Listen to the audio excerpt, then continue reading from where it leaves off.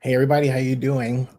We are 5 minutes before the meeting starts, and when it does, I'll pop up in the area, and hope everybody's well. I am, as I talk to you, and hope everybody's well. I am, as I talk to you, and as I talk to you, I'm listening to my own voice.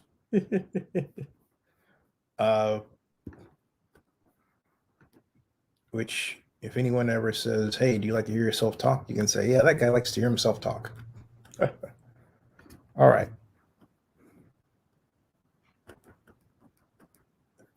This is going to be an interesting outcome, to say the least, of a very sad chapter in Oakland's mostly proud economic development history. Although, if current events continue the way they are, that proud past will be tarnished by the present failures, like losing our sports teams, among other things. So, most of them. We still have the A's for now. Or until that day, the Athletics release the designs for the Las Vegas version of their ballpark. Just wait. So I'm looking at it. It says, please wait. The webinar will begin soon. Okay. Meanwhile, I am putting this in different places. I'm putting this also now. I should put it over on Save Oakland Sports Group. Yeah. Now, some of you may wonder, why do this if it's on Zoom? Well, first of all, that's the city's platform. I don't know what they do with it. I want this record. That's why. So I want this as media. This is the way that I do media. It's a great deal more value than the standard way that was popularized in the late 20th century.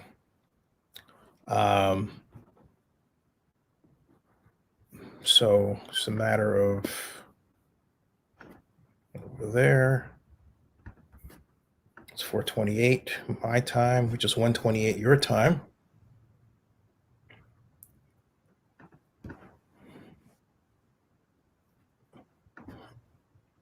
And believe it or not, this really does have something to do with the very future of sports in Oakland, because the Athletics, hey, welcome.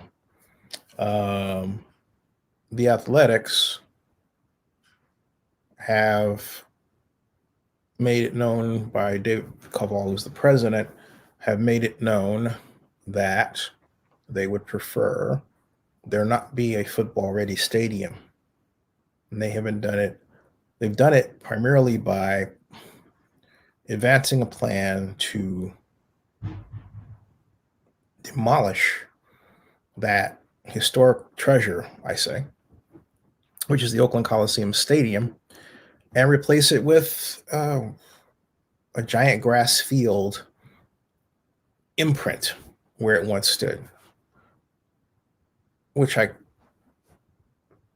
every time I think about that photograph, I shudder. They want to tear down this monument to Oakland's place in American culture for an imprint of that building. Duh. Okay. Or as Arsenio Hall would say, the things that make you go, wild stuff. It is now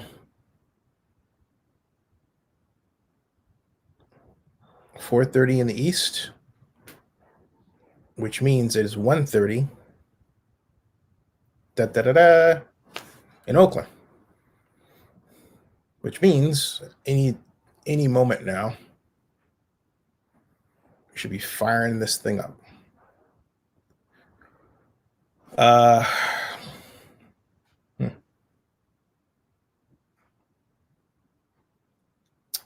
They're late.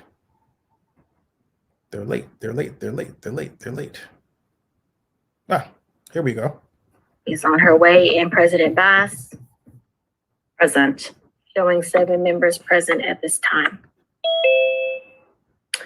Thank you, Madam Clerk, and welcome everyone to the regular meeting of the Oakland City Council. This is our first meeting since the passing of the Honorable Supervisor Wilma Chan, and I know that the Board of Supervisors is meeting as we speak, and just had some time to honor her legacy and remember her. So as we start this meeting, I do want to say briefly that on behalf of the City of Oakland, we do want to extend our deepest condolences to the children, grandchildren, and friends and colleagues of Supervisor Chan. She, as we all know, was a champion for Oakland and the region that she represented, a great partner with us, one of the most balanced, virtuous, as well as smartest and powerful women, API women, women of color, doing this important work as a legislator, and she will be dearly missed. Also a champion, as many of us know, for children, for working families, on so many issues that she led throughout her decades-long career. So at the end of this meeting, we will open up some space to honor her and to adjourn in her memory. Secondly, I do want to acknowledge that this is also Native American Heritage Month. We will have a ceremonial item, which Councilmember Gallo is bringing forward. And as Native American Heritage Month, it's a time to recognize that we live on Ohlone territory here in Oakland, to recognize the genocide of Native American peoples and to affirm Indigenous sovereignty. So as we move forward, I do want to go over first our order of business before we go into the ceremonial item and public comment. We do have a packed agenda, so I do invite everyone to be as concise as possible. Again, we'll start first with the Native American Heritage Month ceremonial, and then we will review any changes to the agenda. Our first item will be public comment, and when we call that item, you will have up to 2 minutes to speak on items that are on our agenda. From there, we'll hear our consent calendar, and then we will go to our public hearings.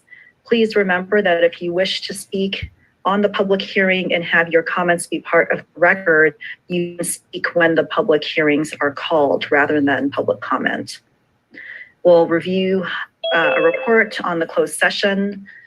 We'll also approve our minutes, and then we will have our non-consent calendar. And I will take items 10 and S12 together as they are both on the Coliseum. I will also ensure that we have an opportunity for the two relevant parties to have equal opportunity and time to speak, and that will be for 8 minutes. We will move on with the rest of our consent calendar, announcements, and open forum. So with that reviewed, Madam Clerk, I would like to first call in the ceremonial item number 2.5.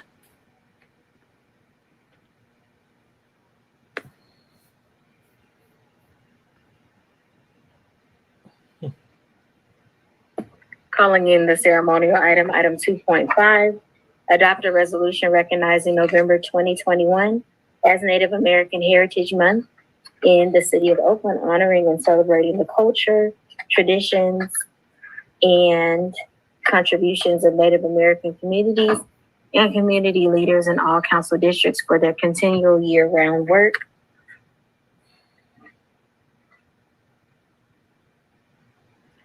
Thank you. Councilmember Gallo, thank you for bringing this forward, and please go ahead and introduce the ceremonial. Yes, thank you, and thanks to members of the City Council, members of the public, for recognizing this month, the Native American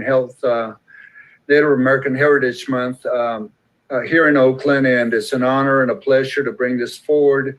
And what I'd like to do just to let you know also that our honorees are also going to be available, present, for them to allow them to speak. But let me begin with the District 5 honoree, and that is Martin and Helen Wakasu, who are locally and nationally recognized Native American leaders. Is the Chief Operating Officer of the Native American Health Center based in Oakland for close to 50 years. Mr. Martin Wakasu. Hey folks, I'm going to call an audible. And the reason is this is a full council meeting and I'm going to have a conflict schedule wise with a couple of matters I have to take care of. I don't know when they're going to pull this on the agenda for it to be heard. So what I'm going to do is I'm going to break away from this and have a discussion regarding the outcome of it. Because I don't know, I'm going to have this running in the background, and the moment that it looks like it's going to come up, then I'm going to fire up this live stream to get that segment, okay? Otherwise, we're going to be sitting here a long time listening to things that are not our focus, okay? So stick around in the background or leave. I apologize, but I thought this is going to be one of those meetings where they take the item, bring it forward, and deal with it first. It still may be that, right? It still may be that. So I'm going to let this run in the background. I'm reintroducing the audio now, and then I'm going to step away, but I'm going to let this run, okay? So here it is there, and I'm going to turn this on and let it run. Right now, okay? And here, one moment, please. I'm going to reset the audio so that to help those in need. And it's been an honor to work with Mr. Wakasu and Helen Wakasu. I've known them since middle school, high school years in the neighborhood here in the Fruitville area. And I'm extremely honored to recognize them, celebrate them. And at this time, Madam President, if you can call on Mr. Martin Wakasu, hopefully he's been allowed to join us. If not, then we can hear from the other council honorees. Thank you, Council Member Gallo. Just give us a few seconds to see if we can locate him within our attendees pool. He's unmuted. Thank you so much. Thank you. Thank you, Councilman Gallo. You know, Oakland is home to one of the largest urban Indian populations in the nation. A federal government program called relocation that took place in the 50s and 60s offered enticements to relocate American Indians from the reservation into large urban areas. Oakland was one of 8 cities throughout the country that Indian people were relocated to. The main goal of the relocation program was assimilation, which was a complete failure because our cultural ties, traditions, and way of practice our spirituality were so strong that they refused to be assimilated. I've been with the Native American Health Center for 40 years. We started out as a small clinic in East Oakland. Annual operating budget of $1 million. Today, about $38 million annual operating budget. I think it's important for us as American Indians to realize that we are part of the city. In 1992, I had the honor of representing the city of Oakland in Washington, D.C. for the All-American Cities designation.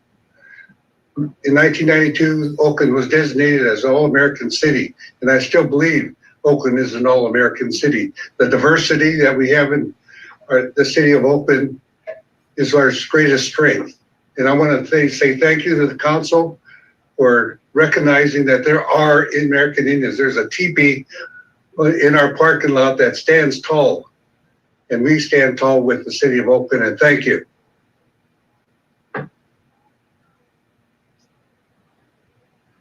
Thank you so much, Mr. Wakazu and Councilmember Gallo. So we will give each council member an opportunity to honor their individual or their organization. And for those who are speaking with the council members, please raise your hand so we can unmute you when the time is ready. First, we'll go to District 1 and Councilmember Kolb.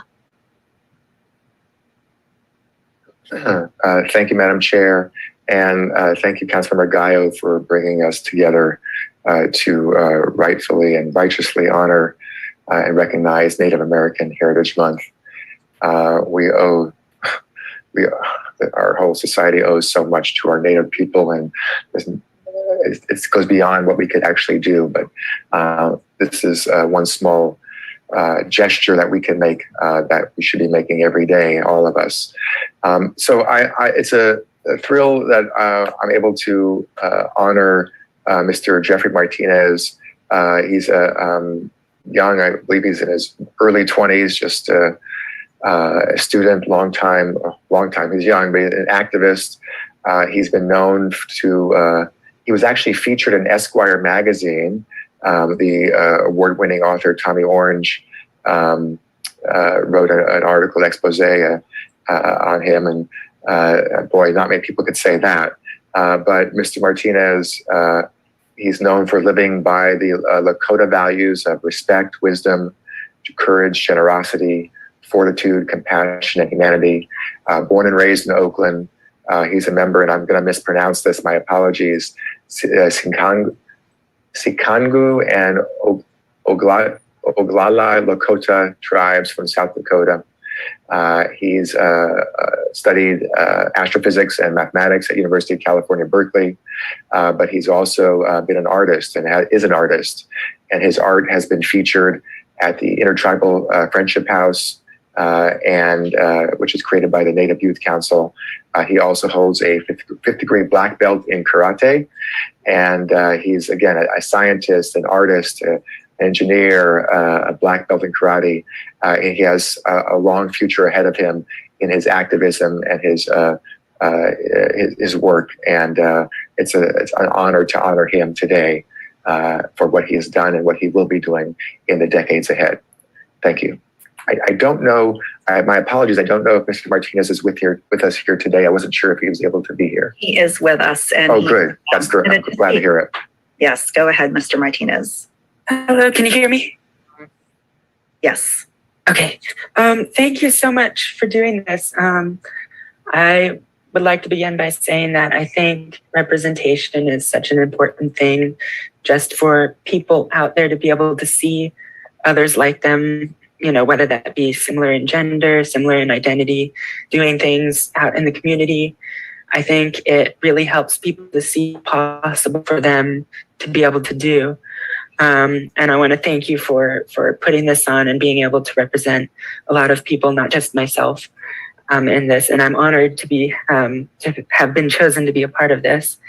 I want to thank also Carol Wapipa for helping the nomination process for me.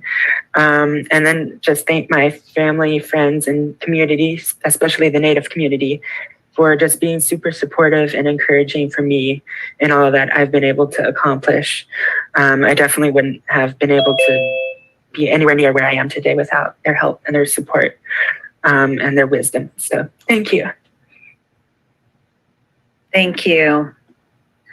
And for District 2, it's my honor and privilege to celebrate the work of the Intertribal Friendship House, which is within District 2. For urban Native people, the Intertribal Friendship House has served as the urban reservation and homeland. It's one of the few places that keeps Native people connected to their culture and traditions through powwow dance, drumming, beading classes, and many social gatherings, cultural events, and ceremonies.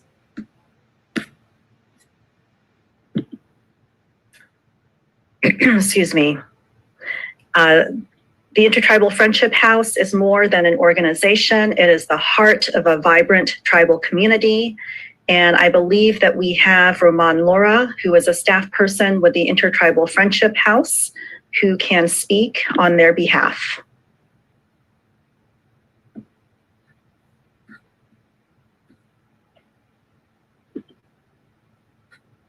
Okay, you should be unmuted right now. Please go ahead and speak. And we really welcome and celebrate the work that the Intertribal Friendship House does. Thank you. Hello, hello. Can you hear me? Yes, we can. Fabulous. Well, thank you so very much for this moment, for honoring us. We really appreciate it. Thank you for your time and allowing me to speak. I wanted to say that the Intertribal Friendship House is doing big things. This month, we are celebrating our 66th anniversary, 66 years here strong in the Bay Area. And by doing so, we are doing a concert, a free virtual concert for the community. You can find all the information for what I'm saying on our Facebook page, as well as our website. And also an art auction. We have an annual Native art auction that is online as well to protect our community from COVID-19. You can go to our website, ifhurbanres.org, or go to our Facebook page, Intertribal Friendship House. But I also want to take this time to thank a few city council members. I want to thank Noel Gallo from District 5 for donating so much produce this past year. We've been able to help with a lot of food distribution to families in need. Thank you for those donations, as well as City Council Member Shang Thao for donations of masks and hand sanitizers and PPE items. But yes, thank you very much for this recognition, and as well as the donation. We are using it to help our community. Thank you. Thank you so much for your important work. Next, we can hear from Council Member Fife in District 3. Thank you. And I want to make sure that Manny Laris is in the queue and able to speak when the opportunity arises. But I did want to thank Councilmember Guile for this item, as well as the American Indian Child Resource Center. District 3 is proud to honor an American Indian-led and American Indian serving organization focusing on American Indian foster care, mental health, education, and cultural protective factors. We are grateful for the many years of service that this organization, which is located in our district, provides to our community, but particularly the service and dedication of Manny Laris. We have a lot of family members in common, specifically George Galvis, and I wanted to give a shout out to him as well, and just give Manny the opportunity to talk about the organization and the amazing work that he does with his commitment to Indigenous services. Thank you so much, Carol. My name is Manny Lieris. I come from both the Navajo and Comanche tribes. Really excited to be here to speak on behalf of the American Indian Child Resource Center. Our organization was established back in 1974 by a group of American Indian nurses who came together with a common goal to establish a social service program for American Indian families and children. The families were experiencing difficulty in transitioning to urban living, having been relocated by federal policy, as mentioned by Martin Wakazu. American Indian families were promised job trainings, opportunities, education, and support for living in a new urban surrounding. That support and training fell far short, but not enough to prepare families for the stark differences in living conditions between city and rural communities. The families often experienced some of the same social ills that were an issue on reservations that lured them to try a new life in the cities. Lack of employment, inadequate training, lack of housing, poverty, and social services to assist them. Families began to experience substance abuse, domestic violence, and sadly, neglect and child abuse of children. Families needed guidance and assistance with navigating the child welfare, school, government assistance, and law enforcement systems. The program, then called Urban Indian Child Resource Center, known collectively as CRC, was established with the mission to preserve and promote the integrity and culture of American Indian youth and their families. The founders of AICRC recognize that American Indian people have experienced historical mistreatment by a dominant society and therefore had a distrust of their institutions. AICRC initially began as a social service program for families, and today still serves that purpose. Over the years, other programs have been added. Foster care began in the 1980s and continues today. AICRC is one of the very few foster family agencies in the state to recruit, train, and approve American Indian families to be foster families, now referred to as resource families. So we're really, really excited about our work. We have a powwow coming up on December 4th and 5th, 2021 at La Escuelita. We hope to invite you all to participate and attend, and look forward to continuing to do this work for our community. Thank you. Thank you very much. Next, we'll hear from President Pro Tempore Sheng Tao. Thank you so much, Council President Bass, and thank you, Councilmember Gallo, for your continued commitment, not just to your community in District 5, but really honing in regards to our Native American communities as well, too. I know you do great work there, so thank you for bringing this forward. District 4, we are honoring Karen Harrison, who is retiring as lead registered nurse at the Native American Health Center. She has dedicated so many years, and she loves the community, and not just that, but she also has dedicated many of those years as an activism. Karen has lived on Alcatraz Island during the occupation with her mother and siblings. She joined the Native American Health Center in 1977 through its medical assistance program. She's a longtime CEO.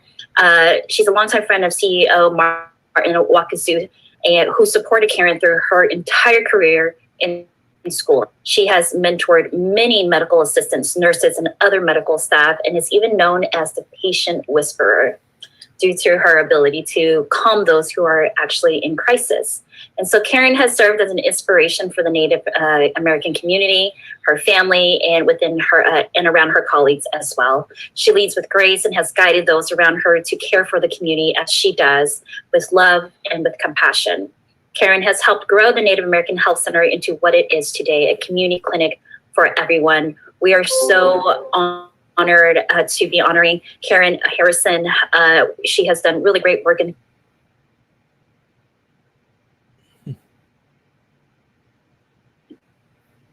Councilmember Cow, you froze for just a few seconds. Okay. Can you hear me okay? Yes. Now? Okay. Yes. I was saying that it is such a great honor for District 4 to be honoring Karen Harrison, and I'm going to shut off my camera so that it'd be more stable. And for me, celebrating Native American Month it is personal as well too. My son is a quarter Lakota Sioux from South Dakota as well, and this is a part of him learning his history and who he is and where he comes from as well. And so thank you again, Councilmember Guile, for bringing this forward.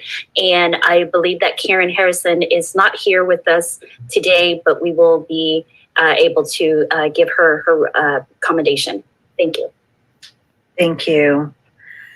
Next, we'll hear from Councilmember Lauren Taylor. Okay. Good afternoon, everybody. First of all, happy Native American Heritage Month. Thank you, Councilmember Gallo, for your steadfast representation of our Native American heritage, culture, and people here in the city of Oakland. Thanks for bringing this forward and allowing us all the opportunity to pay tribute. As part of this recognition, District 6 is honored to recognize Eulalia Valerio, who serves as the Member Services Director at the Native American Health Center. At the height of the COVID-19 pandemic, Eulalia and her team led multiple vaccine clinics across Oakland, including District 6. Her team was notably successful in holding these vaccine clinics as they struggled with limited resources. Her innovative and tenacious leadership resulted in hundreds of vaccinations for Oakland's most vulnerable communities. Her commitment to the community has had such a significant impact on the residents who receive direct services and continue to receive direct services, as well as across the entire city. Dr. Cesar Cruz, who many know because of his leadership of Homies Empowerment, he shared with me about Eulalia that in the middle of the pandemic, when it was extremely difficult to provide access to the testing and vaccines, she allowed her team to set up pop-ups at the Homies Empowerment Freedom Store, even when they were sort of struggling with space, setting up on the sidewalk to make sure that the critical resource was available and bringing it really to the streets. And so it is with that and great appreciation that I am happy to acknowledge Ms. Eulalia Valerio for Native American Heritage Month from District 6. Thank you. And I believe that Ms. Eulalia is in the attendee queue. Hi, good afternoon. My name is Eulalia Valerio, and I'm Navajo, Apache, Cherokee, and Azteca. I'm really grateful and honored to receive this recognition from Lauren. I definitely appreciate it, and I definitely accept this recognition on behalf of my team at Native American Health Center. We have been able to accomplish sometimes amazing things that we didn't think that we can get done. And I'm just really honored to be able to lead very strong Native women in the community who are willing to go out into the community and work and provide services where they're needed the most. We definitely have been able to work in many different cultural communities, not just the Native community, but in different communities who have barriers to accessing testing and vaccinations. And so we've been honored to work with over 20 community-based organizations. And so all of the things that we've accomplished, we definitely have done it with great partnerships, such as Dr. Cesar Cruz from Homies, and really making space for us to come out into the communities and provide the services. And so we're definitely grateful for all of the community-based organizations who've supported us getting out into the community. I definitely want to acknowledge Alana Burden, Laura Cedillo, and Shay Norris, who are some of the very strong Native women who are on my team and really work to serving the community. And that's something that I've learned working at Native American Health Center under the leadership of Martin Wakazoo, really giving back to the community and getting out there sometimes. It doesn't mean sitting at a desk. It means getting out into the community, as Dr. Cruz has acknowledged. I'm definitely grateful to be in partnership with the Alameda County Department of Public Health, who has funded quite a bit of services for us to be able to get out and provide. So we're really thankful for the opportunity that Alameda County Department of Public Health has provided us.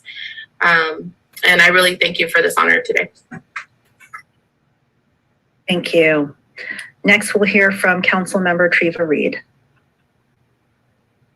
Thank you, Council President Bass. Thank you, Councilmember Gallo, for bringing us together. And I have to add Elisa Gallo also for your support and just helping us to partner with Citywide and honoring our Native American community leaders and our Native American Heritage Month.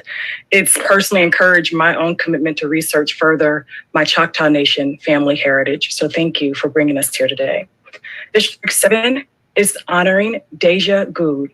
She was born and raised in her ancestral village of Wunchun in unceded Lishan territory, what is now known to us as Oakland and our surrounding cities. Wunchun natives lived here first as our earliest known inhabitants for thousands of years. Our history may be nearly 170, yet they have been here for many years prior. And Deja is proud to be a mom to 2 children. Together they go out to the land to lead seed saving, transplanting, and language revitalization, teaching and learning the Chochin language, the first language to be spoken on this land in the East Bay. Deja's work is grounded in cultural, in language, and the recognition of Native American people and the protection of our sacred sites here. Deja does talks at schools for children. She also leads the Hemetka in District 7. It's a culturally based emergency response hub.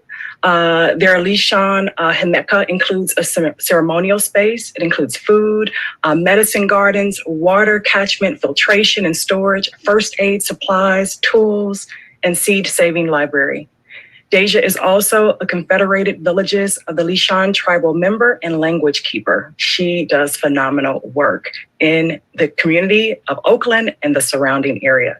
Deja is an incredible inspiration for our younger generations. And I would have to say, I know the younger generations are absolutely drawn to Deja. She beautifully embodies her Native American heritage through her work in District 7 and throughout the city of Oakland. And so let's welcome, honor, and celebrate Deja Gould. Thank you, Council Member. We will see if we can locate them in our attendees list.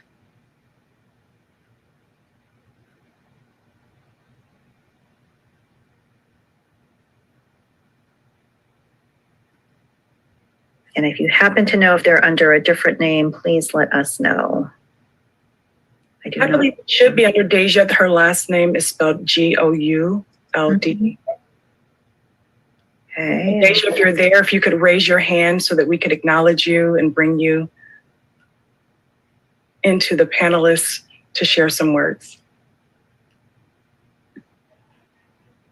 Okay, at this time, we are not seeing them, so we will keep looking and come back. Let's see, we will move forward with Vice Mayor Kaplan. Thank you so much, and thank you to Councilmember Noel Gallo for making sure that we take the opportunity to honor and uplift Native American Heritage Month.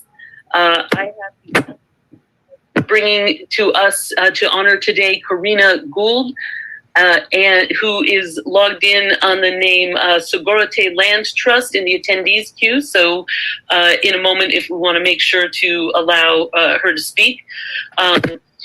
And as your citywide council member, I want to make sure to honor both Karina Gould for her individual work and dedication. Karina is the co-founder and lead organizer for Indian People Organizing for Change, a Native-run organization, and has been the organizer for many years of the annual Shell Mound Peace Walks, and works for greater awareness around the desecration of sacred sites of Native lands in this region. As a tribal leader, she has continued to fight for the protection of shell mounds and historic sites and to uphold her nation's sovereignty. In addition to her work, Karina's work has led to the creation of the Segorote Land Trust, a women-led indigenous organization within the urban setting of her ancestral territory of the Bay Area. The Segorote Land Trust works to return indigenous land to indigenous people. And so I also want to appreciate Karina Gould has come to our council meetings previously, has worked with us on many issues, did a land acknowledgement and teaching and honoring with us last year. And so I'd like us also to give her the opportunity, if we may, to speak. Thank you so much.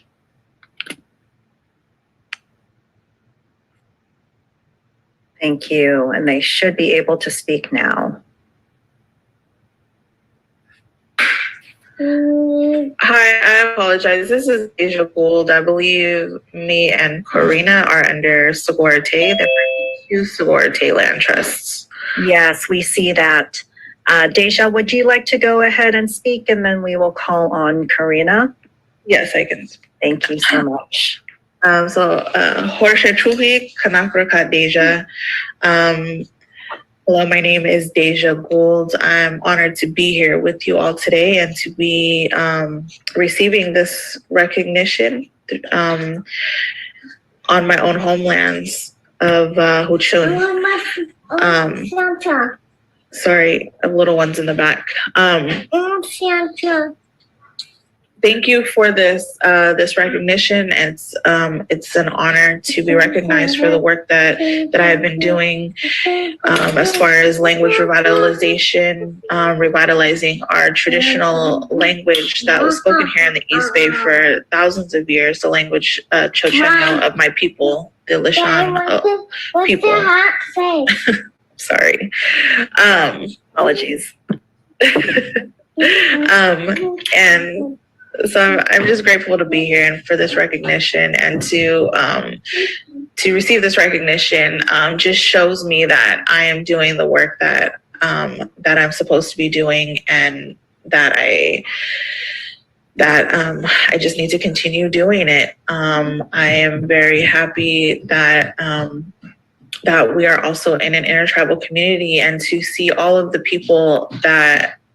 other people that are being recognized today as well. I know everyone who has been recognized, and they are doing monumental work in our community, and I'm very happy. So thank you, and thank you, Councilmember Treva Reed, and all council members. Thank you. Thank you so much.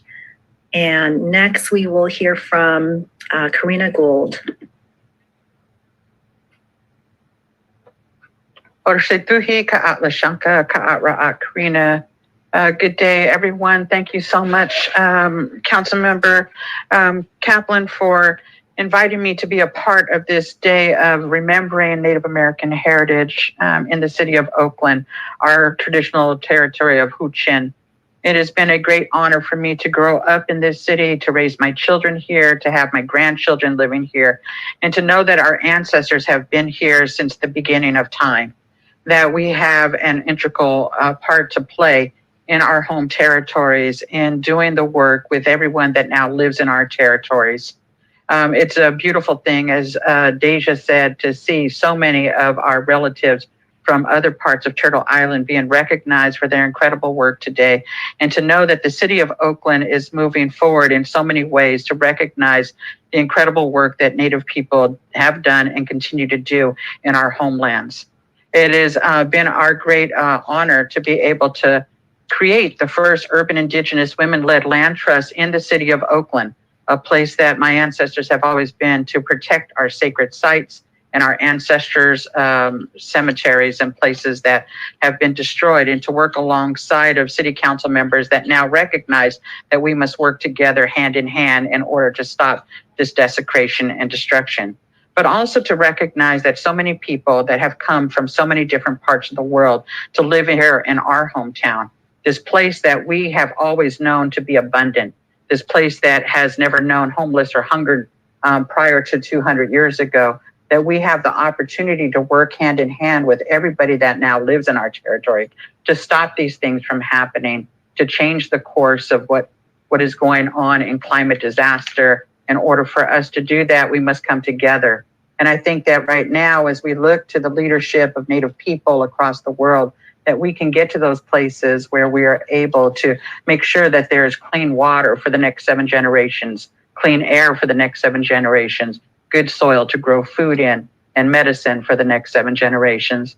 It's our responsibility as hosts in our own territory to work with those that are guests in our territory to ensure that those that are in need have the things that they need, and that those thinking forward for the next 7 generations that are as we become ancestors, they have the things that they need.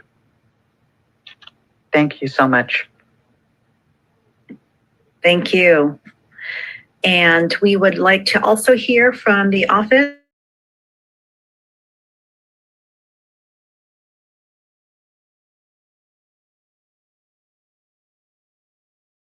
Council President Bass, and thank you very much, Councilmember Gallo, for bringing this item forwards. This is Eleanor Buchan. I'm the Deputy Chief of Staff for Mayor Schaaf.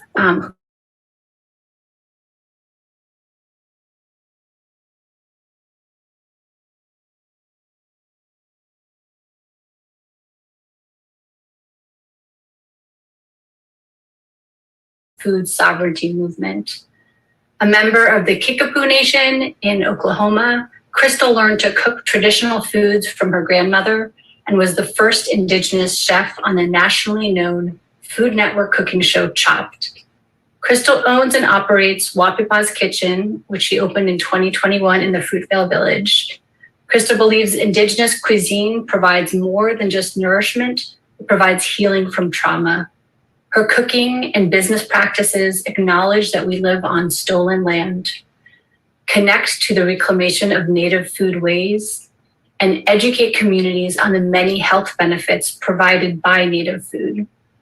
As a Black Indigenous leader, Crystal believes in opening doors for more Indigenous entrepreneurs and has brought her ingredients and educational talks to diverse community settings, be they the tech world, nonprofit organizations, or educational institutions. So we're very honored to recognize Ms. Wapipa today, and I believe that she is on the line.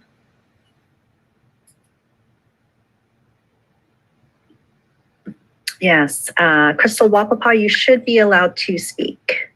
Oh, go ahead. First, I'd like to say thank you for recognizing my work that I do here in Oakland. And I just want to first say I'm very grateful to have this newly opened restaurant, Wapipa's Kitchen, and also to be supported by Sogoronte and to reside on Ohlone land. And I've been given the opportunity to open up this restaurant here in East Oakland at the Fruitvale Station. One reason is I was born and raised here. I never seen a Native restaurant to be represented, and I'm honored to represent for my community, which is here in Oakland, and also for my tribe, which I'm from, the Kickapoo tribe from Oklahoma. My goal is to have all the way around American sourced farmers. And my other goal is to Native American chefs and Native American people that I talk about the indigenous food movement. This is something that means a lot to me.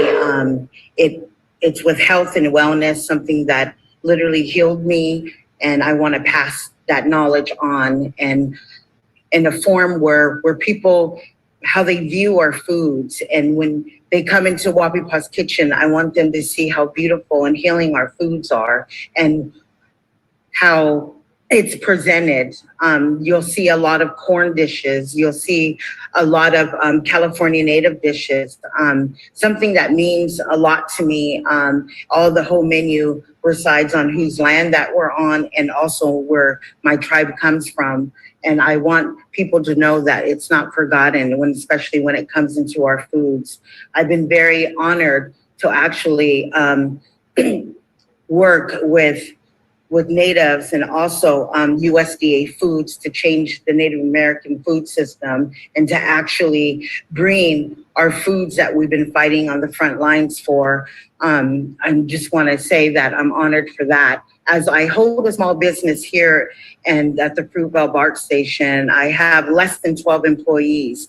I would like to see everyone that is interested in Native, however way you see it, to come and to support and just to see.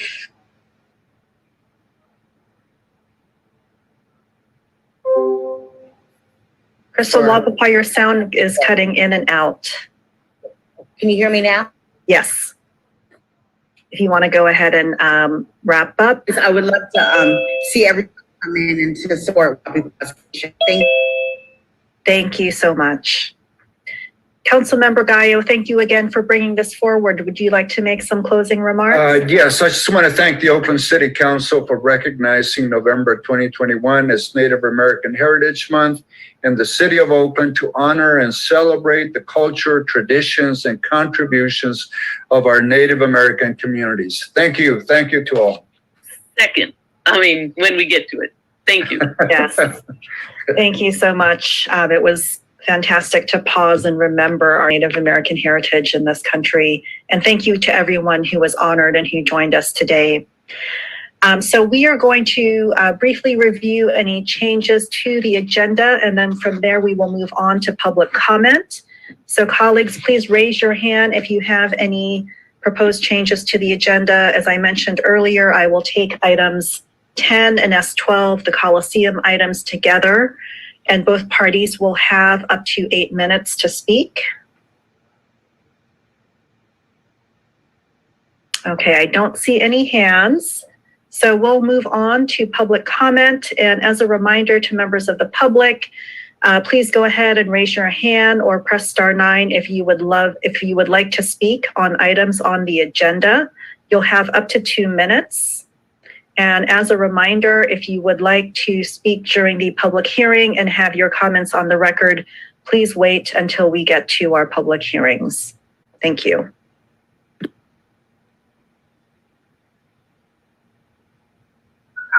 Thank you so much for those instructions, Madam Chair. We will begin calling names in order, beginning with Rashida Grenache, then David Morales, Elise Bernstein, then we'll have Cheryl Walton, Darren Lanier, Ray Leone, phone number ending in 0501, John Jones III, Richard Hayek, Karaya Shabazz, Sierra W, Ramses Head, 360 Total Concepts, and we'll pause there. Ms. Grenache, you are up first. Please unmute yourself and you may begin. Excuse me, before you speak, Ms. Grenache, Madam Clerk, I neglected to say when the queue would be closed. The queue will be closed at 2:17. Thank you very much. Ms. Rashida Grenache, please unmute yourself and you may begin.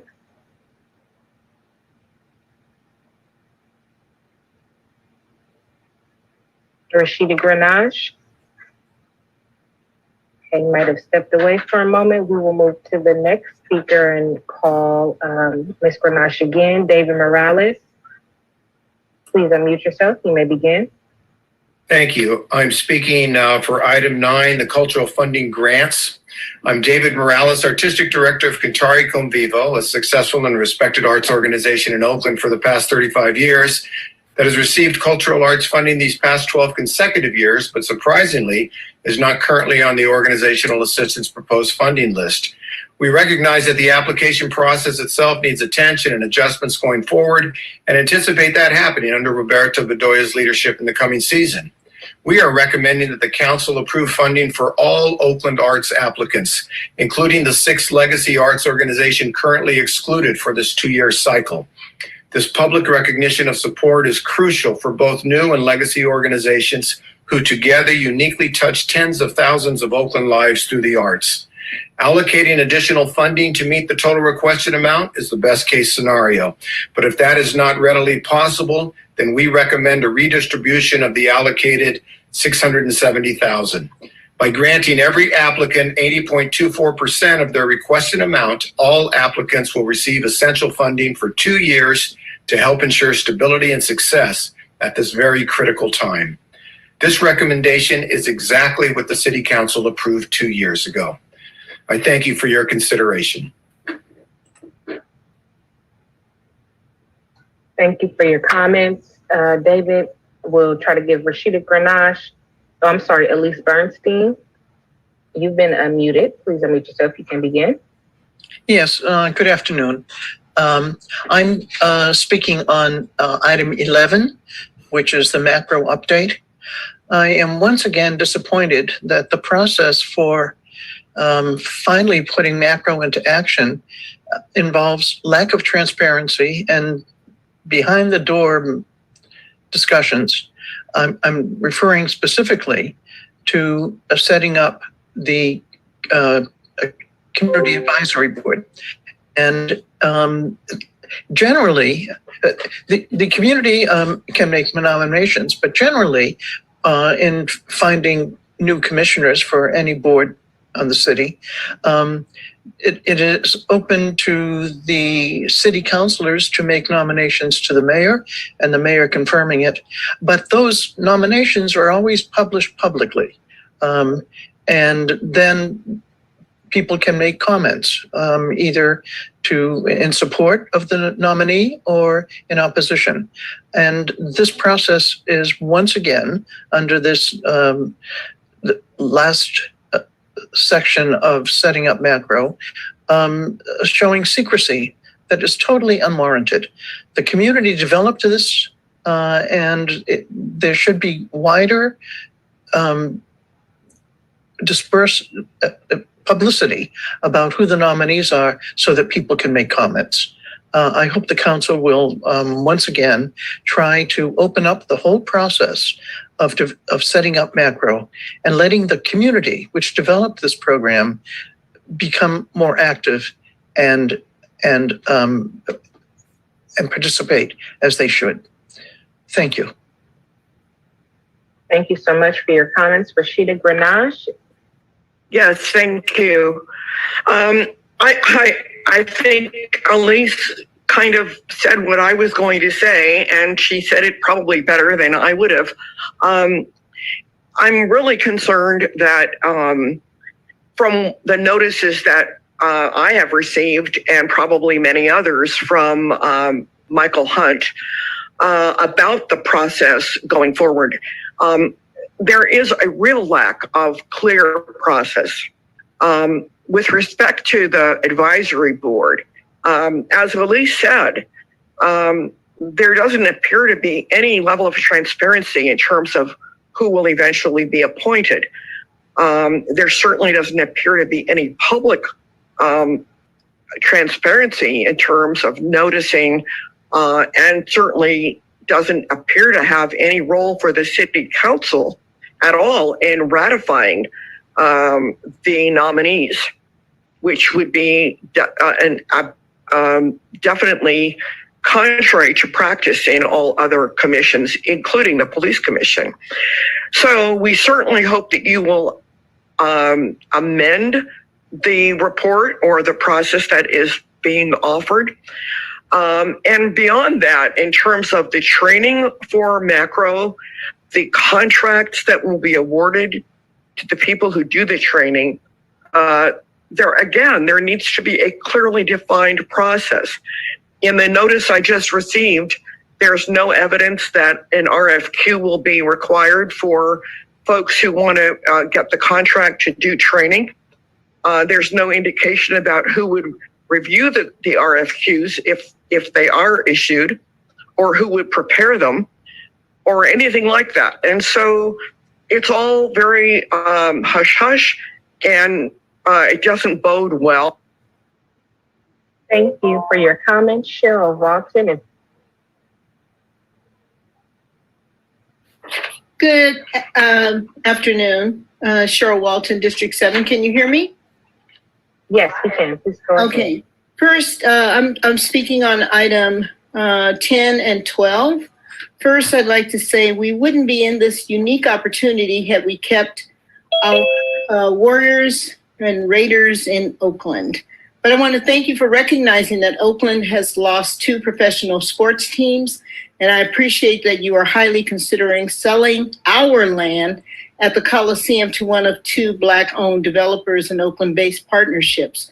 Whichever partnership group you choose, I'd like you to require them to include a renovated ballpark in their plans to work closely with the A's to keep them at the Coliseum as well. I'd like to thank Councilmember Reed for her leadership in hosting a town hall last night where D7 residents were able to learn more about the many concepts and ideas and resources and opportunity each group shared. I want a win-win for Oakland by protecting our port, waterfront, and jobs, keeping the A's out of Howard Terminal and in East Oakland at the Coliseum, where East Oakland community has invested their support for years. Let's imagine all jobs, resources, and wonderful opportunities that will come to East Oakland with new development, and possibly WNBA team and or a Black-owned NFL team and the A's at the Coliseum too. Council, I'm in support of you approving one of the 2 Black-owned developers and keeping the A's at the Coliseum. Thank you. Thank you so much for your comments. Darren Lanier is next. Good afternoon. I want to stress that I am a voting member of the public and voice my support for the AASEG group, which has done everything that has been asked of them and more during this process. They've done it all on time and according to the rules of the process. Their community engagement and outreach in the impacted areas and throughout Oakland has been continuous and impressive in scope, including areas beyond sports, such as housing, labor, healthcare needs, etc. They have truly listened to the needs and wants of the community. AASEG represents the best of Oakland and Black excellence. The team has deep roots in Oakland and knows how to get major projects completed in Oakland. They have the proven expertise to fund and build this project and ensure community benefits from it. It's time to make a decision, and I urge you all to vote for AASEG. They are the best of and for Oakland. Thank you. Thank you so much for your comments. Ray Leon is. Hi, can you hear me? Hello? Yes. Okay, hi, Council President Bass and members of the Oakland City Council. My name is Ray Leon. For more than 20 years, I served as policy analyst for the most senior council member to ever serve on this council. This decision you're making today is not personal, it's business. And it's the business of the residents of Oakland who have charged all of you of being the stewards of their interests. It's public land. To rush to a decision is deplorable when it's a $100 million plus acquisition, and you've allowed 5, well, now thanks to Council President Bass, 8-minute presentations to decide on this site. To fully vet the financials is yours and the staff's responsibility. Broken promises from various members of the AASEG team in the past should be considered. No agreement with the NFL, no agreement with the WNBA, no agreement with the Warriors, and no relationship agreement with the A's who own 50%. The Stewart Murray Group, they have 4 strong points in their proposal. 1, financial stability. Payment in full on the acquisition costs at the quickest amount of time possible, not over a time frame, not over years, but immediately. A developer who has shown in the past they have built projects in District 7, as well as the leading Black developer who has built affordable housing throughout this entire Bay Area. A relationship with the A's that constitutes 50% of the ownership, they have already engaged in discussions to reach an agreement. And finally, community leaders such as Bishop Bob Jackson, Donald Lacey, myself, Brian Shaw, Damian Lilliard, Dave Stewart, and Michael Johnson, who have actually put boots on the ground in that community. I implore you to make the decision to support the Stewart Murray proposal in moving forward with this project. Thank you. Thank you. Jones III, you have the floor. Yes. Are you able to hear me okay? Yes, we can. Okay. Thank you, Madam City Clerk. Good afternoon, Madam Council President and esteemed members of the council and everyone that's under the sound of my voice. My name is John Jones III. I'm on staff with Building Opportunities for Self-Sufficiency, also known as BOSS, where I serve as the Director of Reentry and Violence Prevention Programs. I'm also a member of the African American Sports and Entertainment Group, and I am urging you all to vote for this proposal. I want to start with a quote that's attributed to William Gladstone. Justice delayed is justice denied. East Oakland has seen this for far too long. I was born in East Oakland in 1974. So I've lived long enough to see that in my part of town, we have not seen the development. We have seen a loss of institutions that serve the youth, that serve elders, and that overall contributes to a higher quality of life. This proposal meets that and so much more. There are an intersection and an interwoven number of issues that's plaguing our community. And again, the proposal presented by AASEG will go a long way toward providing solutions to these problems. When I talk to youth and young adults, the first thing I often hear, and I hear this especially having a 19-year-old son, is there is nothing to do. And I'm sad for them because when I grew up in East Oakland at the Coliseum site, we had the Malibu, we had the Grand Prix. Malibu Grand Prix, we had the Council Video Parlor. The point is we need people to have a place to have pride in, a place to live, to congregate. And we've seen this, especially with this pandemic that created so much social isolation. So at the end of the day, the AASEG is a team that consists of Black women and men with a proven track record of giving back to this community that we all love and call home. Now is the time to make the decision because we have too much going on to continue to put this off because that is not fair to the residents who are suffering and living in marginalized conditions. So again, I'd like to thank you for your leadership and above all, your courage. Thank you so much for your comments. Yes, can you hear me, Madam City Clerk? Yes, sir. I like that. This is Steve Hazard. Go to cleanoakland.com. I like the ditto what Mr. Jones has just said, so I don't have to repeat all of that. I could go to the other issues. And this is to President Bass. Give me the process that was taken on that site at East 12th and 1st Street. All those residents who you're having a co-governance, are those residents from Union Point, and were those residents, did they come from Alameda? And to Councilmember Gallo, did you not nix a site for those Union Point residents over in District 5? Why did you do that? And then Human Services came up with this site here. We have 75% of the unhoused who are Black. So now you got a segregated issue at East 12th and 1st Avenue, 2nd Avenue. Whites on one side, Blacks on the other. A fence that divides the two. You got co-governance on the other side. Who came up with that? And how much money is being spent to have somebody to assist with that co-governance? That ain't for free. They have to have some type of agency involved in that co-governance. How much is it, President Bass? Why don't you take those folks over on MLK? They should have had the first right going in all of that site. Look how long they've been there. But you, council, you like the legislative will. That's why we're in the situation we're in right now. Please. And finally, Markeisha Smith, she's the city administrator in Santa Rosa. Thank you, Mr. Hazard, for your comments. Richard Hayek is next. Then we will have Korea Shabazz, Sierra W. Then we will have Ramsey Ted, 360 Total Concepts, Rufus Williams, Third Generation Oakland, Kayla Lofties, Septina McDonald, Scott Olson, the phone number ending in 9253, Joan Lohman, Bill Duffy, Kathy Leonard. And we'll pause there. Richard Hayek, you can unmute yourself, please, and begin your comments. All right. Thank you, council members. My name is Richard Hayek.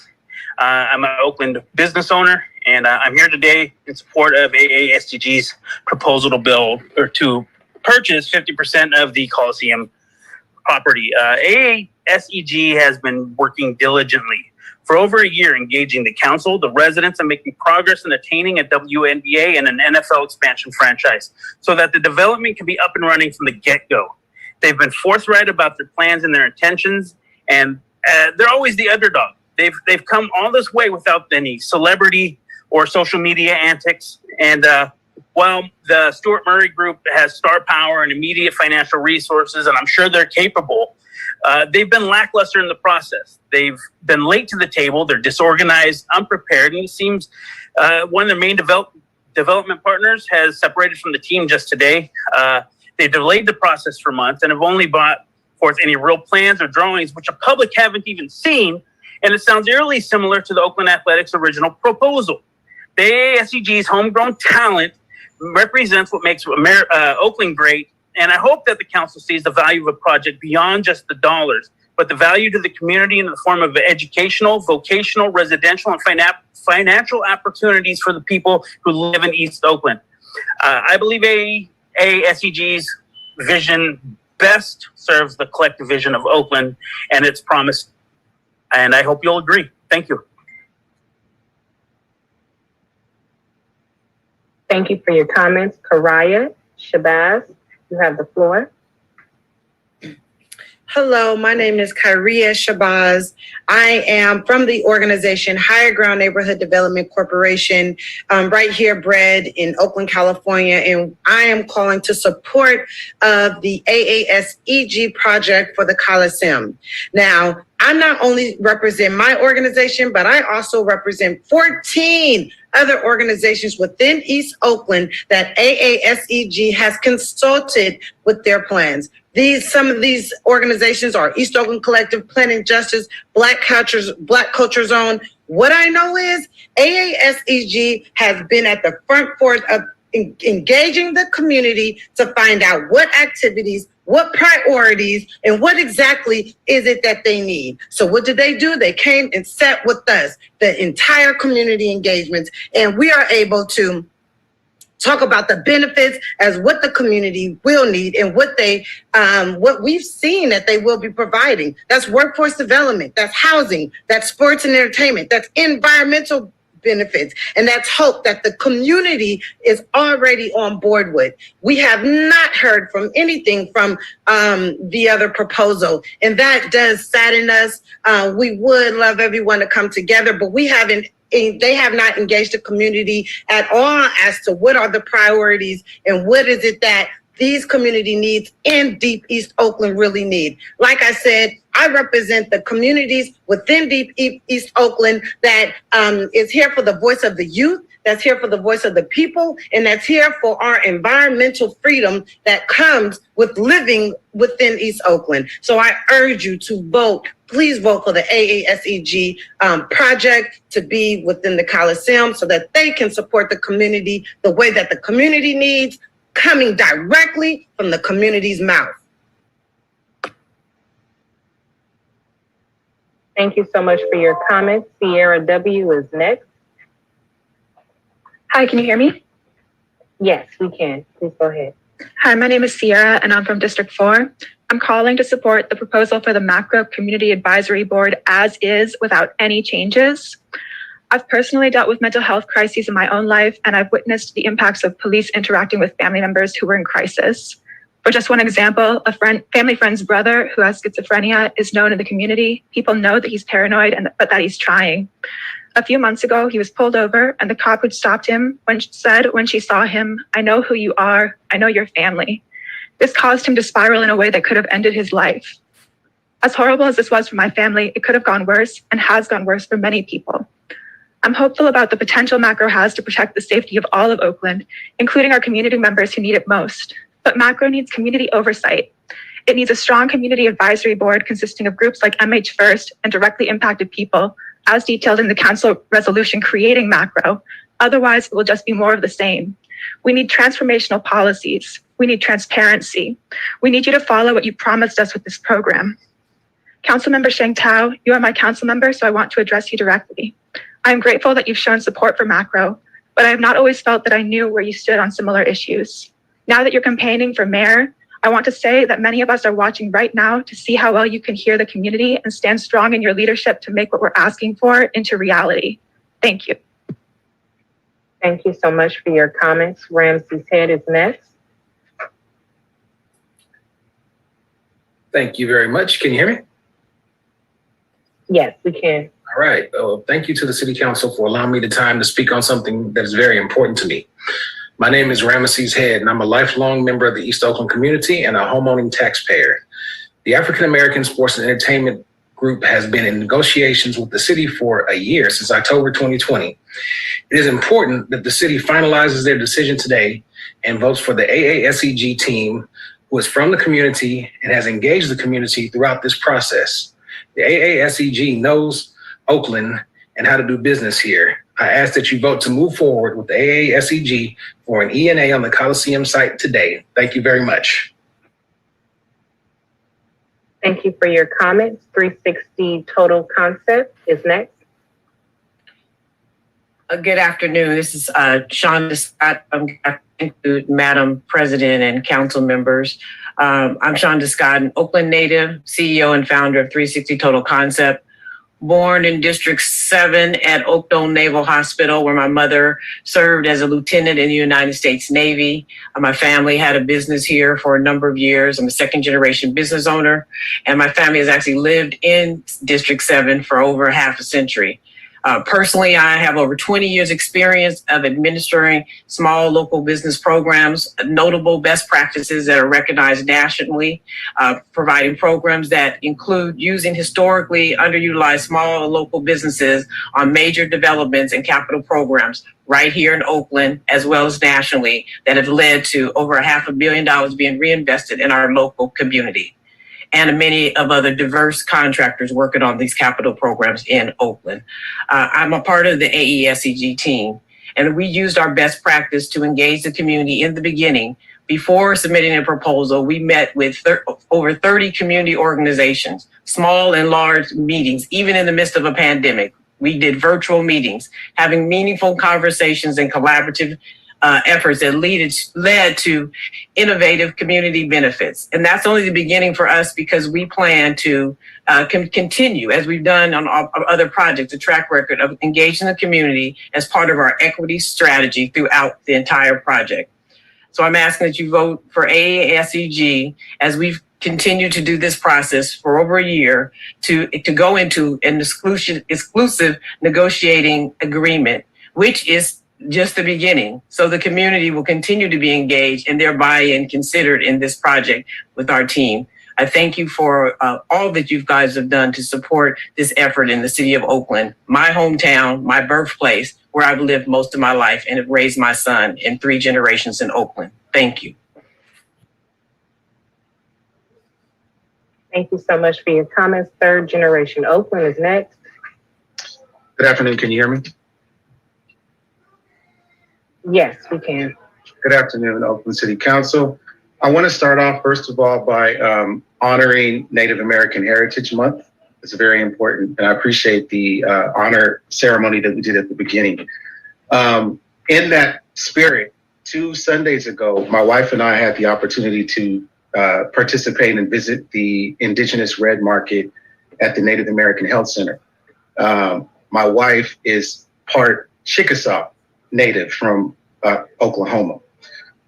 And the reason I'm bringing that up is because when we arrived at the event, guess who we saw? The AASEG. They were giving out bags to the youth. The bags had accessories, hygiene, clothing, and items that the youth really were excited about.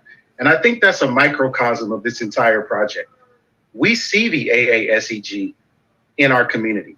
For over a year, we've seen them frontline in our community. We haven't seen the other group. Yesterday, I had the opportunity to watch the Community District 7 meeting, and the question was asked about community engagement. And the AASEG has had over 50 signed endorsements from the community. When the other group was asked, they struggled to mention 5. And so really that's what this boils down to, is community engagement. 4 months ago, this body said they would take 4 to 6 months to figure out who they wanted to support. There were 70 murders at that time. Now we have over 120.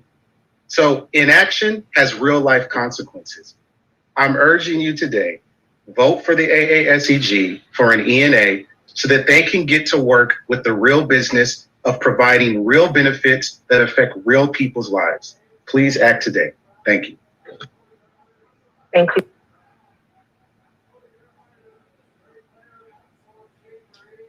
Hello, can you hear me? Yes, sorry. Go ahead, please. My name is Kayla. I'm a Black woman business owner here in Oakland, and today I'm here to show my support for the AASEG. Today, I want to focus on the positive. I think a lot of times we're focusing on the negative of this continuing to get pushed back. But if we focus on the positives of finalizing this decision today and what this will do for our community. The AASEG has set the plan of bringing jobs, revenue, affordable housing to this community. But not just that, they've also have plans to revitalize East Oakland while not gentrifying it. And that's just to name a few of the things that I've heard that they're planning to do. Those of us who live here in Oakland, we know it's a special place. It's a privilege to live here, but this project is going to shoot Oakland into the stratosphere. And then worldwide, everyone will know just how special Oakland is. So every day that is pushed back, that's another day that our community can't thrive, it can't benefit from this amazing project that's been set forth by the AASEG. I was at that meeting as well last night that's been mentioned for District 7. And I just have to say, and it's just to say lightly, AASEG is clearly the right choice. So the time is now. Vote yes for the AASEG today. Thank you. Thank you so much. Septina McDonald is next. Thank you to the council. I urge the city council to approve the resolution to grant AASEG and ENA to acquire the city's 50% interest of the Coliseum complex.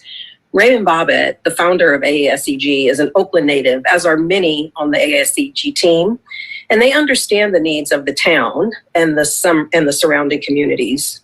Raymond and his team are uniquely qualified and positioned to lead this effort, Raymond already having proved himself an honest and savvy businessman, partners with like-minded individuals who also serve the best interests of Oakland and surrounding communities.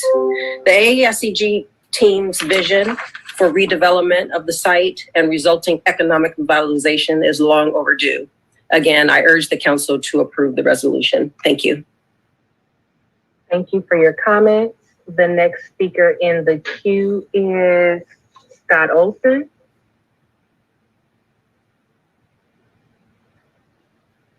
Scott, you can unmute yourself and begin your comments. Can you hear me? Can you hear me? Okay. So when talking about the implementation of trailer parks into our communities, keep hearing innovative, but all I keep seeing is oppression. I hear you say that it's innovative to bring trailer parks and heroin addicts to an established neighborhood. Oppression and oppressors bring trailer parks and heroin addicts to established neighborhoods. These policies are the reason that for the first time in my 15 years at this address, I did not see one trick-or-treater on my street this Halloween. Because of this oppression, neither kids nor adults have a safe place to play or stroll on a sunny day. Innovation is something that brings a new idea and solution to a problem. Trailer parks have been around for nearly 100 years. They have been proven time and again to bring problems, not solutions. You're proposing to eliminate many of the safety regulations that have been put into place. These regulations have been put into place for safety of the community. The safety nets should only be taken away when a better solution is found. Elimination of laws without a solution is oppression, not progress.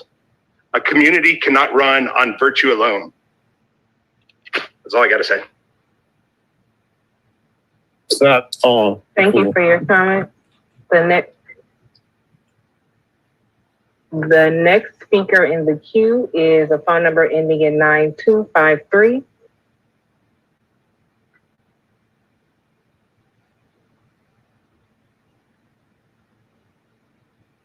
Phone number ending in 9253. Yes, can you hear me okay? Yes, please go ahead. Okay.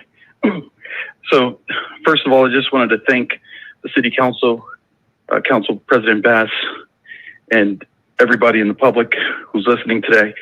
My name is Ray Bobbitt. I am the founder or co-founder of the AASEG. And I just want to say that it's really, really important for me to express the urgency with respect to this vote. We started working on this process in October of 2020 when council first gave direction to move forward with negotiations. And in that process, as many people have already described, we went out to the community and we have been in the community. And the thing that was very important for us was to make sure that we truly engaged people who typically don't get engaged. That was something that was absolutely critical. And with that, we became clear to us that that is the new model with respect to development.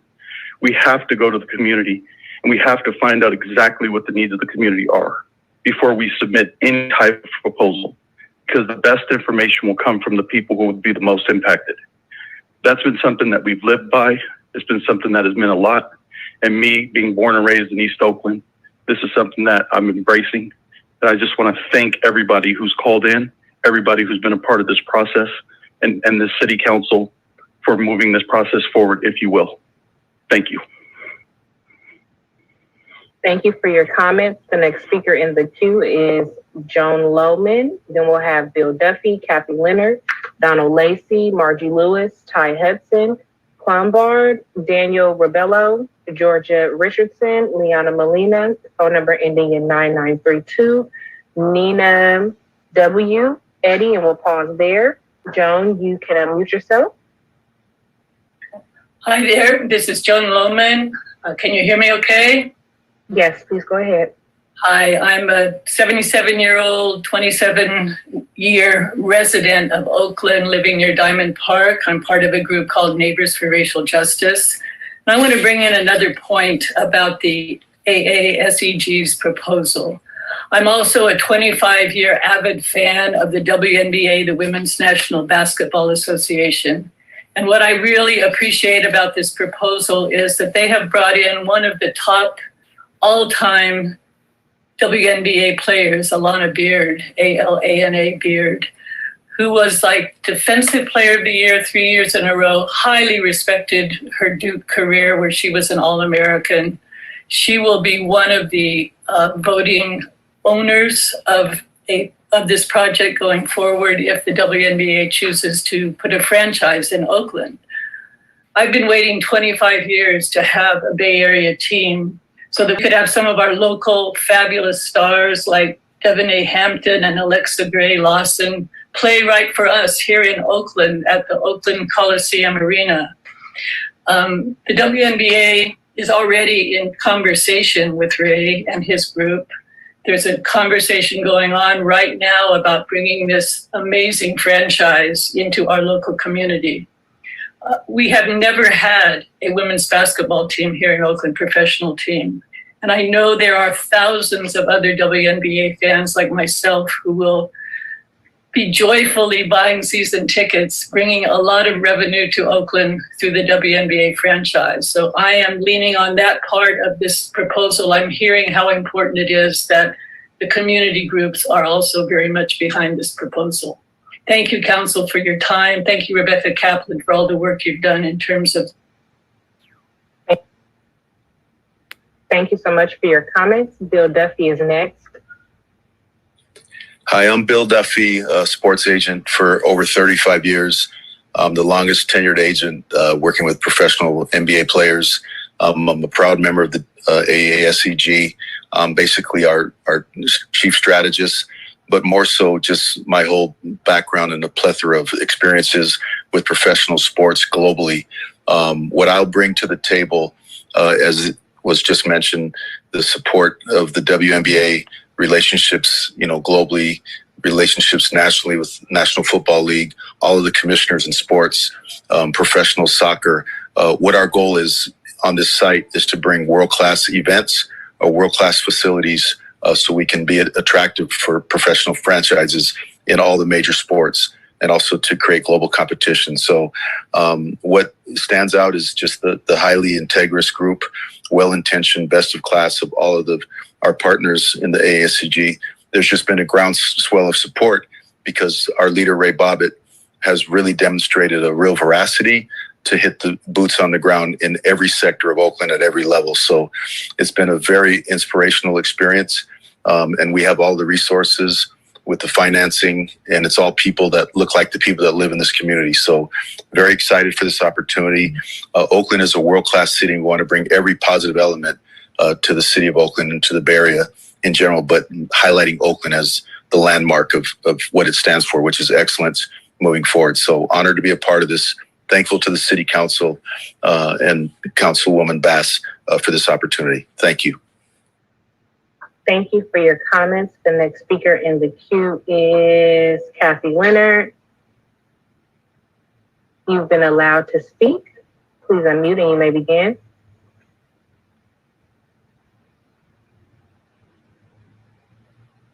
I'm sorry, just one moment, Kathy. I think I might have hit the wrong button. We're going to place you back in the attendees queue and then try to unmute you again. Are you with us? I am. 1 second, please. Thank you for your patience.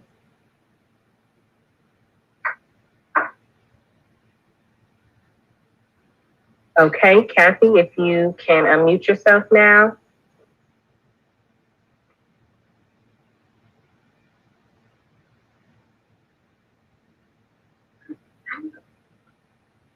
Kathy Leonard, are you with us?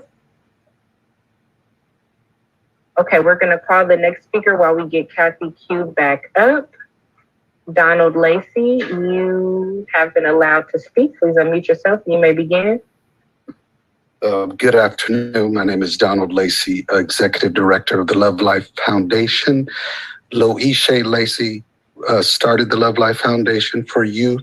She was murdered on October 20th, 1997. This is her vision. We've been serving youth in Oakland going on 24 years. Love Life is the official motto of the city of Oakland. I have seen a lot of ideas come out of this city that never made it to the finish line. The 7th Street McClymonds initiative jumps off at the top of my head. I have an utmost respect for a lot of people on the other side, but I'm voicing my public support for the Stuart Murray plan. There seems to be a conception that these aren't all Oakland Black men who are successful who are behind this project. Dame Lillard, Gary Payton, I could go on and on, Lester Connor, Dave Stewart, of course, and etc. I thank them for asking me to be involved in this process, so that is why I'm voicing my support. No disrespect to anyone else, but I know that they have the monies right now to acquire the site. I don't know what the other group has. No disrespect again, I'll say. So do we want to go with someone who I don't know? I'm just saying I don't know if they can finish, but I do know the Stuart Murray group can finish, and they've talked to me about community involvement, about job creation, about business incubators and all that. So let's not get the idea that these people aren't Black and from Oakland who have the community's interest in heart. I beg to differ, and I can honestly say that they do.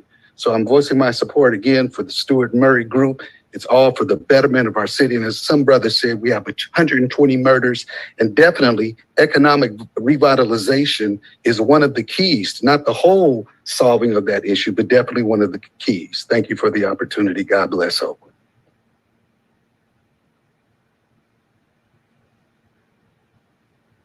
Thank you so much for your comments, Mr. Lacey. Kathy, we are going to allow you to speak again. Please unmute and we will start your time for you. Sorry about that. Can you hear me now? Yes, ma'am. Good afternoon. Kathy Leonard, Black woman, born and raised in Oakland and always been proud of it. I want to say that I am in support of a resolution honoring the Native Americans. This is their land and they deserve more than just being honored. We need to do something concrete. I'm also in support of John Jones' group taking over the Coliseum. Can you imagine the WNBA in Oakland? I can. I'm also I appreciate that the macro process in item 11 was open to the community for nominations, but I'm disappointed in the behind the door process of selecting board members. In the past, nominations have always been publicly noticed and placed on the city's agendas for ratification. Why is it different now? This allows community members to weigh in to either support or oppose any nominee. I urge you to open the door to the public and provide necessary transparency. Lastly, I want to thank the Coalition for Police Accountability. I am a member of the steering committee for bringing macro to Oakland and for seeking community input and buy-in. Macro was created by the community, with input by the community, for the community, and we demand transparency. Thank you. Thank you so much for your comments. Margie Lewis is next. Please unmute yourself and we'll start your time when you begin. Do you hear me? Yes, we can hear you. Good afternoon. My name is Margie Lewis. And first, I just want to say I really support the recognition of the Native American community's contribution, and they are the legacy and those who first were here on land. So I really appreciate that we did that as a city. I'm a resident of D6 and a member of several boots on the ground community organizations that represent East Oakland and all of Oakland, such as the environmental group CBE and OU, Oakland United, which is a consortium of community groups, and Oakland East Bay Democratic Club. And I'm here to urge you to choose AASEG for an ENA on the Coliseum site. I've personally been at several community meetings where the AASEG, as a member of all those different groups, where they have presented and they have listened to the community benefits presented to them, and they have agreed to those benefits. And they have also agreed to consider leasing and not purchasing the half of the Coliseum land site, depending upon what the city wants. And all of the community groups favor leasing over selling, as we want public land for public good. So please choose AASEG. Thank you. Thank you so much for your comments. Ty Hudson is next. Good afternoon, City Council. This is Ty Hudson with Unite Here, Local 2850, and I'm commenting today in favor of the African American Sports and Entertainment Group's proposal for the Coliseum land. They have made strong commitments to preserving and creating good jobs for Oaklanders at the Coliseum site. And their efforts to bring a WNBA team in Oakland would be great for the city and great for workers. So I urge you to authorize an ENA for the African American Sports and Entertainment Group for the Coliseum site. I also want to speak on the item on the macro advisory board, and I want to speak in solidarity with the community organizations and advocates that have moved the macro process forward and have been advocating for alternatives to policing, and say that we need to put our urgency toward getting macro set up and not getting derailed. And so we should move forward with the advisory board as is, and set macro up and get it going as soon as possible. Thank you. Thank you for your comments. Clombard is next. Please unmute, you may begin. Good afternoon, Madam President and members of the council. I'm Ken Lombard, the CEO of Bridge Housing, the largest nonprofit affordable housing developer in California. I'm speaking on item 10 and urge the council to approve an ENA with the African American Sports and Entertainment Group. Bridge is honored to be teaming up with AASEG to provide the expertise and the capital needed to ensure the success of the 35% affordable housing pledge.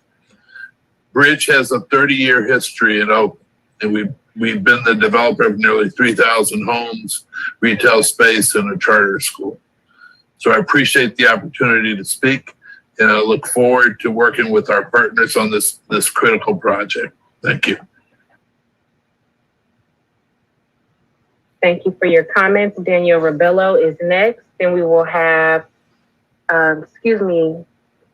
Georgia Richardson, Liana Molino, a phone number ending in 9932, Nina, Eddie, Kiran Shinoy, Risa Jaffe, Roxy, Denise Keys, The Village, Doug Blackshare, Mihiri Wise, and then I'll pause there. Daniel Rebello, please unmute yourself. You have the floor. You may begin. Good afternoon. My name is Daniel Rebello, and I'm a resident of District 3. I'm calling about macro. First, I want to commend the city for the progress you've made in getting this program off the ground. Everybody I know is really excited to see macro launch soon, and it seems like you have a solid team in place to make that happen. I especially want to thank my Councilmember Fife, as well as Council President Fortunato Bass, Vice Mayor Kaplan, and President Pro Tem Tao for listening to the most impacted members of our communities and for your commitment to setting macro up for success. Second, I'm calling to support the Macro Community Advisory Board as is without any changes or further delays. Strong Community Advisory Board is one of the most important components of macro. As detailed in the council resolution that created macro, this advisory board will consist of community experts like APTP's Mental Health First, as well as people directly impacted by state systems. This will ensure that the program is not just recycling old and harmful policies, but actually developing a new system that meets the needs of Oakland residents. The Community Advisory Board will ensure that macro is effective, transparent, transformational, and centers the expertise of the community. We need the Community Advisory Board to be reflective of the entire city as intended, because the calls for service that macro will cover occur throughout the city. And we see this in the data that the Reimagining Public Task Force has of calls for service data. So we know that we need it to be citywide. So let's move forward with launching macro and setting up the community advisory board as is without any further amendments or delays. Thank you so much. Thank you for your comments. Georgia is next. Georgia Richardson. Yes, can you hear me okay? Yes, we can. Okay, thank you. Good afternoon, Councilmember President Bass and all districts represented council members. I'd like to speak in support of item 217 on the agenda. I am calling on behalf of the Associated Real Property Brokers, better known as Realtist. We submitted a letter to Nikki Duesberg in support of her request for grant funds from the Cow Home Program. ARPB's legislative committee met with each one of our council members and the mayor and discussed the importance of funding the mortgage assistance program. We were told by the mayor, I believe it was, that $600,000 in funds were still not administered. Our request was that we would fund this again, and I'm thankful to Nikki Duesberg to take on that responsibility to at least bring this forward to get the mortgage assistance program funded. I recall that each of you basically felt that this was an important program, and we felt that you were in support of it. So I'm hoping that going forward, you will consider this and understand the importance of having our low to moderate income residents have the ability to get some assistance with rising costs and to not be displaced in Oakland, so that they can have the opportunity to build generational wealth. So I thank you in advance for passing this item 217, and thank you for your attention. Thank you for your comments. Liana Molina is next. Hi, good afternoon. This is Liana. I work with eBase, a member of the Oakland United Coalition, which is comprised of community, faith, labor, and youth organizations invested in the health economy and future of Oakland. Collectively, we represent hundreds of individuals calling for development on public land to serve the public good by creating affordable housing, good job opportunities for our residents, investment in tenant protections and community services, and healthy land use practices that address decades of environmental racism and disinvestment. As you consider the vision presented to you by different parties that seek to develop the Coliseum land, we're here to lift up some core issues that are priorities for our members and communities. We have been in good faith conversations with AASEG over the last several months, and we've identified many areas of alignment in the ways in which we all want to see investments that uplift East Oakland residents and neighborhoods. We're cautiously optimistic that this organization will ultimately make some significant commitments toward the following goals. Any developer seeking to build out the Coliseum and other public land must deliver on quality jobs with living wages and benefits, workforce development, local hiring, and fair chance hiring programs to remove barriers to employment for formerly incarcerated people. Such requirements must apply across the board to all project partners and tenants. Developers must commit to a minimum of 35% deeply affordable housing and significant funding to support anti-displacement services for East Oakland and other flatland tenants. Developers must also commit to supporting a healthy environment. To contribute to healthy Oakland, the project must ensure clean air, clean up toxic sources, utilize clean energy infrastructure, and support clean businesses. We also want to see investments in affordable transit, community facilities, access to nature and open space, and youth programs. Finally, we expect community members and organizations will have a key role in making sure that these benefits are materialized. Aside from this, I want to state that eBase also supports the proposal for the Macro Community Advisory Board as is without any changes. Thank you. Thank you. The next speaker in the queue is a phone number ending in 9932. Please unmute by pressing *9.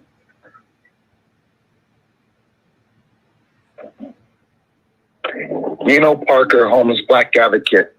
My props to Native Heritage Month. As you know, all my ancestors are from Oklahoma. They're Choctaw. Don't do the white thing, do the right thing. Sorry to say here on 11/16/2021 that I was invited across the street. I seen Mr. Obala. We're up here at the Lakeview tiny homes. I walked across the street, and by the time I got to the street, she was engaged in conversation with one of the people there, and he was asking her in a very impolite way to leave outside the gate. Long story short, we ended up protesting. The police were called on a 76-year-old black woman and a 67-year-old black man because we were protesting about a fence going down the middle of the encampment with white people on one side and black people on the other side. I like to thank Gene Hazard for coming out and giving us some support too as well. It is a sad day when you're protesting something on the property that I started the encampment. I was walked off by the police while the white folks from Alameda have homes there. This is Oakland in a nutshell. It's a shame. And we know that a lot of that was due to the input of the hog. And we have the tiny home side able to fundraise and get money while the black people on the other side are under the housing consortium. And that woman that called in that day from Union Point Park saying you're not racist, well, how come you guys said you didn't want to be around any other people? You mean black people? Because that's not many other choices. Thank you, Officer Alvarez, for not being a bad police officer and approaching us the right way. So we were willing to walk off the property, which the gate was open. And the person that called 911 said we broke in. I went to sit down on the lot. The woman stuck her foot on my butt and said I assaulted her. You got some shit. Thank you so much. Excuse me, Madam Clerk. Yes. I do want to just briefly interject here since there have been a couple comments regarding the Lakeview Village tiny home site. I do want to make sure that folks know that while we did have an open house so that the neighbors and the broader community could get a sense of the project, we are finishing construction and utility hookups are and will be in the process of moving people onto the site, with first priority going to the people currently residing there. So the point I want to make is that currently nobody is living on either part of that parcel. And obviously this is not on the agenda, so we can't go into detail, but I did want to at least make that clear. Thank you. Thank you. The next speaker is Nina. Greetings, Council. This is Nina Woodruff Walker. I am the Executive Director of Museum of Children's Art, also known as MOCA. I want to give a couple of shout outs today. One is to Councilmember Bass, Councilmember Kaplan, Councilmember Fife, and Councilmember Tile for being supportive of the arts. We appreciate the work that you are putting forth to make sure that the arts is funded, and also for the additional funding that you all have made way for this particular season. I am a Black leader for the Museum of Children's Art. I was also a MOCA kid 30 years ago. I am from Oakland, born and raised, and very proud of the city in which I live. While I am grateful for the additional funding, what I would like to ask is that there be additional funding be made, placed in the Cultural Affairs Division so that all of the 32 arts organizations can receive funding each time, and that 6 legacy organizations do not walk away with nothing.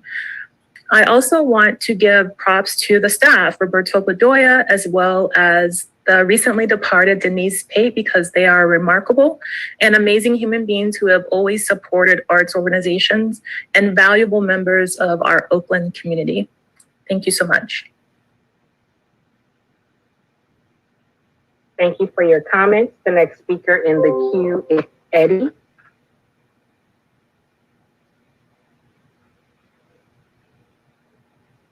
User by the name of Eddie, please unmute and you may begin.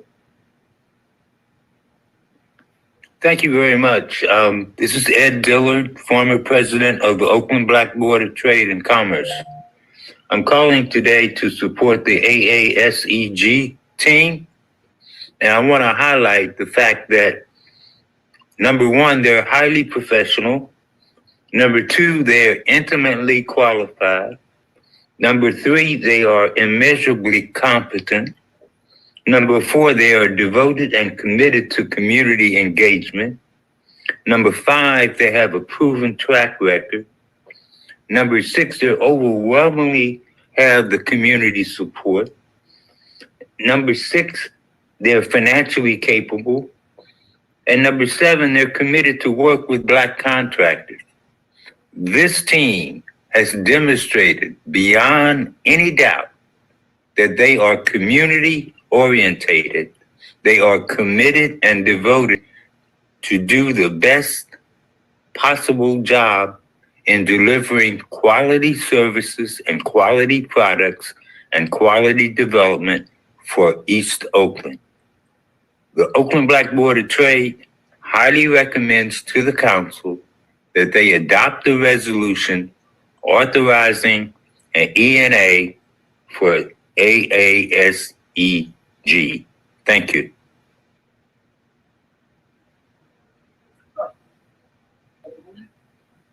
Thank you for your comments. The next speaker is Kieran Shanoy. Kieran, you have been allowed to speak. Please unmute yourself and begin your comment.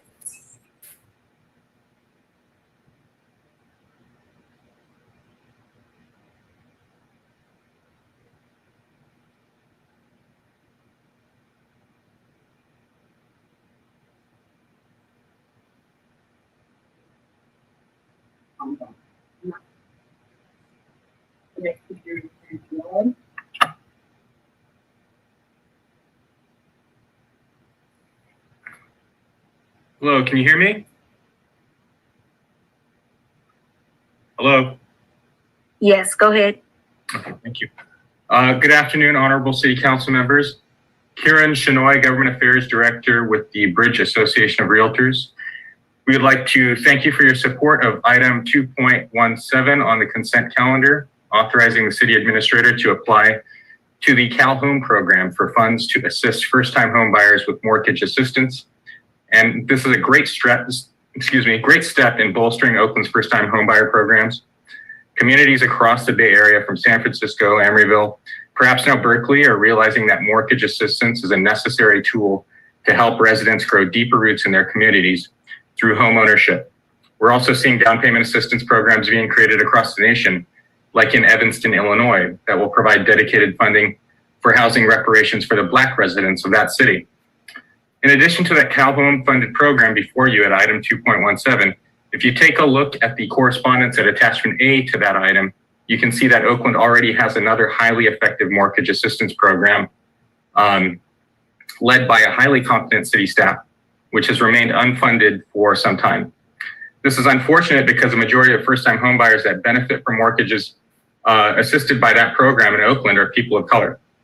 And there are still many affordable homeownership opportunities for Oaklanders, and the city's programs providing mortgage assistance have been very popular in the past. So the Cal Home program, which is the subject of today's item, as well as the Oakland Mortgage Assistance Program, which remains unfunded, have routinely been able to directly provide funds to Oaklanders to purchase their first homes. And the cost benefit of that program is highlighted in attachment A. With that being said, thank you in advance for supporting item 2.17 today. We truly hope you will support the city's other mortgage assistance programs moving forward.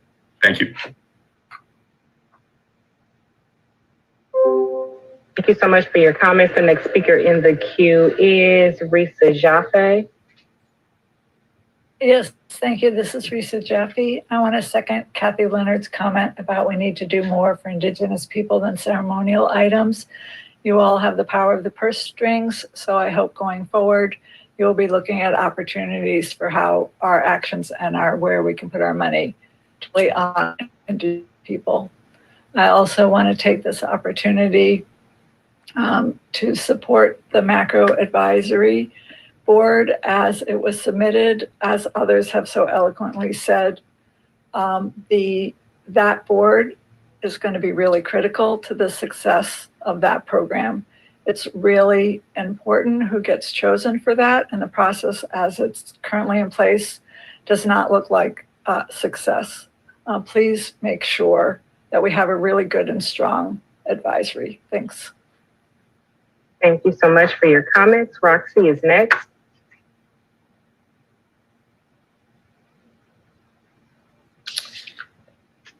Good afternoon. My name is Roxana Franco, and I am the citywide organizer with Oakland Kids First. I will be speaking on item 218, which is being introduced by Vice Mayor Kaplan. I am one of the adults that has been supporting Oakland youth leaders with the Measure QQ campaign in all its stages. I speak on behalf of the Oakland Youth Vote Coalition and want you all to know that we are anxiously awaiting on the implementation of Oakland Youth Vote. We are excited to see this resolution come forward and understand that this is a step to solidify and strengthen the relationships between the many government bodies that need to work together to ensure that eligible 16 and 17-year-olds are able to vote in the upcoming November 2022 school board election.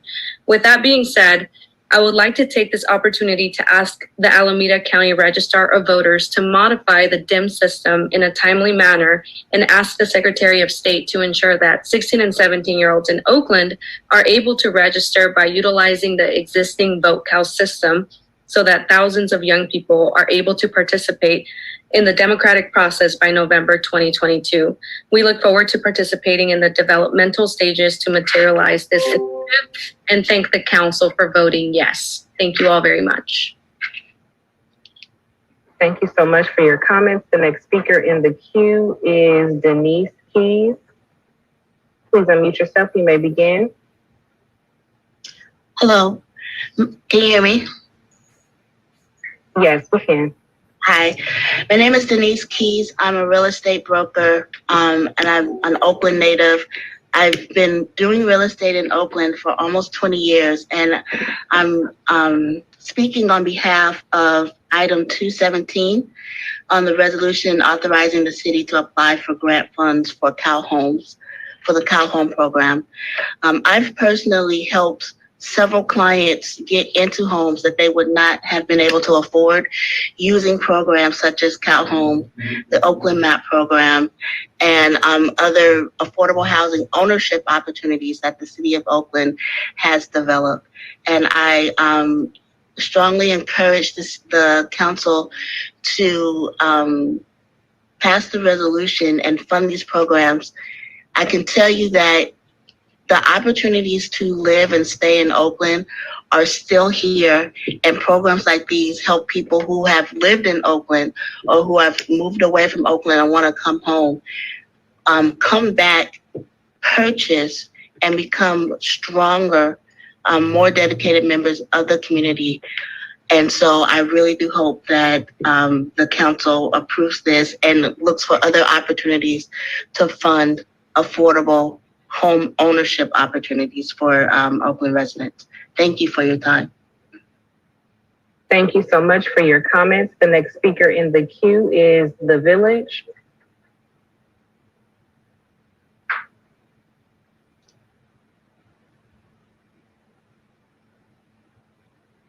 User The Village, you've been allowed to unmute yourself. Please do so.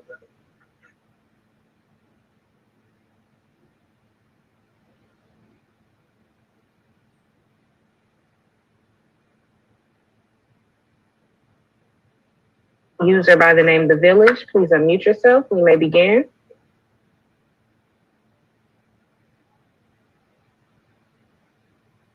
Hi, can you hear me? Yes, we can now. Thank you. Okay, hold on. Sorry, I'm in a car right now. This is Anita Ayat and Joyce with The Village in Oakland. Just want to let you know, want to get this on record, that last week we came home from working. I've been living with my family in my vehicle in District 3 for the past 3 years in the same exact spot to find that 4 vehicles that were used as homes, businesses, livelihoods, and services for unhoused people were stolen by the city of Oakland. Our vehicle for The Village and 3 other vehicles people live and work out of were stolen because they did not have current registration. Several housed folks who live on the same block as us had their vehicles tagged for not having current registration. So the unhoused folks were never tagged, the housed folks were. The unhoused folks were never given notice, the unhoused folks were never offered adequate shelter. There is a moratorium still in place for vehicles that people to live in to not be towed, but this could be farther from the truth. Since Wednesday, I have been in advocacy with members of HOG, Just Cities, and Nikki Fortuna Boss's office to get the administration to waive all fees. We got all fees waived, This is the fourth time I have witnessed the city do this when they have towed people's homes. This morning, I went to OPD at 8 a.m. to get all the paperwork we needed. Village folks went to the tow yard today to get our truck, which houses the village administrative offices and the cardboard and concrete studios. Because the city only waived all the fees till yesterday, they charge us $189 today. Much better than the several thousand they wanted in total. But they destroyed our truck. They removed the steering wheel and the steering column, and all the property in the truck is destroyed. Our perfectly working box truck that served homeless folks no longer works. Our art is destroyed. And several unhoused folks are traumatized by this. But wait, there's more. Media came over to cover what was going on when they heard what happened. The tow company locked the gate and locked the media journalists inside the yard. And then also, I wasn't doing the tow part. Two other volunteers were. Me, my daughter, and one of our high school interns were doing Feed the People when we got the call from our volunteers of what was going on. We have hot barbecue chicken dinners from Lena's Soul Food Cafe, courtesy of Lena's Soul Food Cafe and Community Kitchens. They were going to 94th and East 14th, East 12th between 15th and 42nd, 45th and MLK, 30th and MLK, Drivers Plaza, and the Here There. Thank you so much for your comments. I do apologize. Your 2 minutes are over, and Doug Blackshear is next. Then we will have Mahiri Wise and Jenks, Donald Scurry, 1+, Stephanie Christmas, Alan Dones, and we'll pause there. Doug Blackshear, you should be able to unmute yourself.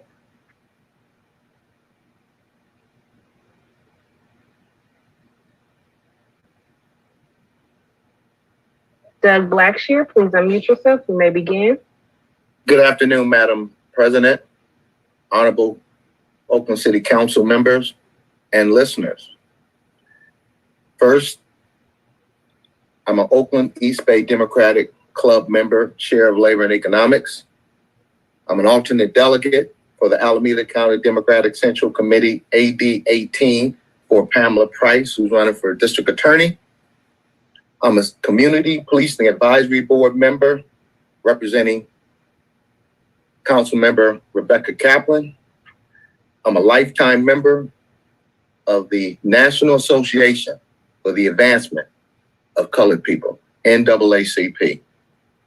To that end, I had an opportunity to meet Ray Bobbitt and review his plans to make the first Black-owned entertainment and sports group, AASEG, back in October 2020, when no one would even look at the Coliseum. They had already decided what they were going to do and have the resources to do it. It's hard for me to follow Ray Bobbitt, Shonda Scott, John Jones, Bill Duffy, Alan Dones will be coming on. They spoke articulately and intelligently about what they plan to do. To that end, I am also the host of the Black Business Roundtable podcast show airing on the blackusa.news, which airs coast to coast, north to south. I'd like to finish up by saying I've watched this city do nothing to Black economics and commerce to increase it and to fight for it. And it's time that we stop watching a Black face on another white back-owned businesses that is blocking Black economics for this city of Oakland. Let's stand up for our Black businesses. Thank you. Thank you for your comments. Mahiri Wise is next. Please unmute yourself. You may begin. Hi, Mahari Wise here, Oakland native, born and raised, second generation business owner here in Oakland. I'm calling to support AASG, not just because of all the names in the lineup and all the names of folks that we know, but really the business planned around it. I was formerly an AEG employee that did the push to get AEG to be the venue operator here in Oakland, where I managed over 300 employees who were unionized between Teamsters and SEIU. We did a local hiring program there. And the best proposal I've seen so far with all of my given experience is the AASG program.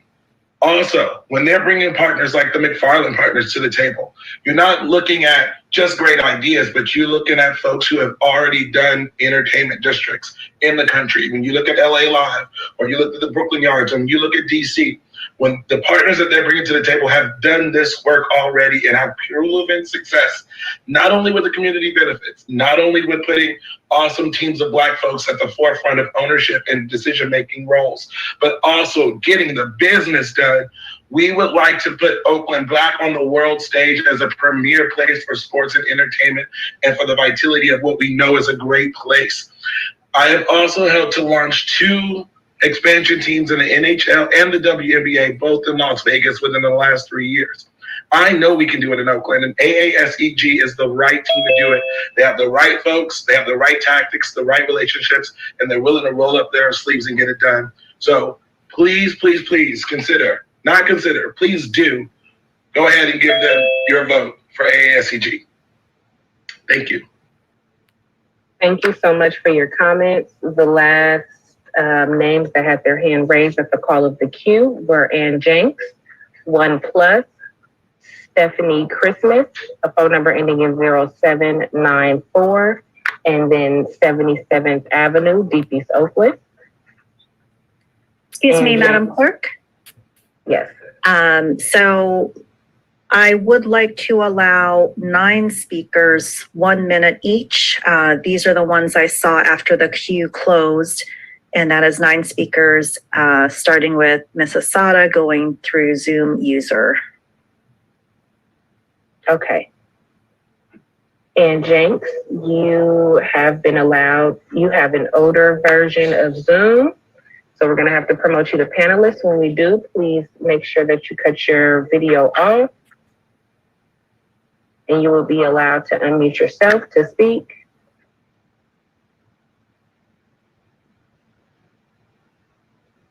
And Jenks. Good afternoon. I try once a week to update my Zoom, and I don't really understand why I'm unable to, but I apologize. I wanted to express my personal support for the AASEG for the Coliseum project. And I wanted to express my excitement in the development of the macro implementation and that burgeoning team. It's very exciting. They're doing exceptional work. Bringing the Macro Community Advisory Board appointments into alignment with how other members of boards and commissions are selected is important. The current advisory board language for macro says that the city manager has sole authority to appoint and remove advisory board members. Council nominations help to build the council's ongoing engagement and commitment to macro and strengthens the community voice and oversight. In order to ensure the voices and participation of the Oaklanders in neighborhoods with the highest proportion of service calls, please consider adding additional seats to be appointed from those districts. Changing the appointment structure would ensure diverse representation on the macro advisory board. It does not delay macro implementation for the council to participate in the selection of advisory board members. It simply demonstrates the council's commitment to ongoing community engagement and oversight of macro and ensuring representation by the people served by the macro project. Thank you. Thank you for your comments. One moment while we move you back over to the attendees queue.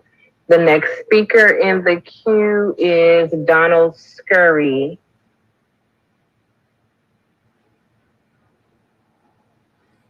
Donald Scurry, you should be allowed to unmute yourself at this time.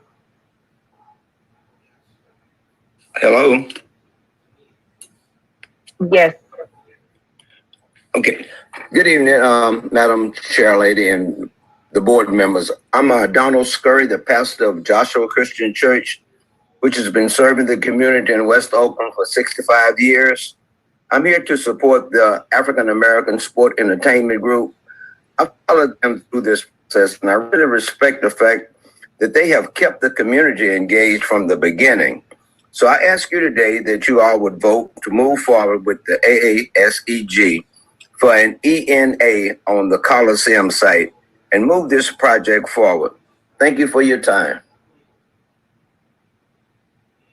Thank you for your comments. 1+ is next.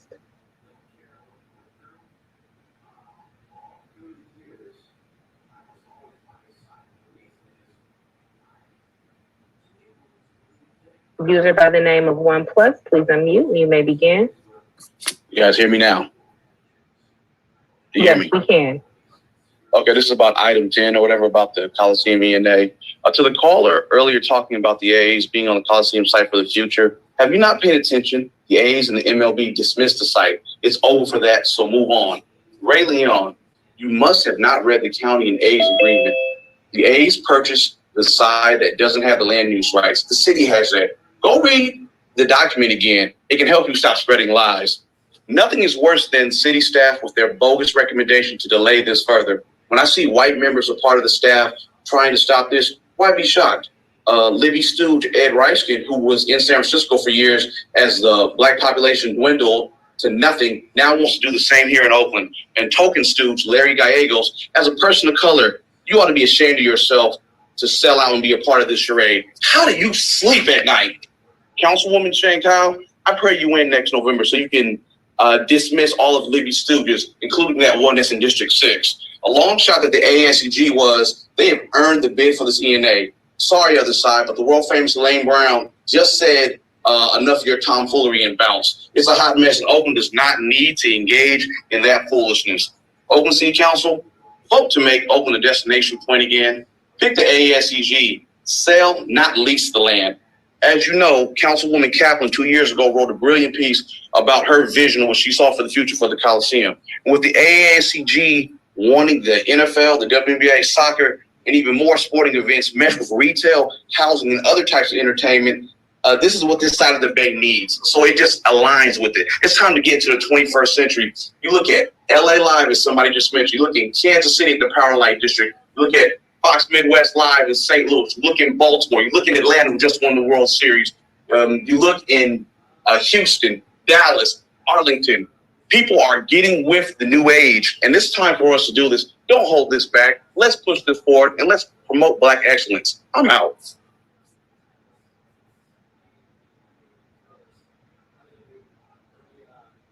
Thank you for your comments. Stephanie Christmas is next. Please unmute yourself. You've been allowed to unmute.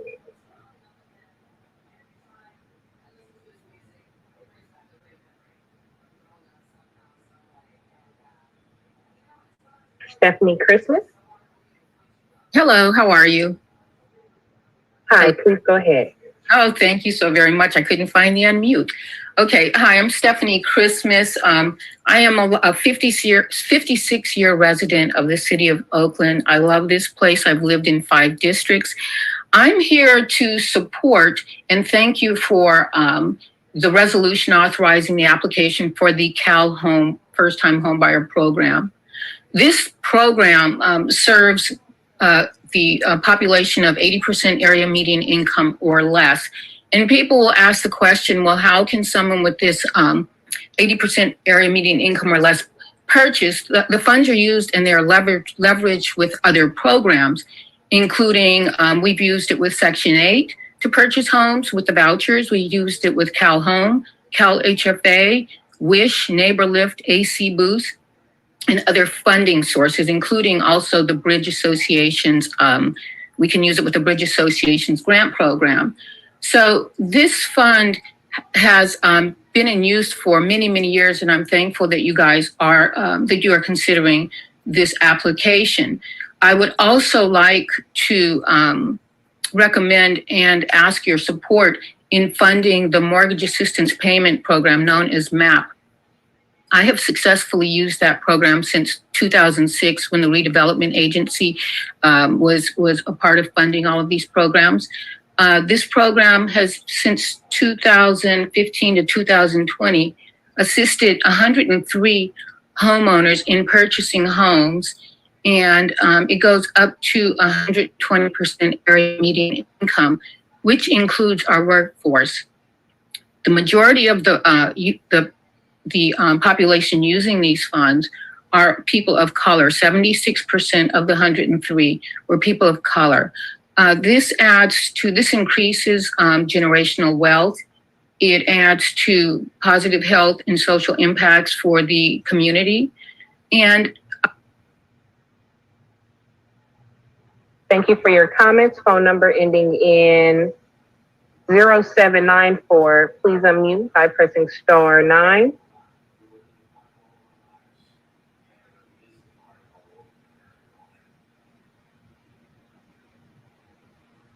Phone number ending in 07. There we go. Hello? Hello?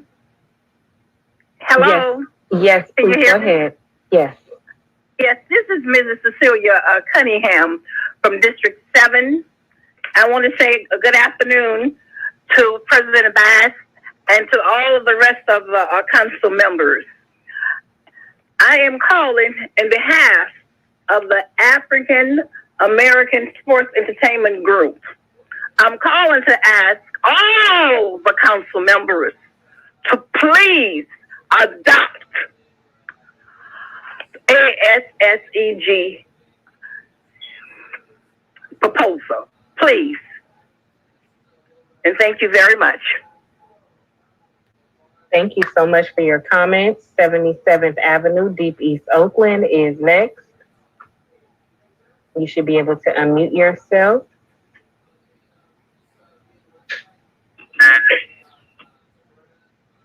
All right, good evening to the council. I hope you all can hear my voice.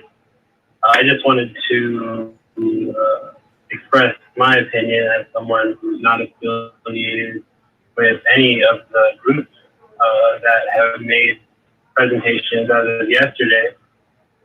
We received, as just a typical member of the community, not affiliated with many of the organizations or churches or celebrities that seem to have been working on this plan in the background for some time. We received an email from our council person Wednesday of last week for a fairly unorganized and not incredibly informational meeting that occurred last night, where I did not feel that residents were given enough information needed to weigh in or engage properly to even attend. Of course, as a Zoom webinar, we're not actually able to know exactly how many people were actually in attendance, how many residents, versus how many people were just developers, nonprofit affiliates, construction, union representatives, financial representatives, etc. The whole plan has not been very clear. I respect that, we've heard from a number of folks who are affiliated closely, it sounds like, with these organizations, but in terms of actual outreach to rank and file members of the community, with respect to the age of Zoom meetings and not being able to do stuff in person, I just don't feel like the community engagement has actually been there. And I think that's exemplified by, the 5-day notice for the one community meeting that happened before today's vote, which was yesterday. So less than 24 hours for the community to try to absorb what information they could. It just doesn't seem like adequate time in respect to the community yet again. Thank you for your comments, Ms. Olabala.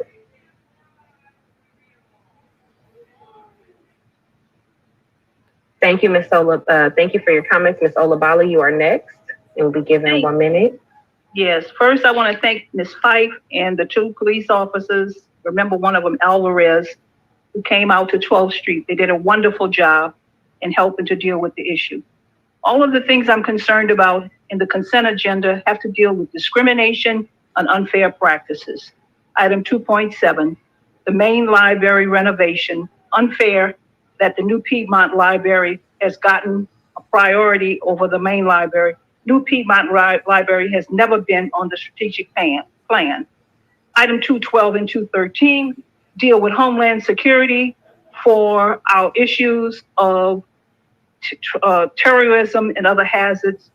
With the issue with, we don't deal with Homeland Security, but you'll take their money. That's the crazy thing. 2.15 is the day labor program. It is unfair to discriminate to have a day labor program, $440,000 over 3 years just for under.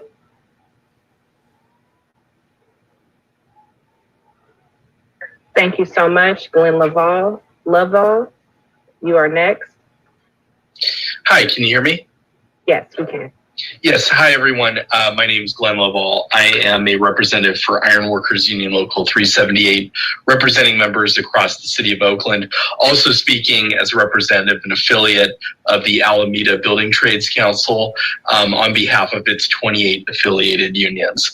Speaking to express support for the African American Sports and Entertainment Group for their proposed purchase and development of the Coliseum complex and adjacent city-owned properties. Speaking strongly in support of the ENA, as has been very well articulated by our previous speakers, through 40 plus community groups, including faith-based organizations, labor groups, civic leaders, and other job development groups. This is a truly extensive opportunity for massive investment in quality job, enduring career paths for local residents, affordable housing, and true revitalization of this part of the city. Thank you so much. Thank you for your comments. Aaron is next. Please unmute and you may begin. Yes, thank you. My name is Aaron Devers. I'm born and raised up in California, and I'll just briefly say this. I was born in the 80s, and a lot of the voices I hear say they grew up in East Oakland, played baseball in East Oakland, and if they did, they know the things that Dave Stewart has done in our community. You live in East Oakland, you know the things that Damian Lillard has done in this community, and I'm in support of the Stuart Murray project and proposal to insinuate that he's not in the community and not out there because he's not taking cameras with him and posting things on social media to get popularity is just crazy to me. It's ridiculous. It's upsetting because I know so many families and so many people that have been touched by the Stewart family. It brings emotion to me, and I think that the council should really consider the Stuart Murray project and proposal moving forward. Thank you. Thank you so much for your comments. The next speaker is Maureen Caldwell. Please unmute yourself and you may begin. Hi, I'm Maureen Caldwell-Muir. I'm one of the legislative members of ARPB. I'm here to support Nikki Dewsbury, Stephanie Christmas, Miss Georgia Richardson with the MAPS program. I want to thank all the city council members for speaking to us and their staff. I believe we were able to give them information and we're here to help with solutions. And please support the MAPS program and especially the money that hasn't been funded yet. And I understand they need staff. So that's all I have to say. So I'm supporting that. Thank you so much for your comments. Chuck Baker is next.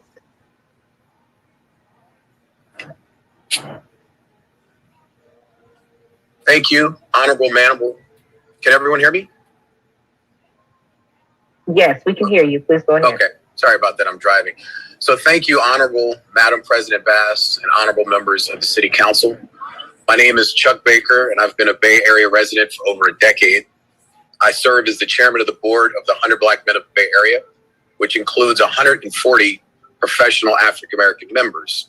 We have been very measured in our approach and have heard proposals from AASEG as well as Oakland for the World, but we have not yet heard from the Stewart Group. We are excited to learn of AASEG's efforts to carefully listen to the community and understand our needs. We are excited about their vision and efforts to bring a WNBA team to Oakland. We are excited to learn about their plans to allow for fractional ownership to the community so that residents can actually own a piece of the land. We are also excited to learn about the partnership with Loop Capital and Suda, two top-tier African-American owned and operated financial and real estate development firms, respectively. Well, thank you so much. And our last speaker is a Zoom user. I hope that's me. Not sure if you can hear me. Hello. Yeah. Okay. So I am part of the Stewart Murray group. I have friends on both sides of the table. I'm born and raised in Oakland, California, and I always say I put blood on those streets. I would say let's do the proper vetting on both sides. Vet for the Stewart group and vet for ASAG or whatever the name of the group is. Let's do the proper vetting, City Council. If you roll into Oakland right now is filthy. So whoever's been the gatekeeper there shouldn't be bragging about how they're from the community and the work they've been doing, because they got a lot more work to do. And they should focus on all of the things that's going on now and quit trying to go after the golden carrot that sits in Oakland now. Everybody wants the Coliseum because it's the sexy thing. Well, let's do some of the work that exists now. And maybe the Coliseum wouldn't be a fight over two black groups that I don't know how we got pitted against each other, but I'm not sure how it turned out. But let's do some of the work that exists now. Thank you. Thank you, Madam President. That was the last speaker. Thank you, Madam Clerk. I understand that there were two people who had their hands up that had trouble getting unmuting when they were called. So I would like to give them 1 minute. One of those is Miss Gladys Green with the last numbers 7583, and the other one is Alan Dones, who's in our panel. So I would like to allow them 1 minute, and then we will move on to our consent calendar. Phone number ending in 7583, you've been allowed to speak. We will let you know when your time is up. Can you hear me now? Share the screen right now. Oh, yes. My name is Gladys Green. I've been a member of District 7 since 1959. And I'm calling in regards, asking the City Council, please sit back and relax and think about what Ray Bobbin can do for this district. We need the Coliseum. They're going to put housing, entertainment, and youth things for the youth and other entities over there. So I want you all to think about it. I have served under 6 councilpersons, and Ray Bobbin's grandmother was right along there with me till she passed 2 years ago. So we are concerned. District 7, please, I'm asking the whole council to think about it. Think about what could be done under Ray Bobbin's contract. He's not just talking. He's talking and he's doing. Thank you for your comments. Your time is now up. Going to Mr. Dones. You have been allowed to speak. Please unmute yourself and begin your comments. Thank you very much. And out of respect for your time, I'll try to be as brief as I can. We just don't have enough time in these moments to really express the strength and the excitement of our offering. But I did want to talk about 3 big things. One, there's a lot of funding out there, funding such as the American COVID Relief Act, which is going to put $75 million to support job training and affordability and housing. Billions of dollars coming down from the state of California. And all of these are in the next coming weeks and months. And this is a golden opportunity to really take advantage of those funding sources and markets out there of our future in technologies, in life sciences, in mobility that are going to dictate the jobs and business opportunities. And so our urgency really has to do with as much taking advantage of those opportunities. Thanks. Thank you, Mr. Dones, for your comments. Madam Chair, that was the last speaker. Thank you to everyone who spoke and for engaging with the City Council on your views and our agenda. Just as a reminder, when we get to the public hearing on the Oak Knoll project, there will be an opportunity for people to speak specifically on that item as a public hearing to get your comments on the record. And at the end, we'll have open forum for additional public comments. Madam Clerk, we can move on to our consent calendar. Going to the consent calendar, which is item 2 on the agenda, starting with item 2.1, a resolution renewing and continuing the City Council's declaration of a local emergency due to the existence of HIV and AIDS. Item 2.2, a resolution renewing the City Council's declaration of a local public health emergency with respect to safe, affordable access to medical cannabis. Item 2.3, a resolution renewing and continuing the City Council's declaration of a local emergency due to the existence of homelessness. Item 2.4, a resolution renewing and continuing the council's determination that conducting in-person meetings of the City Council and its committees will present imminent risk to attendees' health and electing to continue conducting meetings using teleconferencing in accordance with California Government Section Code 54953, a provision of AB 361. Item 2.5, a resolution recognizing November 2021 as Native American Heritage Month in the city of Oakland, honoring and celebrating the culture, traditions, and contributions of Native American communities and community leaders in all council districts for their continual year-round work. Item 2.6, a resolution acknowledging November 7th through 13th as California Retired Teachers Week and honoring the contributions of past, present, and future teachers in Oakland schools for their many contributions, sacrifices made to the benefit of Oakland and Oakland families. Item 2.7, a resolution waiving the competitive request for proposals and qualifications requirement and authorizing the city administrator to increase the on-call architectural services agreement with RPR Architects by an amount not to exceed $150,000, bringing the total contract amount to $500,000 to $650,000, and Dialogue Design by an amount not to exceed $50,000, bringing the contractual amount from $500,000 to $550,000.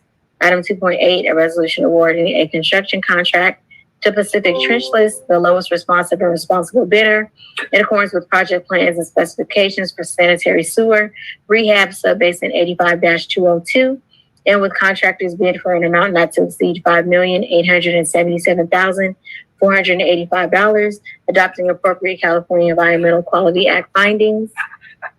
Item 2.9, a resolution authorizing the city administrator to execute amendments to maintenance and agreements between the city and California Department of Transportation relating to bikeway infrastructure in order to reduce delay of construction projects.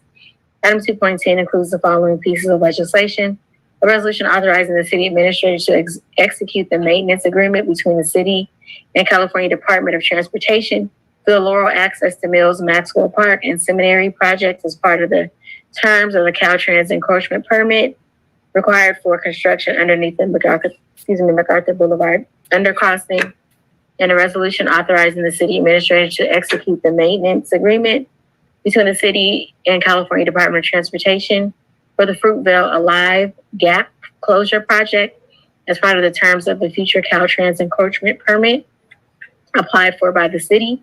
Item 2.11, a resolution amending resolution number 88558 to reallocate $190,408 in continuum of care grant funds from First Place for Youth to Covenant House, California, and authorizing the city administrator to amend the grant agreement with Covenant House, California, to increase the amount by $190,408 for a total contract amount not to exceed $525,735. Sorry, diabetes is calling. For a total grant amount not to exceed $525,735 for provision of transitional house and supportive services to homeless youth through July 31, 2022.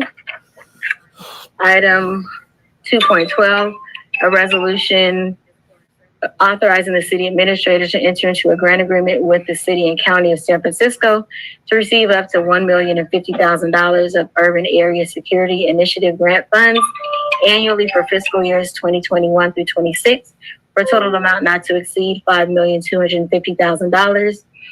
Appropriate and administer said funds, approve the fiscal year 21 through 26 UASI recommended speaking plans, accept and appropriate additional fiscal year 21 through 26 UASI grant funds in an amount not to exceed 50% of the original grant amount for a total authorized amount of $7,875,000. Expend funds in accordance with said spending plans without further council approval, including purchases in excess of the city administrator's purchasing authority of equipment and services required by the grant, provided the city's hiring and contract requirement policies are followed. Authorizing a general purpose fund contribution at a rate of 13.34% to cover disallowed central service overhead charges estimated at $71,260 annually, and waiving the city's advertising and competitive bidding and purchase requirements for procurement of equipment when required by the grant. Item Item 2.13 is a resolution authorizing the city administrator or their designee to enter into an agreement with the U.S. Department of Homeland Security, FEMA, to accept a port security grant in the amount of $825,000 to purchase a fireboat and other necessary resources for the period starting September 1st, 2021 through August 31st, 2024, to appropriate and administer said funds. 3, expend the port security grant funds in accordance with the city's purchasing requirements and programs, policies, and 4, allocating funds in the amount of $275,000 as required by the grant award to recover the remaining costs of the fireboat. 2.14 is a resolution authorizing the city administrator to amend the emergency professional services agreement with Housing Consortium of the East Bay for the provision of emergency shelter services to individuals at high risk of serious illness or death due to COVID-19, to extend the term of the agreement through June 30th, 2022. 2.15 is a resolution authorizing the city administrator or his designee to enter into a professional service agreement with Causa Justa, Just Cause, and its partner Street Level Health and Centro Legal de la Raza to administer the Oakland Day Laborer Program for the fiscal year 21 through 23, an amount not to exceed $220,000 per year for a total amount not to exceed $440,000, and to waiving the formal request for proposals qualification process for the professional services agreement. 2.16 is a resolution authorizing the city administrator to enter into or amend contracts with workforce development partners to provide comprehensive career services to youth, the unhoused, and the formerly incarcerated residing in the flatland neighborhoods below Interstate 580, including Fruitvale, Chinatown, East Oakland, and West Oakland, for an amount not to exceed $500,000 as follows. 1, the Lao Family Community Development in an additional amount of $62,500. 2, the Unity Council in an amount of $62,500. Youth Employment Partnership, YEP, in the additional amount of $25,000. Civic Corp in an additional amount of $125,000. 5, East Bay Asian Youth Center in the amount of $75,000, and Youth Uprising $75,000, and West Oakland Job Resource Center in the amount of $75,000. 2.17 is a resolution authorizing the city administrator to apply for, accept, and appropriate grant funds from the California Department of Housing and Community Development Cal Home 2021 Notice of Funding Availability in the amount not to exceed $5 million. Item 2.18 is a resolution supporting the city administrator's request that the Alameda County Registrar of Voters take all steps necessary to update the DEN's election management system to allow 16 and 17-year-olds to register to vote and participate by ranked choice voting in the elections of the Oakland School Board Directors, and that the California Secretary of State provide any necessary authorization for the update in order to implement Measure QQ, which authorized the Oakland City Council to adopt an ordinance allowing 16 and 17-year-olds to vote for the office of School Board Director. Item number 19 is an ordinance to promote cost-effective construction innovation and expanded housing options by 1, amending the Oakland Planning Code, Muni Code Title 17 to allow residential occupancy of RVs, mobile homes, and manufactured homes in all zoning districts where residential uses are permitted, establish density and open space regulations for efficiency dwelling units, C, establish height regulations for modular constructions. 2, amending the Oakland Building Construction Code, OMC 15.04, to adopt a voluntary Appendix R to the California Residential Code, light straw clay construction. 3, making conforming amendments to the Blight Ordinance, OMC Chapter 8.24, Building Code Maintenance Code, OMC Chapter 15.08, Affordable Housing Impact Fees Ordinance, Chapter 15.72, and Transportation and Capital Improvement Impact Fees, OMC Chapter 15.74.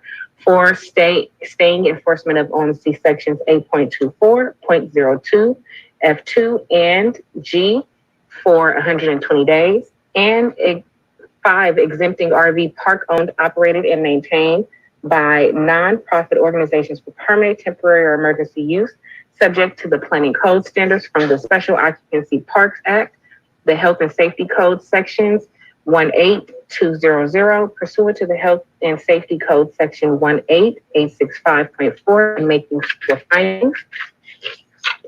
Number 220 is a ordinance amending section 5.75.190 of the Oakland Muni Code to terminate the recreational vehicle RV on undeveloped property pilot program on December 31st, 2021, and making sequel findings. 2.21 is an ordinance to amend the rent adjustment ordinance, Oakland Muni Code 8.22, and to add vehicular residential facilities as covered units.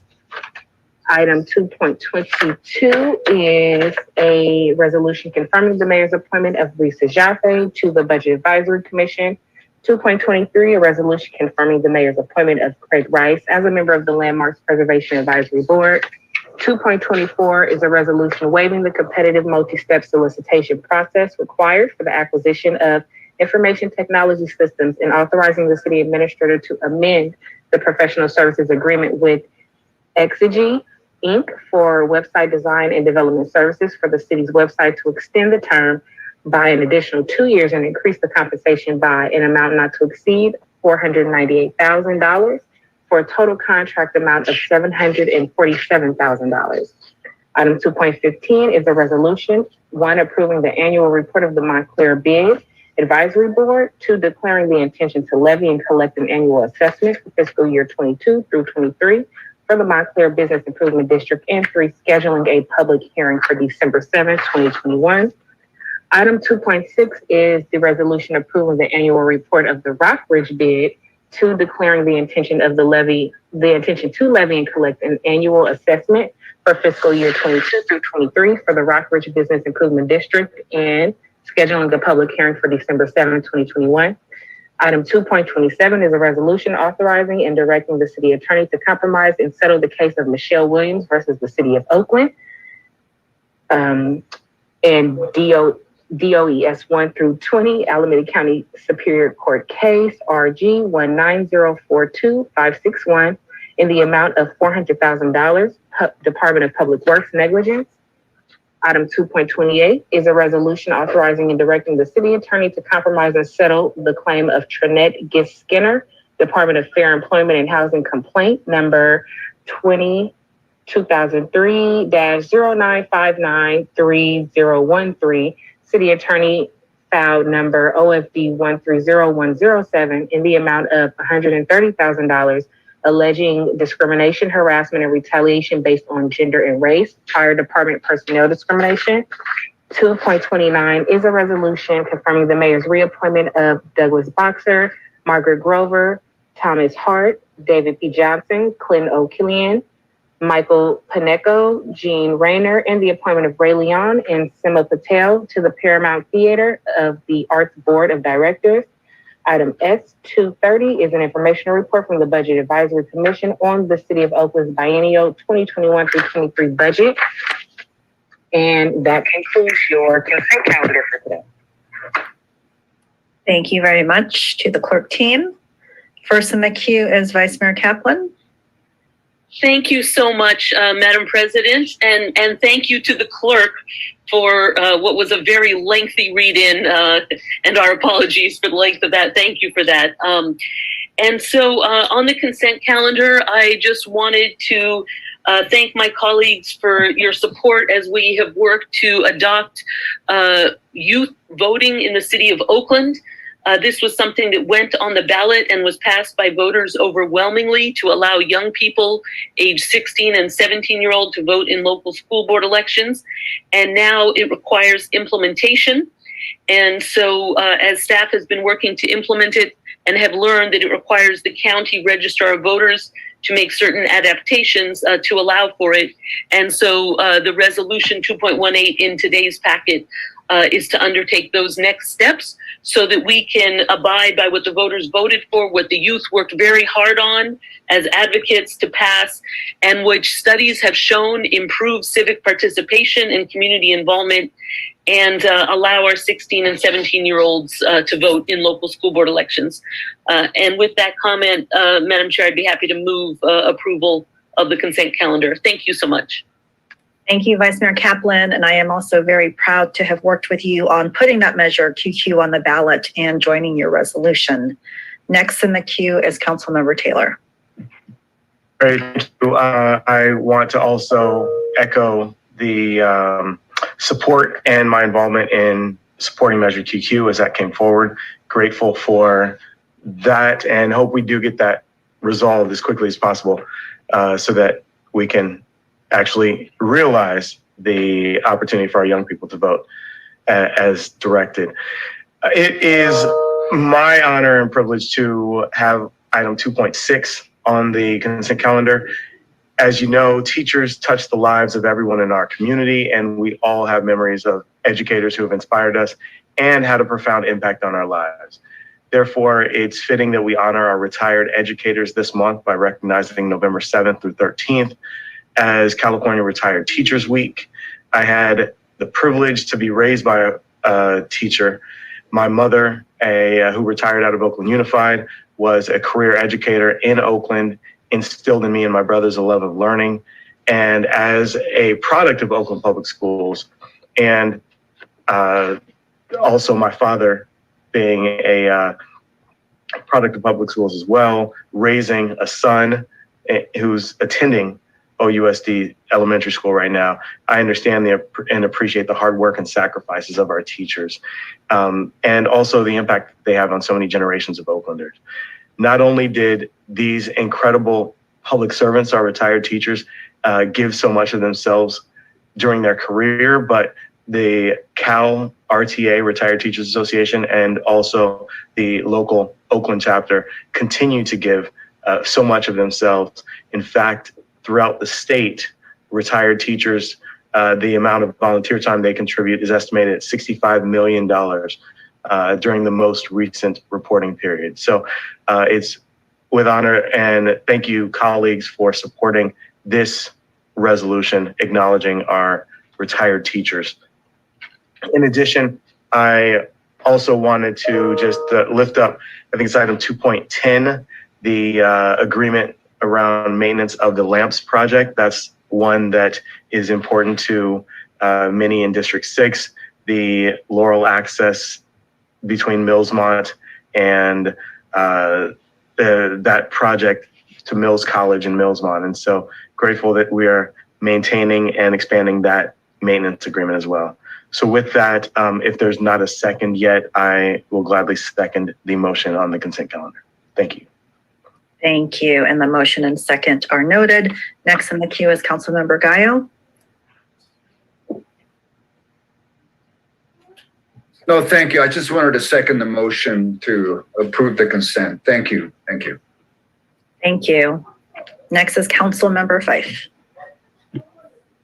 Thank you, Chair Bass. Because I spoke with the staff from District 5 and Councilmember Gallo's office, as well as staff from Causa Justa and Central, well, not Central, but Street Level Health Project, as they manage the day labor program, I wanted to just give a brief commentary on why I won't be pulling the item today. After conversation with the staff from these organizations, I got more detail about how the day labor program works, and that staffing is an issue, and that their $220,000 per year that they receive wouldn't be the funds needed to bring in additional clients to the day labor program to expand it for unsheltered people who are looking for work. So that's an item that I won't be pulling from consent, but I will be bringing an additional item in the future to create the day labor program for unsheltered people. And we'll be working with them to try to support that process as well. So I just wanted to let the public know, as well as the representatives from those organizations. Thank you. Thank you. President Pro Tem Tao. Thank you, Council President Bass. I just wanted to acknowledge a few of these items. Item 2.18, which I am a co-sponsor of, Measure QQ, for our 16 and 17-year-olds to have the ability to vote.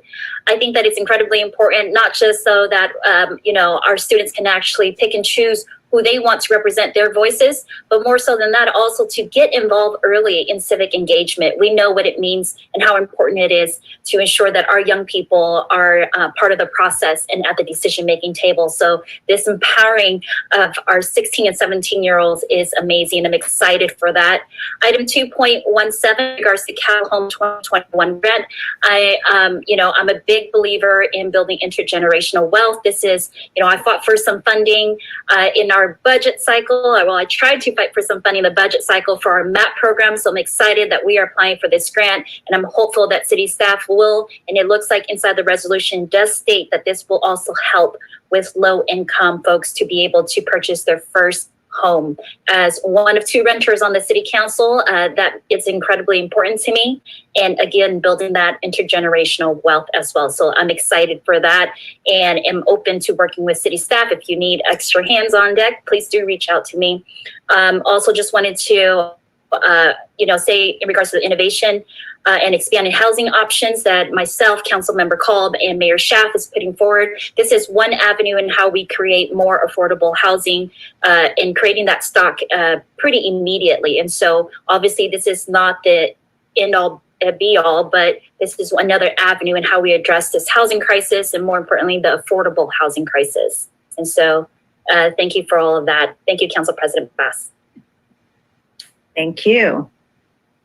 And seeing no other hands in the queue, I believe we're ready to call, Councilmember Reed. Thank you. I want to join in certainly in support of the item acknowledging our retired teachers. My mom is a retired teacher, and we know that they have continued to be pillars of support and showing up even beyond their retirement to really help strengthen those teachers who are carrying a heavier load.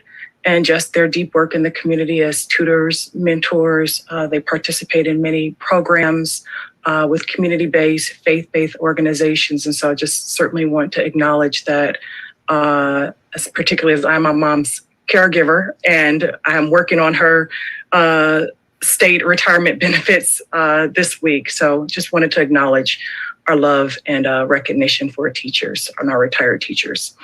On item 2.18, I want to just weigh in the full support of implementing the youth voting and the next steps to really honor the great work of our youth, my own support for Measure QQ, and excited to see them more engaged in the process.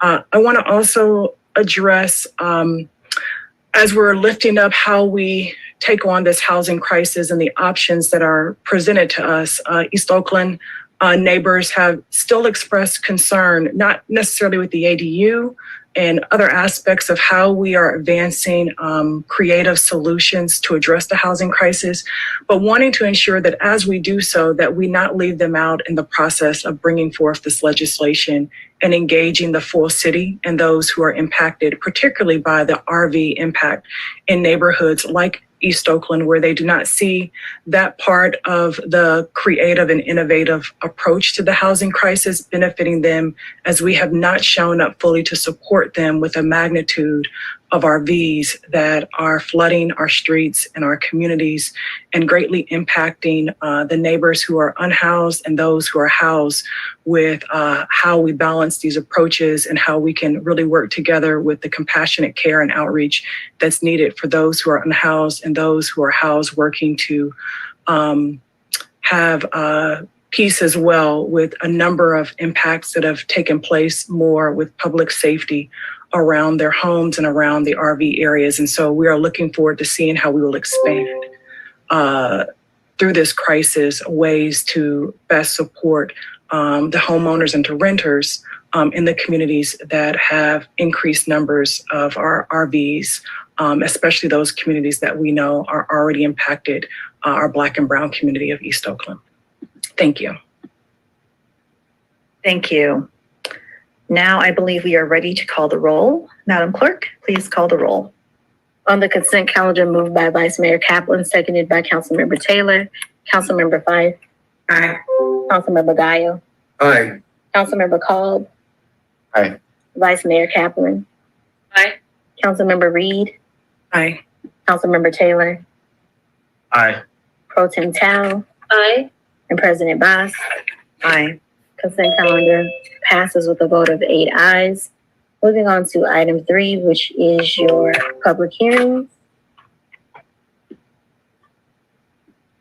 Move to open the public hearing. Again, Hold on. Madam Clerk, we do have specific instructions for conducting this particular public hearing. Because it is a community facilities district, I just want to make sure that you and I have the same instructions here. This is a little bit different from our other public hearings. Yes, we do. Okay, great. Then please go ahead when you're ready. And just so the body is aware, we will be calling items 3.1 and 3.2 together. I will go ahead and read those into the record. Item 3.1, conduct a public hearing and upon conclusion, adopt the following pieces of legislation. A resolution of the City Council of formation of a community facilities district, 3 improvement areas and a future annexation area to finance public improvements and public services for the Oakland project and making findings under the California Environmental Quality Act.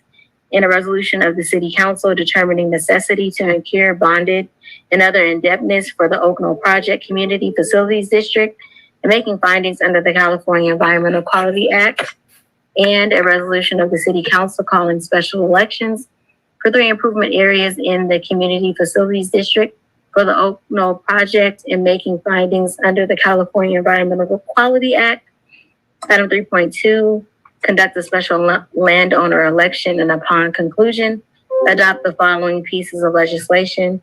A resolution of the City Council declaring results of special elections for 3 improvement areas in the Community Facilities District for the Oakland Project, making findings under the California Environmental Quality Act, and directing recording of notices of special tax lien and an ordinance levying special taxes with 3 improvement areas in the City of Oakland Community Facilities District number 202-1, Oakland Facilities and Services, and making findings under the California Environmental Quality Act. And so the next 2 agenda items 3.1 and 3.2, relate to the formation of a community facilities district number 2.02-1, Oakland Facilities and Services for the Oakland Project. These 2 agenda items include public hearings, 4 resolutions, a landowner election, and an ordinance. The first step in the process are public hearings to inquire 3 things. First, the formation of the district, 3 improvement areas in the district, and a future annexation area for the district. Second, the levy of special taxes in the district to finance public facilities and ongoing public services. Third, the need to incur bonded indebtedness and other debt for the district to finance the costs of the public facilities. Thank you, Madam Clerk. I know the staff and the city's consultants have a presentation. We'll hear from staff and then open the public hearings. So to the staff and consultants, please go ahead when you're ready. Okay. Thank you, Madam City Clerk. Good afternoon to Council President Boss and to members of the City Council. I'm Bonnie Rogers from the Economic Workforce and Development Department, and I want to provide a quick summary of the major actions related to the Oakland Community Facilities District, or CFD, that have gotten us to this point so far. The Oakland project is a 183-acre mixed-use development project at the former Oakland Naval Medical Center, which was acquired by the development entity SunCal in 2005. In 2014, the developer, now known as Oakland Ventures LLC, submitted a proposal for a development project which would include 900 residential units, 72,000 square feet of neighborhood-serving commercial uses, including relocation and rehabilitation of the historic Club Mill building, 67.6 acres of open space and recreation areas, and new streets. On November 7, 2017, the City Council approved Resolution 86963 CMS, which adopted California Environmental Quality Act findings, certified the environmental impact report, and approved specific conditions of approval for the Oakland project. Condition 53 required that the city form a community facilities district to finance certain maintenance and infrastructure costs associated with the Oakland project. On October 5th, 2021, the City Council approved 2 resolutions of intention. The resolution of intention to establish a CFD and the resolution of intention to incur debt. This initiated the legislative process to create the CFD. In order to be compliant with law established via the Mello-Roos Act, the resolution of formation legislation must be heard by the City Council between 30 and 60 days after the resolution of intention was approved by council. And therefore we are here today. City staff have worked with Russ Powell from the CFD consulting firm Economic and Planning Systems, or EPS, and with Chris Lynch from the bond counsel firm Jones Hall throughout the CFD creation process. Chris Lynch will now discuss today's steps to authorize the formation of CFD. And I will turn this over to Chris Lynch. Thank you very much. Good afternoon, Madam President and members of the council. I'm Chris Lynch from the law firm of Jones Hall. Formation of a CFD requires 3 meetings of the City Council. As Mr. Rogers mentioned, the City Council adopted 2 resolutions of intention on October 5th. And tonight, the City Council is being asked to take a number of actions. First, to hold noticed public hearings about the CFD, then to adopt a resolution forming the CFD, the 3 improvement areas, and a future annexation area. After that, it will adopt or consider a resolution declaring the necessity to incur bonded and other indebtedness, and any of that debt would be payable only from special taxes levied in the CFD. After that, it would consider a resolution calling 3 mail ballot elections. Because there are no registered voters in the CFD, the voters are the landowner developer, and asking the city clerk to open the ballots, which were previously returned by the developer to the city clerk. Then there'll be a pause in the action while the city clerk opens the ballots. And after the city clerk has opened and counted the ballots and declared the outcome of the elections, the city council will consider a resolution declaring the results of the election. Then the city council will introduce an ordinance levying special taxes in the CFD. If all of those actions are adopted tonight, then the city council will be asked to adopt the special tax ordinance at a subsequent city council meeting. And that would be the 3rd and final legislative act associated with the CFD. I know the city clerk is prepared to walk you through these various steps tonight, but as Mr. Rogers mentioned, we're available to answer questions if any come up. Thank you. Thank you. So we will now take a motion to open the public hearing. So moved. Second. Thank you. Let's hear first from our city attorney, if that's still necessary. Okay, perhaps not. Madam Clerk, please call the vote on opening the hearing. The motion to open the public hearing moved by Vice Mayor Kaplan. Second, I didn't hear, was it Taylor? Oh, seconded by Councilmember Cole. Thank you. Councilmember Fife. Aye. Councilmember Guile. Aye. Councilmember Cobb. Aye. Vice Mayor Kaplan. Aye. Councilmember Reed. Aye. Councilmember Taylor. Aye. Pro Tem Tao. Aye. And President Bott. Aye. The hearing is open with a vote of 8 ayes. Thank you. So now is the time for comments, questions, and protests from persons interested in the proposed district. Madam City Clerk, have you received any written protests? I have not received any written protests. Okay. So we will now take comments, questions, or protests from the audience. To members of the public who are with us, please raise your hand or press *9 if you wish to speak on this item regarding the district, and you will have up to 2 minutes, and we'll keep the queue open until 4:29. Thank you so much, Madam Chair. We show a number of hands, beginning with Ms. Olabala, then a Blackshare, phone number ending in 0501, then a phone number ending in 9932. Ms. Olabala, you have the floor. Yes, thank you. One of the things that's very important is just because something is legal doesn't make it right. So here we have a situation where the developer is going to be voting to have people who eventually buy the property to be responsible for paying a tax to facilitate whatever is going to be needed in terms of the maintenance and infrastructure. The developer, this is what should happen.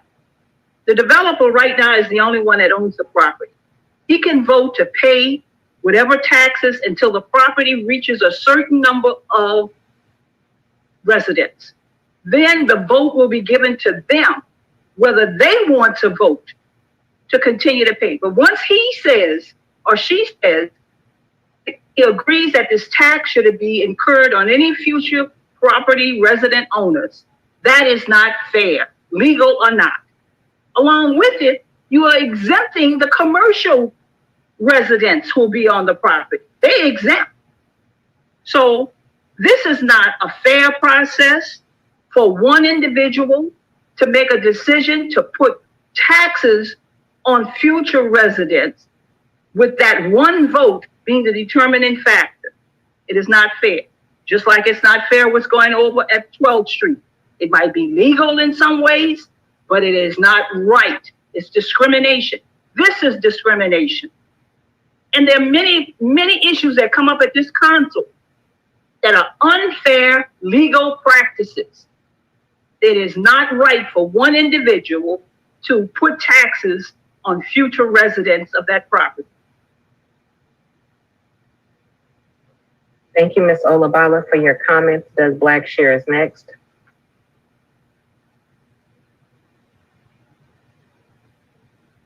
Doug Blackshear is next.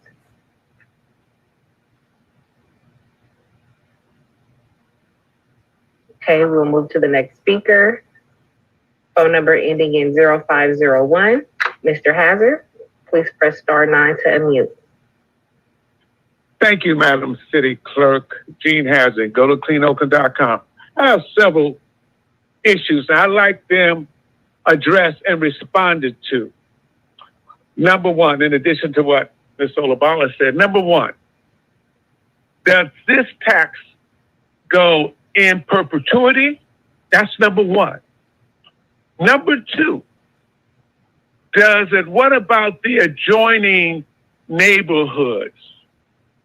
Like on the other side of Oakland, those are apartment complexes that used to be adjoined with Oakland when it was there for officers' accommodation. What impact, if any, will they have? And when you have annexation, what does that mean? To me, that's adjoining areas. So I like an explanation about annexation in perpetuity, and if the residents who currently occupy across the street, because they put a sidewalk over there, the developer. So what was that for? That's infrastructure. So I like, Madam President, answers to those questions. I don't want to be pushed off to the side. Ask Mr. Brown or the city attorney or our city attorney to respond to those 3 or 4 questions. Thank you. Thank you, Mr. Hazard. Phone number ending in 9932. You are next. Please press *9 to unmute.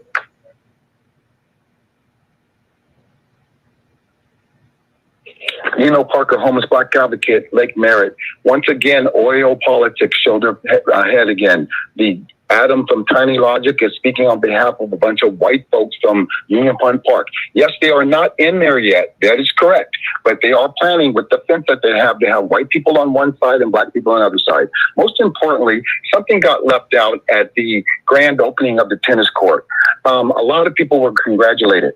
But I have to say, Councilwoman Carol Fife, chair of the safety committee, played the largest part in helping getting that taken care of. There was Lake Merritt Lodge involved, and her advocacy, working with different people like myself, and I try to keep her out of trouble by just knowing me. She is a big catalyst in why that happened. I guarantee you. I'm going to tell the city, you started something here. By calling the police on us. My good friend, a 76-year-old woman, I don't like that. We are going to protest you. Hey, press, all these Darren and Sarah and all you guys, come tomorrow at 10 o'clock in front of any press out there. Come tomorrow at 10 o'clock. We will be protesting about the plans of having one side with a 501c3 for the white people so they can get money, while the other side is black people governed in another way. They get to self-govern themselves. Sarah Bennett, I heard you involved, get them $150,000. Of course you're involved. Talia Rubin, I heard you talking on the phone this morning, telling them to get us out the lot. You are becoming very callous. You need to go take a vacation with Peter Dunlap. Maybe you guys should go to Hawaii for a couple of weeks. I'm telling you, we really have to stop this idea before it gets started. We do not want one fence running down an encampment that I started for white people on one side and black people on the side. Yes, it hasn't happened.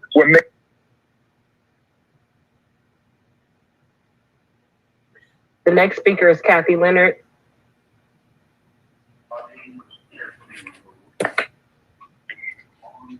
Good afternoon. Can you hear me? Yes. Good afternoon, Kathy Leonard, born and raised in Oakland. I'm raising the same concerns that Sister Asada and Jean Hazard raised about Oak Knoll. What is going on? You know, Oakland has a history of siding with developers to the detriment of residents. When is that going to stop? You know, we elected some new council members thinking that they would have the best interests of the residents, of people who pay taxes, of people who live here. But yet, we're still continuing with the same old playbook. What developers want, they get. Let's stop it. Let's start thinking about the people for once and for all. And if what Nino Parker is saying happened over at Athol, I'm very, very concerned. This separation, this segregation harks back to 1950 and before then, with whites only and blacks only, or coloreds only was the word they used. If we're harking back to those days, this is a real problem. I'm going to investigate this and find out what's going on. And I hope that Nino Parker is mistaken about what's going on. But if he isn't, heads should roll. Thank you. Thank you, Kathy, and we'll allow Doug Blackshear another opportunity. User by the name of Doug Blackshear. Thank you very much. I stepped away from the desk for a minute, but I spoke earlier. But once again, Madam President, good afternoon, honorable city council members and listeners. I've given my background once again as Oakland East Bay Democratic Chair of Labor and Economic Development, alternate delegate for AB 18, Alameda County Democratic Party, Community Police Advisory Board. Rebecca Kaplan, council member, recommended me to represent, lifetime member of the National Association for the Advancement of Colored People, and last but not least, strong advocate for black businesses. Now, to that end, it's disgraceful regarding what's going on at the Oak Knoll Naval Project. Back in 2017, I spoke for McCormick and the other developer, and they assured me there would be equal opportunity for all people to work up there. I have pictures, and there's not one black soul up there. I don't even think there's any black ants working on that project, but it's disgraceful, and it's indicative,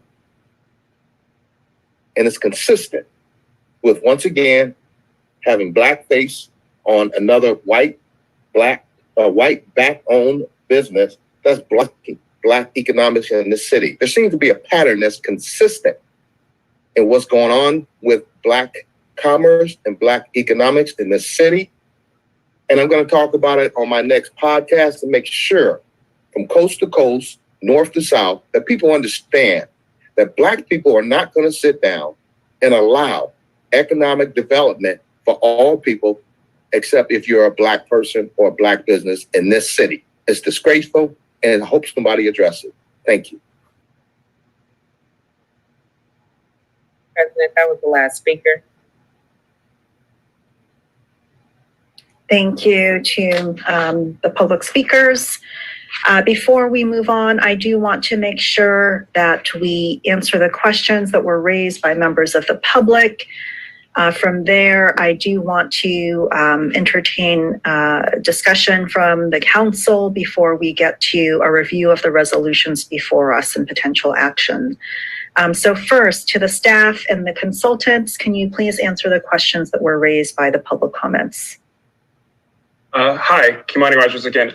So there are a number of questions, and I will answer some. I will probably answer or send these specific facts questions to the consultant.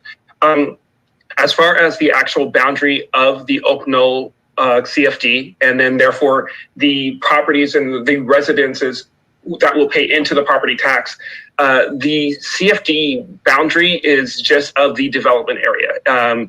None of the properties outside of the development area will be paying into the CFD property, the property tax, the special tax.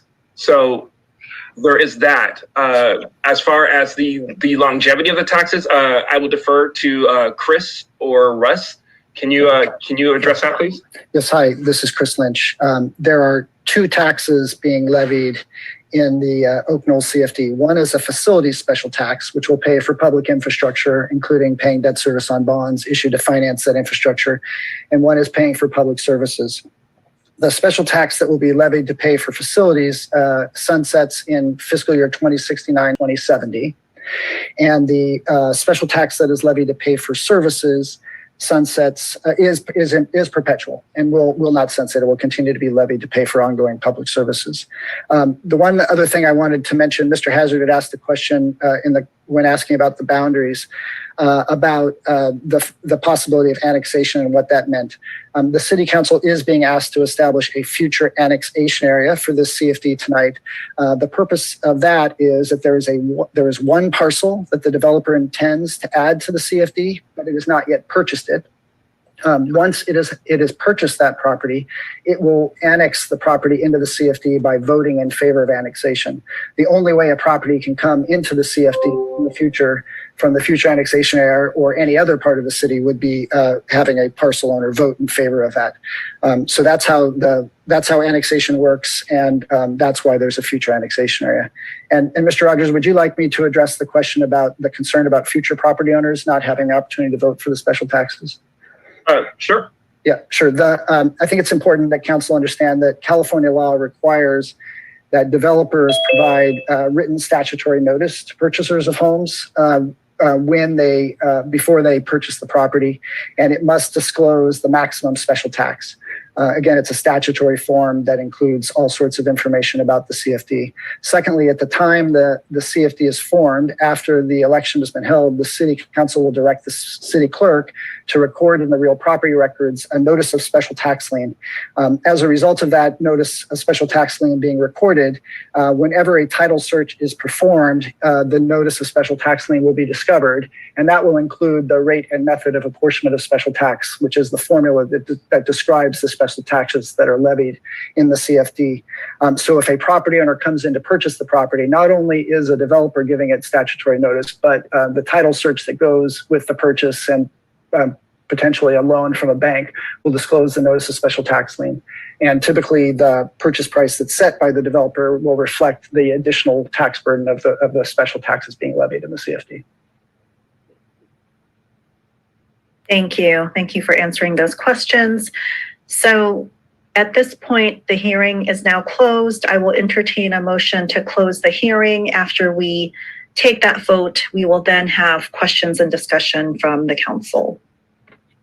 So is there a motion to close the public hearing? So moved. Second.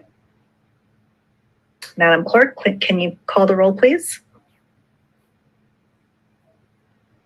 That was Kaplan and Fife. I was muted. Motion to close the public hearing moved by Vice Mayor Kaplan, seconded by Councilmember Fife. Councilmember Fife. Aye. Councilmember Gaio. Aye. Councilmember Cobb. Aye. Vice Mayor Kaplan. Aye. Councilmember Reed. Aye. Councilmember Taylor. Aye. Pro Tem Tal. Aye. And President Boss. Aye.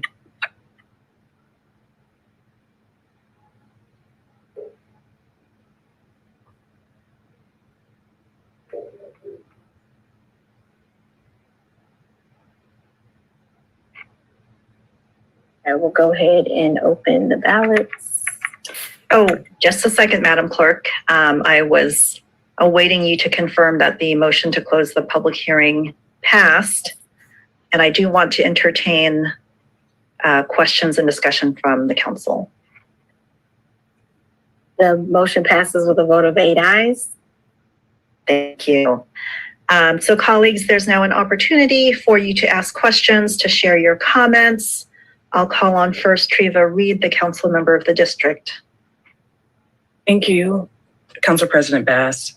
I certainly had a lot of questions on this item when we met last. I understand there's a lot of history here. This CFD has been in discussion for a long time, since before the redevelopment agency was dissolved. I understand more that there was interest in this CFD was envisioned for a larger area to generate revenue that would revitalize this part of our community all the way down through the MacArthur corridor.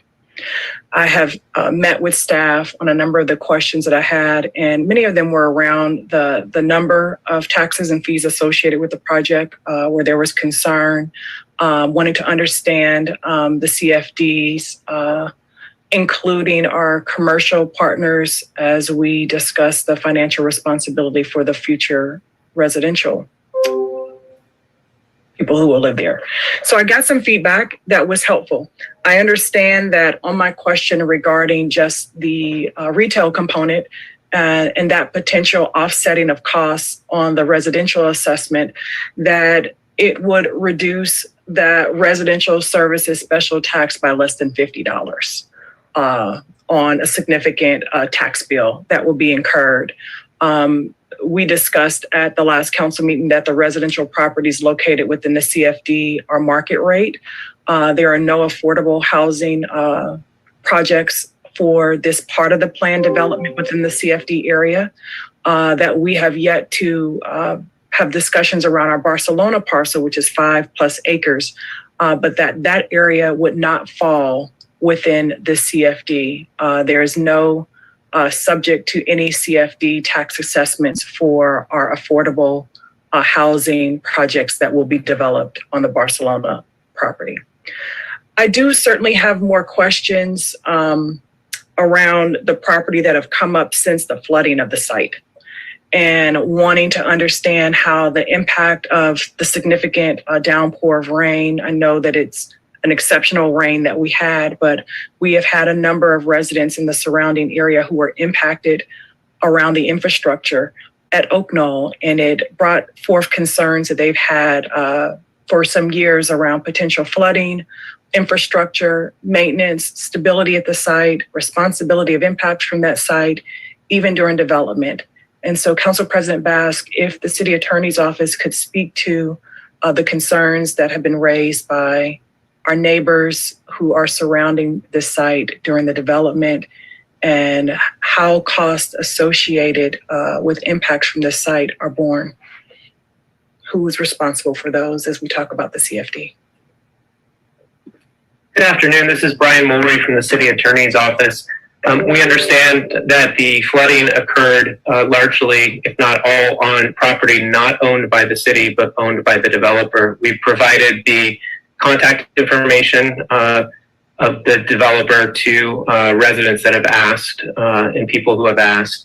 But other than that, the CFD is not related to the flooding, other than it will facilitate infrastructure improvement that will help obviously develop the site in a way that will mitigate future flooding. Thank you. Councilmember Reed, are you complete?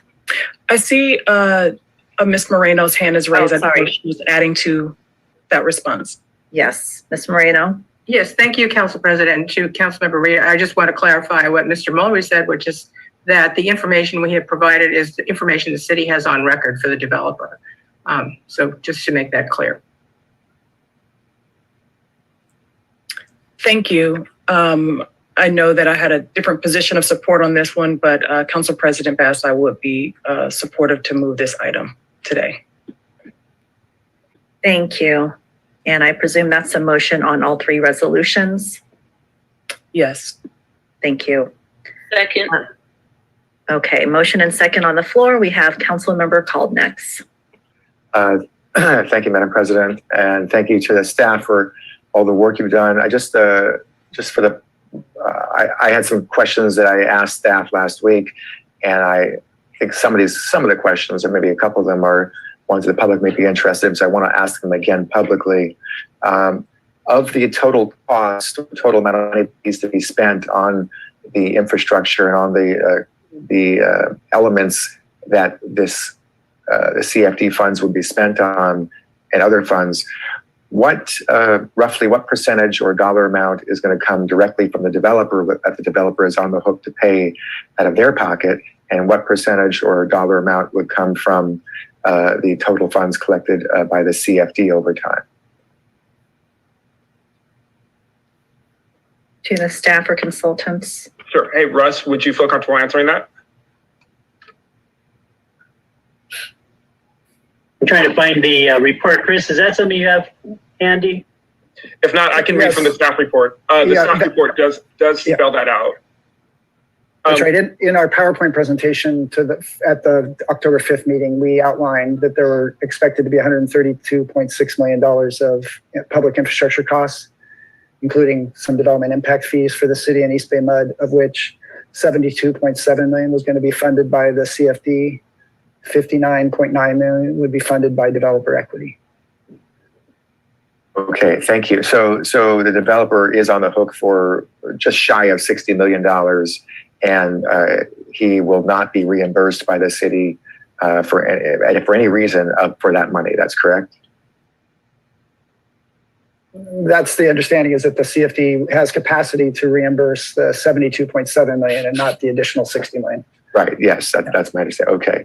And let's say the costs of the necessary infrastructure and whatnot goes beyond the total that you just rattled off, 100 and something million. Who's on the hook for the additional amount? So the CFD is a financing mechanism to help the developer meet its infrastructure obligation. If the CFD does not provide sufficient funds to complete all of the infrastructure, the developer is still responsible to complete the infrastructure in order to construct and sell homes. Okay, so the city's existing funds, our general fund, our other funds that we have would not be taken away for this purpose. That's correct. Okay. All right. Thank you very much. And the other question was that Councilmember Reed already addressed that the affordable housing parcel that's separate adjacent to this would never be part of the CFD because it's affordable housing. And I just wanted to make sure we heard that publicly, as we just did from Councilmember Reed. So those are all the points that I had. I just will say that I was not a huge fan of this project to begin with, but it passed, and we should get it done right. And I think we need to pass this proposal today in order to further it along. Thank you.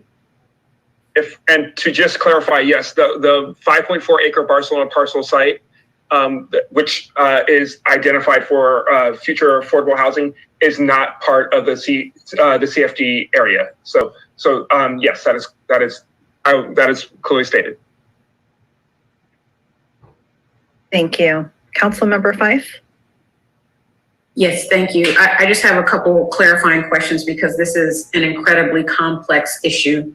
And I appreciate staff for answering a few things.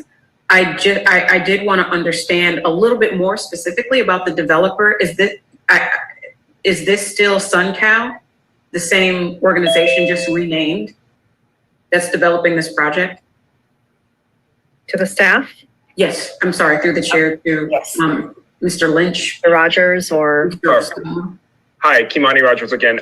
So Oak Knoll Ventures LLC, to my understanding, is SunCal or is a subsidiary of SunCal. Okay, and the reason I'm asking is because I know that there were some financial issues with this organization, and perhaps they worked all that out and changed the name or reformed themselves. And I know that CFDs are becoming a popular way for financing projects. And because one of the later agenda items is about the financial viability of to potential developers, I want to make sure that we are judging everything equally and applying our criteria and scrutiny equally across the board.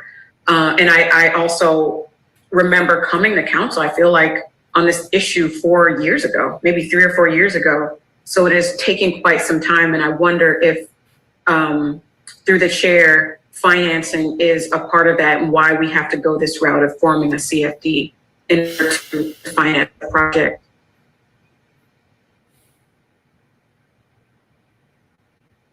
Thank you for that question. To the staff, Mr. Rogers, or the attorneys? Martin, would you like me to answer that? Sure, yes. Hi, this is Chris Lynch from Jones Hall.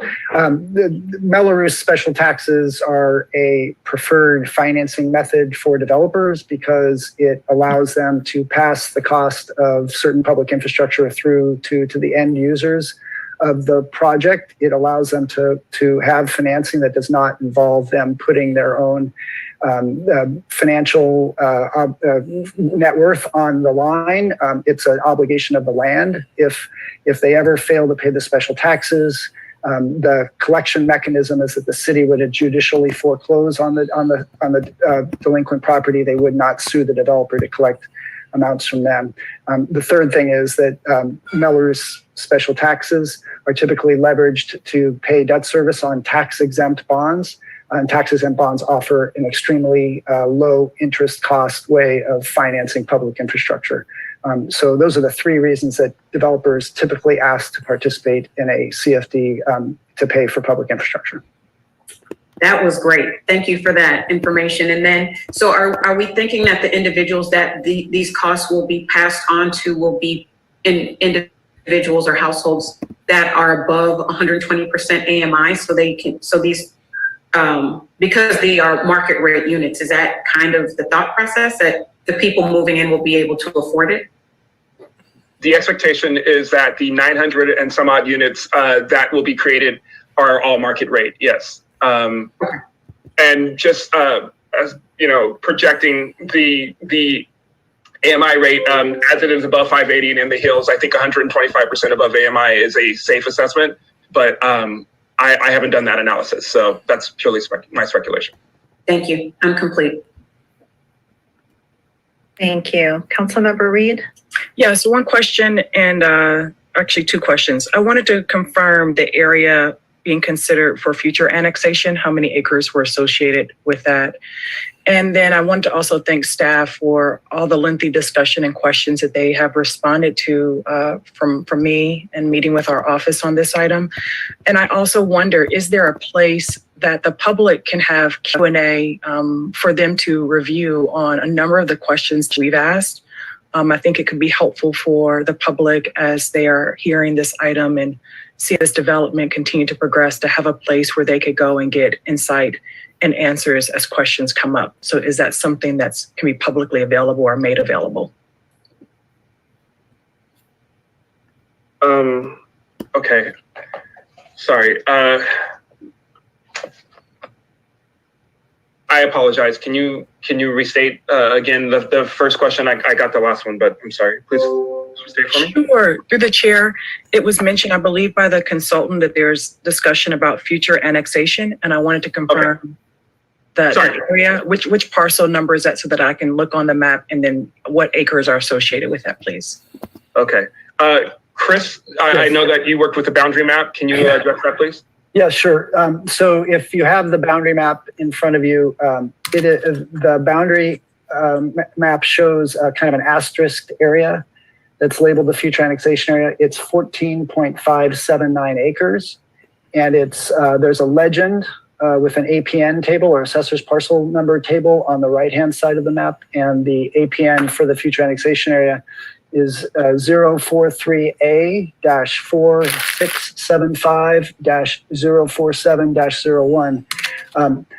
And I actually believe that the portion of that future annexation area that is coming into the CFD is significantly smaller than the amount that's in the future annexation area, because there's some future subdivision of parcels that are going to be done as a result of the final map, and only a portion of that will be actually annexed into the CFD.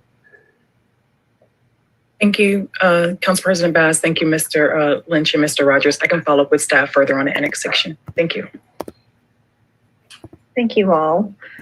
Seeing no other hands in the queue, we do have a motion from Councilmember Reed and a second from Vice Mayor Kaplan to adopt the 3 resolutions for these items. I'm sorry, the 3 resolutions in agenda item 3.1. So Madam Clerk, you may call the vote. On the motion to adopt the items in item 3.1, moved by Councilmember Reed, seconded by Vice Mayor Kaplan. Councilmember Fife. Aye. Councilmember Gallo. Aye. Councilmember Cobb. Aye. Vice Mayor Kaplan. Aye. Councilmember Reed. Aye. Councilmember Taylor. Aye. Pro Tem Tao. Aye. And President Boss. Aye. Item 3.1 passes with a vote of 8 ayes. At this time, I will open the ballots and announce the results of the election. I'm going to turn on my camera while I open it.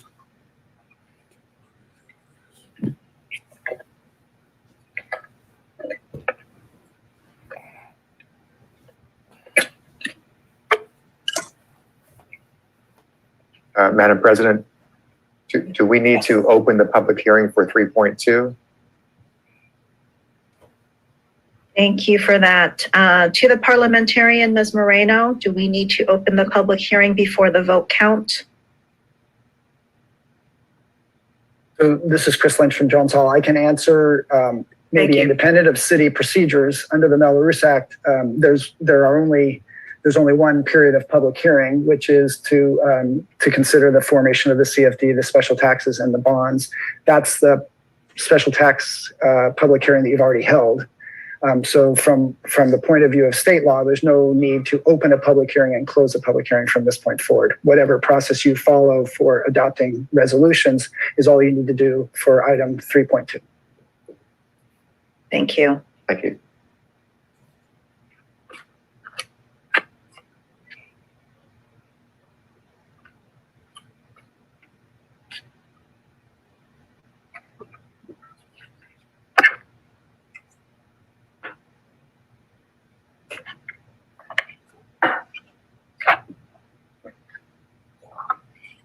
I am in receipt of from the one property owner in improvement area number 1.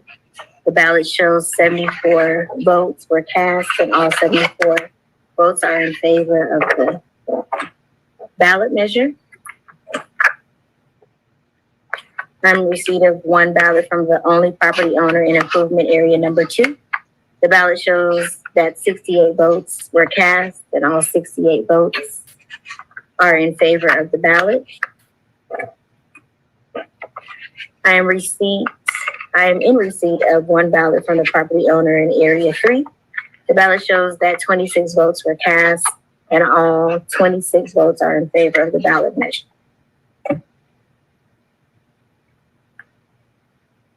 The City Council may now proceed with the final actions for the district. The actions include the resolution and introduction of an ordinance, which the council should consider separately. Is there a motion to approve the following? A resolution to the City Council declaring results of special elections for 3 improvement areas in the Community Facilities District for the Oakland project, making findings under the California Environmental Quality Act, and directing recording of notices and special tax lien. I'm happy to make the motion. Thank you. Is there a second? Second. Okay, that was Kaplan. Madam Clerk, please call the vote, the roll. On the motion moved by Councilmember Cobb, seconded by Vice Mayor Kaplan. Councilmember Fife. Aye. Councilmember Gallo. Aye. Councilmember Cobb. Aye. Vice Mayor Kaplan. Aye. Councilmember Reed. Aye. Councilmember Taylor. Aye. Pro Tem Tao. Aye. And President Boss. Aye. The resolution passes with a vote of 8 ayes. Finally, is there a motion and a second to introduce and waive the full reading of an ordinance levying special taxes within 3 improvement areas in the city of Oakland, Community Facilities District number 202-1, Oakland Facilities and Services, and making findings under the California Environmental Quality Act findings?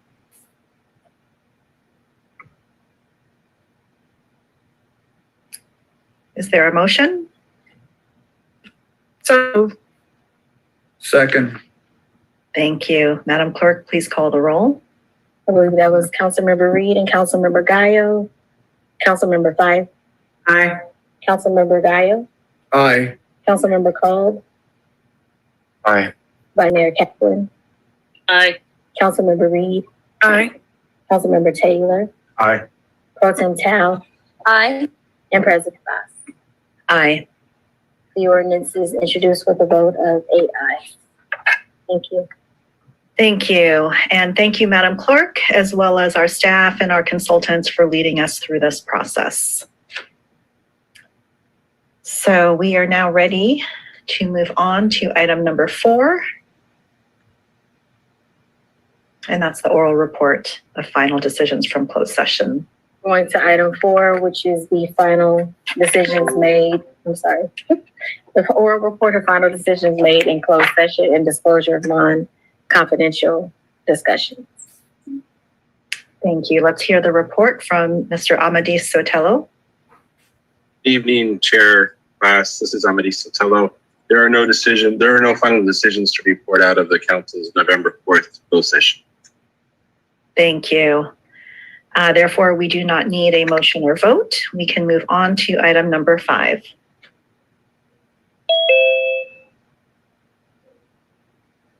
Item number 5 are the approval of the draft minutes from the council meeting held on November 2nd. Move approval. Thank you. There's a motion from Gaia. Thank you. That was Kaplan. Madam Clerk, please call the roll. On the motion moved by Councilmember Gallo, seconded by Vice Mayor Kaplan, Councilmember Fife. Aye. Councilmember Gallo. Aye. Councilmember Cole. Aye. Vice Mayor Kaplan. Aye. Councilmember Reed. Aye.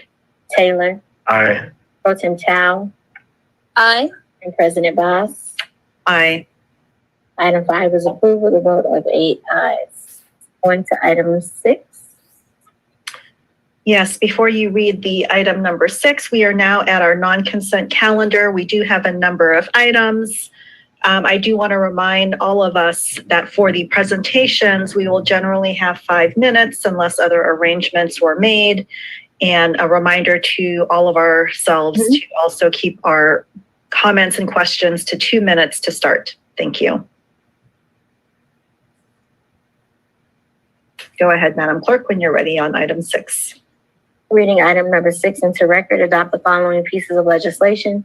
An ordinance adopting Alameda County Waste Management Authority's Organics Reduction and Recycling Ordinance 202-02, amending Oakland Municipal Code Chapter 8.28 to make conforming amendments, the consistency with WMA Ordinance 202-02, and to comply with Senate Bill 1383, and adopting appropriate California Environmental Quality Act findings, and an ordinance amending Oakland Municipal Code Chapter 15.34. To comply with State Bill 1383 and its regulations at California Code of Regulations at Title 14, Section 18989, which require compliance with the requirements of the California Green Building Standards Code, Section 4.408.1 and 5.48.1, to divert 65% of construction and demolition debris, and adopting appropriate California Environmental Quality Act findings, and an ordinance amending Oakland Planning Code Chapter 17.118 to comply with Senate Bill 1383 and its regulations and California Code of Regulations at Title 14, Section 18989, which require compliance with the requirements of Cal Green Sections 4.410.2, recycling by residential occupants, and Section 5.410.1, recycling by non-residential occupants to require space for organics containers in new or renovated multifamily and commercial buildings, as an addition to the current requirement for space for recycling containers, and adopting appropriate California Environmental Quality Act findings in an ordinance amending Oakland Municipal Code Chapter 18.01 to comply with the state requirement to promote water conservation and efficient use of water in landscaping, adopting appropriate California Environmental Quality Act findings. Thank you. Thank you. Let's hear a report first from our Public Works Department. Good afternoon, Madam Council President and council members. Can you hear me? Yes, we can. I'm Peter Sloat, Public Works Solid Waste and Recycling Program Supervisor. Before I turn the presentation over to our recycling program staff, I wanted to provide you with some context about what's before you this evening. These new state requirements consolidated under SB 1383, they mandate policies and programs that Bay Area municipalities have implemented over the last 20 years, notably San Francisco, Oakland, and all of Alameda County, and many other East Bay and Bay Area municipalities. Cal Recycle leaned very heavily on recycling program staff from all of the Alameda County cities in particular, as convened by Stop Waste. Wanda Reddick, Senior Recycling Specialist, has been on this beat for years. She has been the voice of Oakland leadership throughout a multi-year and rather arduous state rulemaking process. Rebecca Parnes, Senior Recycling Specialist, joined us here in the city only a year ago, filling the vacancy left by Mark Gagliardi, if some of you knew him. And she jumped in with both feet to co-lead with Wanda this effort to bring Oakland into the SB 1383 era. Wanda and Rebecca are among the most well-informed municipal staff in the state on this subject matter.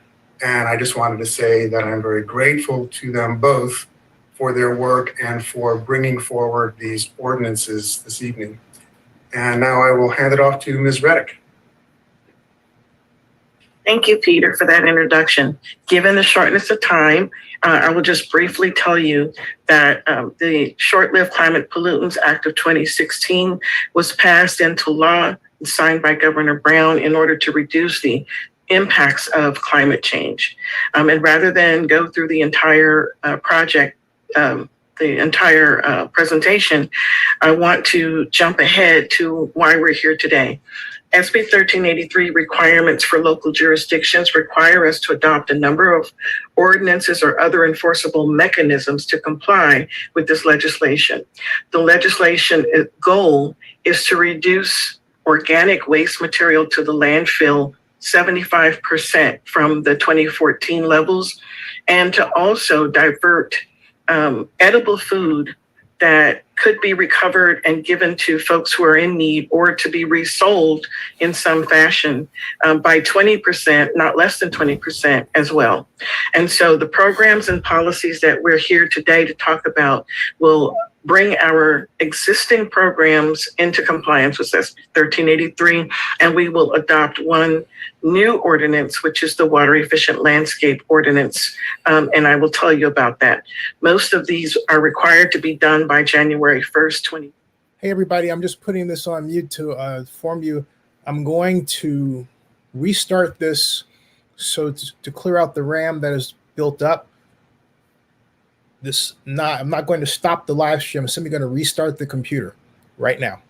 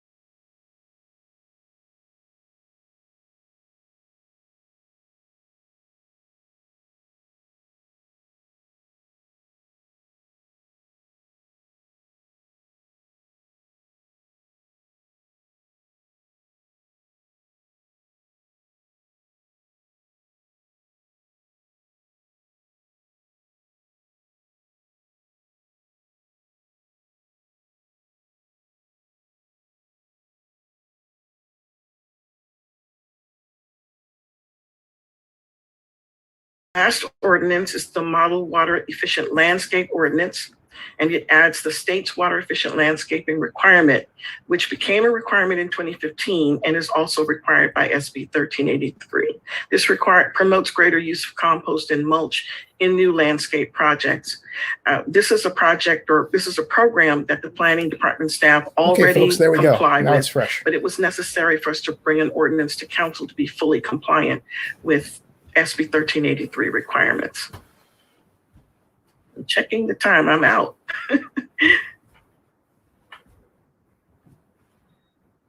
Thank you so much, Ms. Reddick and Mr. Sloat. First up is Councilmember Gaio. Yes, I want to thank staff for bringing this forward. This is long overdue in terms of being in compliance with state regulations. And with that, I'll make the motion to approve the item. Thank you. Thank you. That was Kaplan seconding the motion. Councilmember Kalb. Thank you, Madam Chair. I want to also thank our staff, Peter and Wanda and the entire staff. Is glad to have Rebecca here back in the public sector as well. And Stop Waste, which I represent Oakland on, has been working on this for a few years now, as you know.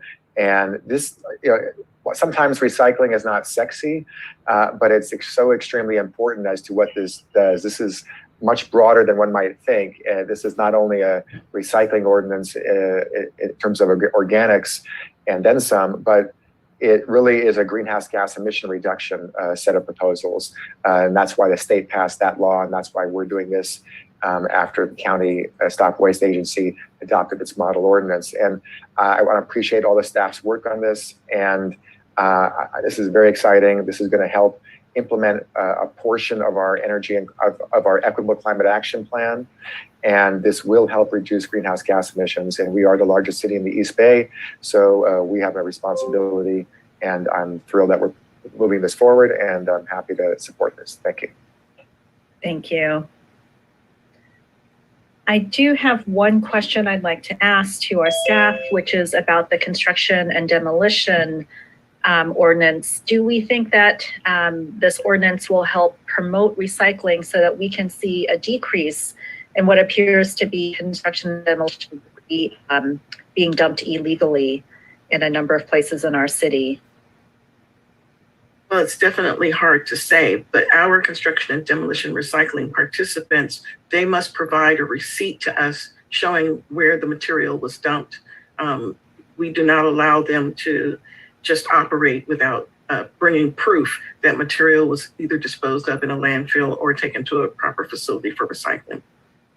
Council President, I would add that what this ordinance will do is it expands the number of permitted projects that are under our regulation.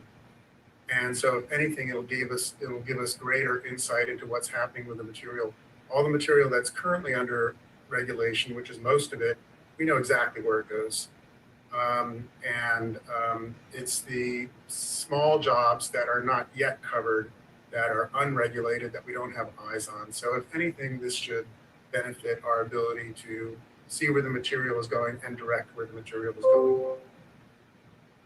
Thank you. Colleagues, any further questions or comments? Okay, again, thank you so much to our great staff for your work on these important pieces of legislation. With the motion and second on the floor, Madam Clerk, please call the roll. And for item 6, moved by Councilmember Gaio, seconded by Vice Mayor Kaplan. Councilmember 5. Aye. Councilmember Gaio. Aye. Councilmember Cobb. Aye. Vice Mayor Kaplan. Aye. Councilmember Reed. Aye. Councilmember Taylor. Aye. Pro Tem Tao. Aye. And President Bass. Aye.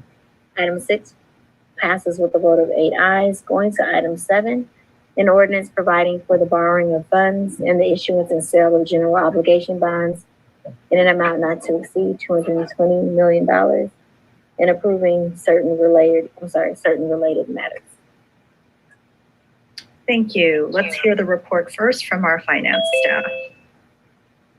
Good evening, Madam President and council members. I am Dawn Fort with the Treasury Bureau of the Finance Department. Before you this evening is the first reading of an ordinance providing for the borrowing of funds and the issuance and sale of general obligation bonds in the amount of not to exceed $220 million.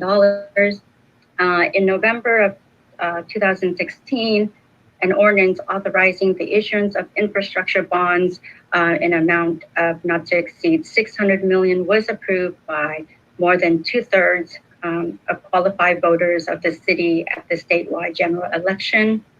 The proceeds of the bond authorized by this measure will be used to acquire and make improvements to real property, such as improvement and rehabilitation of streets, city maintained sidewalks, and related infrastructure, renovation and rehabilitation of city facilities, including libraries, public safety, recreation, and other buildings, and acquisition, improvement, rehabilitation, preservation, construction, and repair of affordable housing. Pursuant to Section 219 of the Charter of the City, an ordinance is required to authorize the borrowing of money. Therefore, adoption of this proposed ordinance will authorize the borrowing of funds and issuance of the bonds, which will be the third tranche of the general obligation bond issue under this measure. The proceeds of the bonds will finance streets and roads projects and facility projects in an estimated amount of $212 million, which is included in the fiscal year 2021-23 adopted budget. The debt service on the bonds is payable from ad valorem taxes levied upon all taxable property in the city. Staff will be returning to City Council for a second reading of this ordinance, along with a resolution on the terms and provisions of the bonds, the sale of the bonds, the forms of agreements relating to the bonds, including but not limited to the forms of an official notice of sale, a fiscal agent agreement, and other related agreements, and also a detail of the projects that will be included, that was included in the fiscal year 2021-23 adopted CIP at a later date, because these bond agreements or these bond documents do require some time to prepare. Thank you, and I'm available to take any questions that you may have. Thank you, Charlotte. So colleagues, any questions or comments on this item?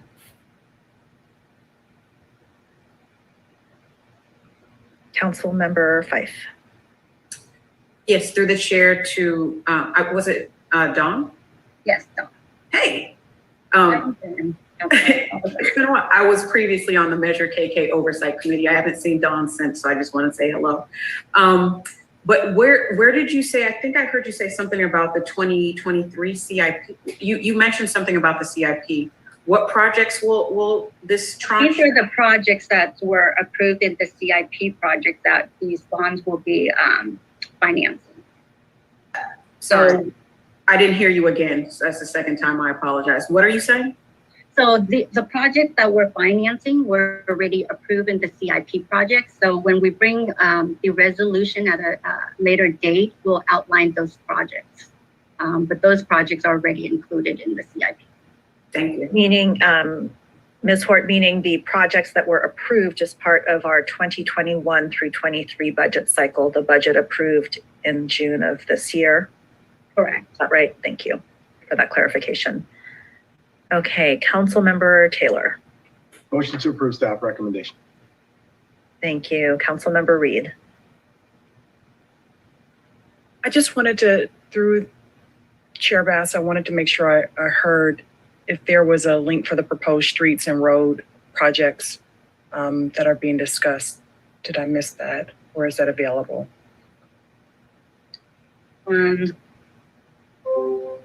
Councilmember Reed, let me make sure that we understand your question. Are you asking for the proposed 5-year paving plan information and the location of that, or are you asking whether that is connected to this tranche of funding? Is that connected to the tranche of funding? I did have a presentation brought forth on the 5-year paving plan at an NCPC meeting. I want to make sure that I'm clear if this is the same or different. and if there is a project link available for the public. Okay. Ms. Hort, if you're able to answer that, and we may also need the city administrator or transportation department. I believe, though, the 5-year paving plan is on the Department of Transportation website. That's where I've been looking at it. Yeah, I'm gonna have to refer that to I don't know if we have staff from DOT. Okay, we do have Director Roseman with her hand up. Director Roseman from our finance department. Through the chair, as Ms. Fort had stated before, the specific list that this $220 million will fund will be brought at a later date. But that list should correspond with the projects that were in the adopted list and some subset of the paving plan. Okay, thank you. Thank you. Okay, Councilmember Gaio. Yes, I'll second the motion.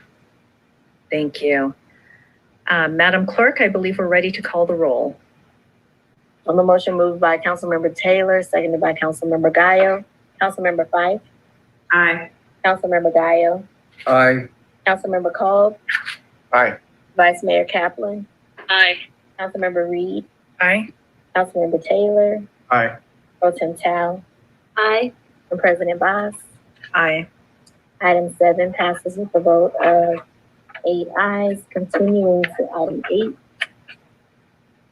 Adopt the resolution accepting and appropriating up to $140,000 from Alameda County for the North County winter relief efforts, authorizing amendment of the grant agreement with East Oakland Community Project to increase the amount by $67,000 for the provision of winter shelter beds, authorizing amendment of the grant agreement with St. Mary's Center to increase the amount by $100,000 for the provision of street-based housing navigation services and hotel vouchers for seniors during winter months, authorizing amendments of the grant agreement with the Society of St.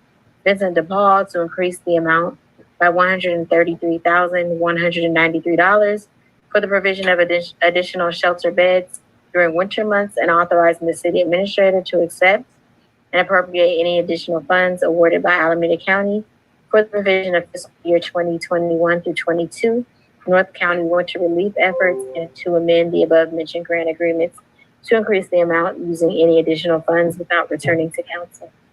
Thank you. Thank you. Let's hear a report first from our Human Services Department.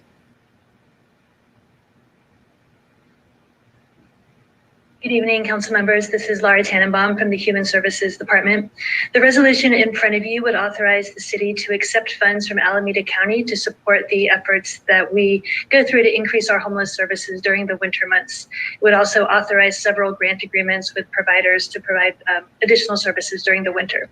So specifically, the grant agreements that would be started or increased include an additional 10 beds at our Crossroads shelter in East Oakland that are focused on people coming from encampments in East Oakland.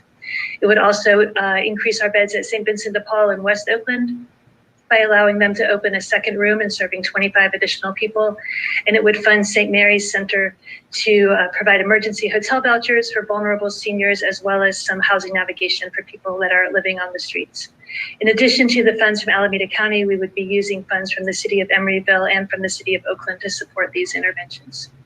The resolution also allows us to accept additional funds from Alameda County for the same purpose if they become available. It's unlikely that additional funds would come available, but if they did, we need the flexibility during the winter months to respond quickly so that those funds can get out the door while it's still winter.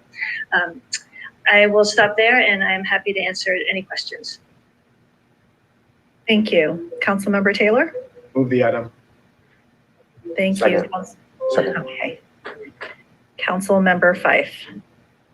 Just a few questions. I'm completely fine with this item. I guess my question through the chair to Ms. Tannenbaum is, it was stated that it's not likely that additional funds come through, but if they do, would they go to these same 3 organizations? Not necessarily, no. If additional funds were available for winter relief efforts, we could make additional decisions about where the funding should go. Okay, and so that being the case, I would ask, because there are these new sites that have opened in District 2 at East 12th and the 3rd and Peralta site that are coming up, that I know in 3rd and Peralta there's space to expand, that we consider expanding the emergency interventions at those locations, or standing up maybe additional units at other sites. So I guess without returning to council, I would ask be taken out so that we could consider where we would add space, considering what other interventions have been recently opened.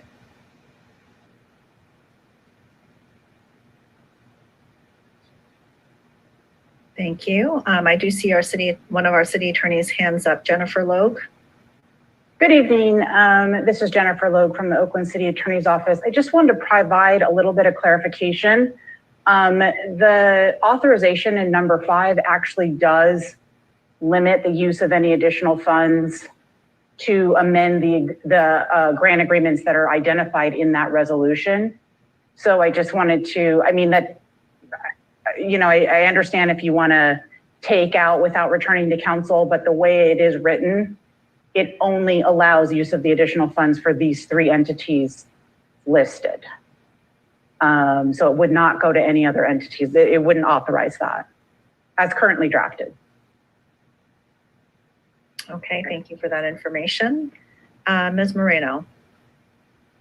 Thank you, Council President Bass. And just to clarify further, so an additional amendment to the resolution would be required if you do not want to authorize that additional funds go to the existing or listed providers. Okay. My concern, Madam Chair, is that I don't know if the other providers, save St. Mary's, would have the ability to add extra space. And that's my concern. So if, because they are, static and stationary locations, I don't know how they would add additional beds. And St. Mary's could technically probably allow for additional vouchers for hotel use, but I don't know how St. Vincent de Paul and Crossroads could add more space to serve more people. Thank you. To the staff, Ms. Tannenbaum, can you elaborate on how that might work if there are additional funds with these 3? Councilmember Fife is correct that the space limitations would probably limit us from adding additional beds, but there are other things that we could use the funds for. So for example, in the past for winter relief efforts, we've sometimes added additional housing funds. So we could, this is just a hypothetical, but additional funds could be added to the EOCP, 10 beds to help those folks move out of those beds faster, or the same to St. Vincent or to St. Mary's for that matter. So there are other ways that we could support those interventions in those agencies in addition to the actual beds.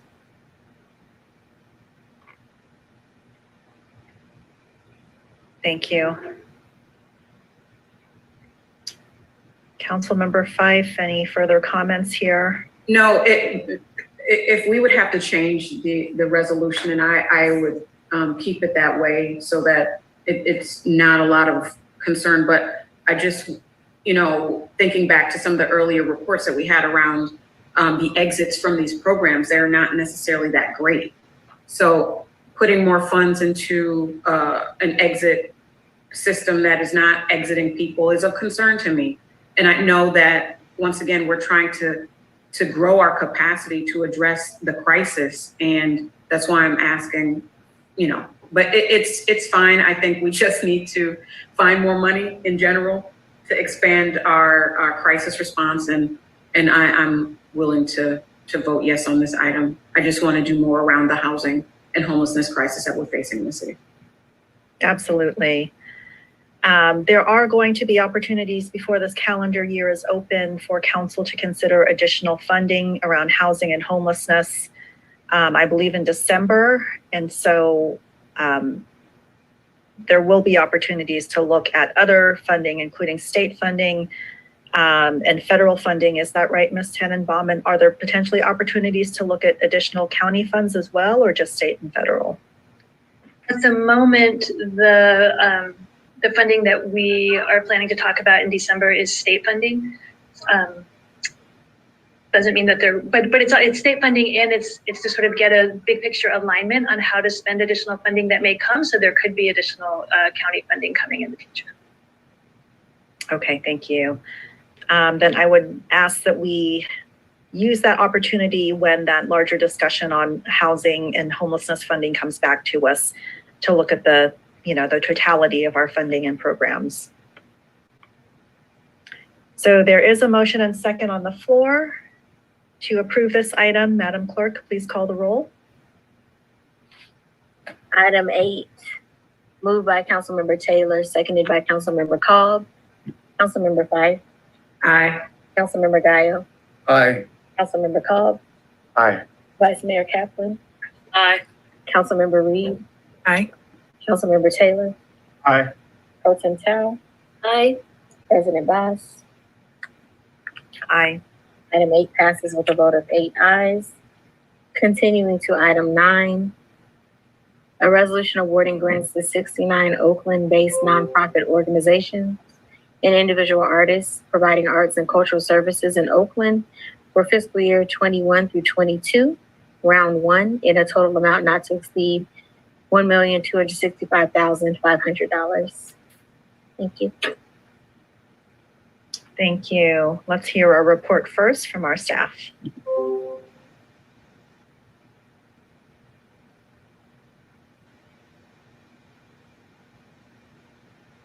Go ahead, Mr. Bedoya. Thank you for this opportunity to speak to you about the Cultural Affairs Funding Program and answer any questions you have about the process and the 21-22 award recommendations. So let me do a brief kind of explanation to you about the process. We offer grant opportunities to the communities in the following categories: organizational assistance, neighborhood voice organizations, neighborhood voice individuals. Applications to these programs are solicited from a community on an annual basis. Cultural Affairs staff provides informational seminars for potential applicants to attend, as well as opportunities for individual consultation on project ideas. Once received, applications go through a final review process. Cultural Affairs staff performs a due diligence review of applications. A culturally diverse panel of community peers from field expertise adjudicates the application in a public meeting where applicants are given the opportunity to address panel questions in person. Based on the scores given by the panels, based on published review criteria, a rank list is generated. The panel reviews the list to ensure it confirms with the best assessment of the strength of each applicant. And then these recommendations go to the Funding Advisory Committee, composed of leaders in the local arts community who review the panel recommendations and funding scenarios prepared by staff, and is charged with recommending a slate which would go to Life Enrichment Committee, which was suspended this month. The Life Enrichment Committee reviews fact recommendations and is charged with moving the slate forward to the City Council, which is what you have today. Let me speak a little bit to a concern I heard from some of the applicants that fell below the line regarding why we don't do partial awards. Currently, successful applications are funded at the level requested. In the earlier years, some funding adjustments were recommended by staff in order to bring a few more applicants into the funding pool. However, this practice had become difficult because the cost of living and doing business in Oakland, and my division staff has just sort of believed that let's just support people at their request. The national standard for program officers is to manage 50 awards. At the time of 2018, we made this decision, our funding coordinator managed 96 applications. The current decline rate is, or acceptance rate, the decline rate is that 42 of our artists that apply do not receive funding, and 32 of our organizations also do not receive fundings, which is better than the 2021 figures, which was 84% and 68% for organizations fell below the line. This is due in part from additional monies that we received this year. And finally, I want to just say I have a deep admiration and respect for our culture community, and the division understands the disappointment of those that fell below the line, and we listen to them. We hear their voices, and we offer our empathy. I can answer any questions you may have. Thank you, Mr. Bedoya. First up is Councilmember Taylor. Move staff recommendation. Thank you. Councilmember Guile. Yes, I'll second the motion. Thank you. Thank you. Colleagues, questions or concerns here? Councilmember Fife. I just want to state, Madam Chair, that the reason I pulled this from the Rules Committee's consent calendar at our most recent meeting was because I've been outreached to by MOCA. It's a legacy organization that provides services to youth in District 3 and has been in existence for decades. And they expressed concern about a formula not being utilized in this grant session that had been utilized in previous years. And, you know, I wanted to give them the space to speak to that, which they did at the top of the meeting. But what I wanted to also point out was that staffing is a huge issue around not being able to get the services out and even address the concerns that they had, because Mr. Bedoya's staff is short, and it is very thin, and he's operating on a very, very small margin with the number of people that he's working with, and that continues to be an issue in many departments. So while I raise that as a concern, is because it's impacting all of the service delivery that the city provides.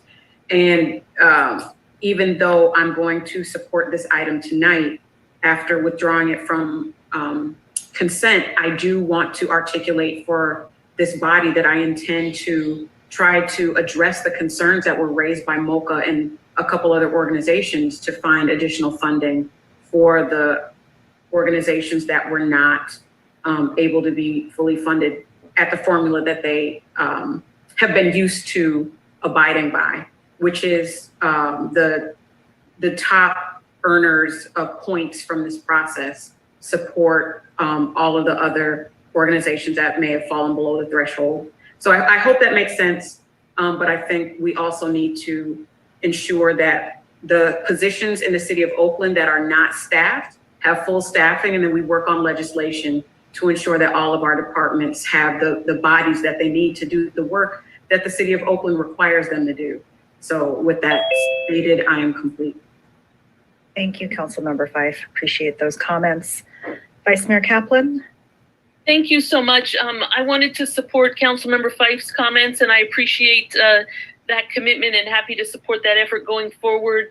And also to lift up that out of some of these conversations, it's also becoming clear that the amount of paperwork we require some of our very small community-based organizations to do to receive, you know, comparatively small amounts of money is really out of proportion. And that, of course, as much as the nonprofits are burdened by it, our own staff are also burdened by it. So I do think in the going forward, we should also be looking at how we can reduce the burden of that process, both the burden on our staff and the burden on the applicants.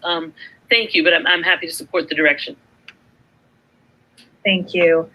And I'll just share that, I am very, very supportive of advancing arts and culture in Oakland, and was really proud that our budget included additional funding to support our artists, our cultural workers. and ways that we can use this strategy to benefit all of Oakland.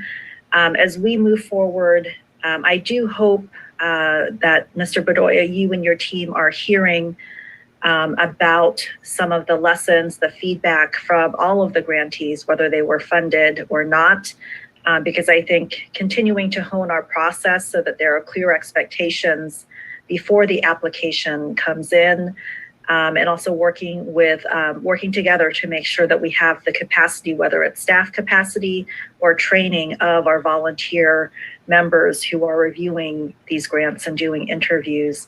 My takeaway from having meetings with some of these organizations is that we should use this opportunity to learn more about improving the process for everyone and having clear expectations.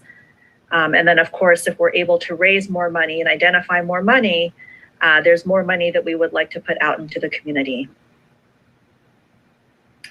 So with that motion and second on the table, Madam Clerk, please go ahead and call the roll. On item 9, moved by Councilmember Taylor, seconded by Councilmember Gallo. Councilmember Fife? Aye. Councilmember Gallo? Aye. Councilmember Cobb? Aye. Vice Mayor Kaplan? Aye. Councilmember Reed? Aye. Councilmember Taylor? Aye. Pro Tem Tao? Aye. And President Bass. Aye. Item 9 passes with a vote of 8 ayes.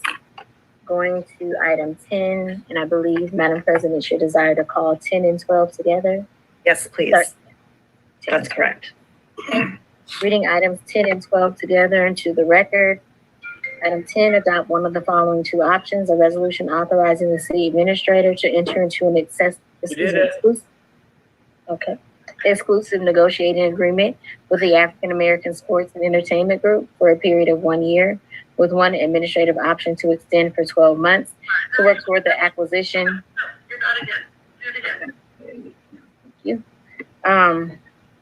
Work toward the acquisition and development, including purchase, lease, or partnership of the city's share of the Oakland Coliseum complex, consisting of various parcels bounded by San Leandro Street, 66th Avenue, Hagenberger Road, and Interstate 880, including during the ENA period to negotiate terms for, but not limited to, the financial plan and community benefits, and authorizing and accepting payment of an ENA fee of $200,000 per year and project expense payments to the city of Oakland, or a resolution authorizing the city administrator to enter into a exclusive negotiating agreement with the Stewart Property Group, LLC, Dave Stewart and Lonnie Murray, for a period of 1 year, with one administrative option to extend for 12 months to work toward the acquisition and development, including purchase, lease, or partnership of the city share of the Oakland Coliseum complex, consisting of various parcels bounded by the San Leandro Street, 66th Avenue, Hagenberger Road, and Interstate 880,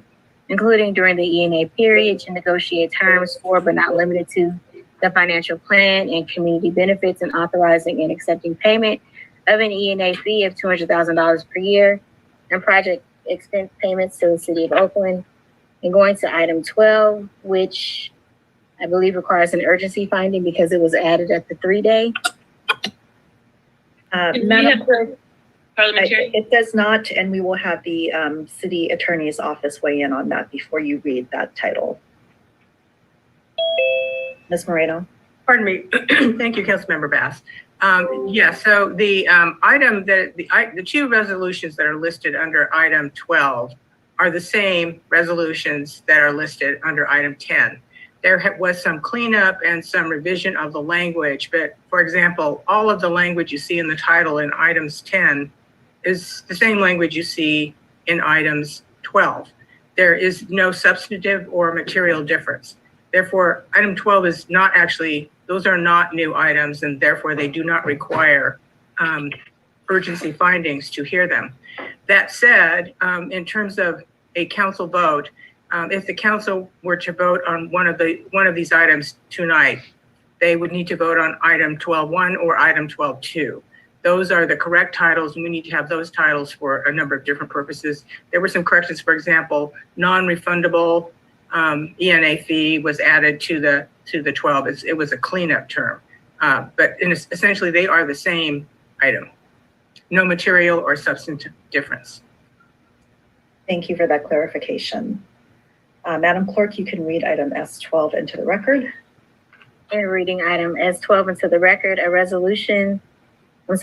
one of the following two options. A resolution authorizing the city administrator to enter into an exclusive negotiating agreement with the Stewart Property Group LLC, Dave Stewart and Lonnie Murray, or an affiliated entity with a term of 18 months with one administrative option to extend for 6 months, subject to payment of a non-refundable ENA fee of $200,000 per year and project expense payments for actual city costs incurred, to negotiate potential terms for the acquisition and development of the city's share of the Oakland Coliseum complex, consisting of various parcels bounded by San Leandro Street, 66th Avenue, Hagenberger Road, and Interstate 880, including potential terms for purchase, lease, and or partnership, a financial plan and community benefits, or a resolution authorizing the city administrator to enter into an exclusive negotiating agreement with the African American Sports and Entertainment Group or an affiliate entity for a period of 18 months, with one administrative option to extend for 6 months, subject to payment of a non-refundable ENA fee of $200,000 per year and project expense payments for actual city costs incurred, to negotiate potential terms for acquisition and development of the city's share of the Oakland Coliseum complex, consisting of various parcels bounded by San Leandro Street, 66th Avenue, Hagenberger Road, and financial plan and community benefits. Thank you. Thank you. So I know there is a lot of anticipation about this item. I will first go over the process by which we will hear the presentations. So we will hear first from the two entities that are interested in the Coliseum parcel. So we will first hear from AASEG, that's the African American Sports and Entertainment Group, for 8 minutes. Then we will hear from the Dave Stewart Group for 8 minutes. From there, we will have our staff present any information they wish to present. And then we will have the council discussion, starting with Councilmember Reed, who represents the District of the Coliseum.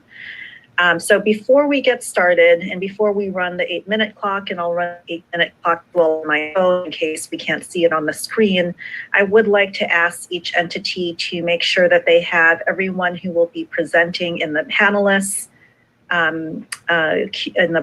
group, and also to let us know if you will be sharing screen. And so first we'll hear from AASEG, and I'll ask Mr. Bobbitt to make sure that you have everyone that you need as a panelist able to speak. Yes, I just wanted, if Rufus Williams is a panelist, as well as Robert Bob and Alan Dones, if those three are panelists, that would be sufficient for our group. And we do have a screen to share. Okay, it looks like everyone is here, and I'll ask the city clerk to make sure that screen sharing is enabled, and you may proceed.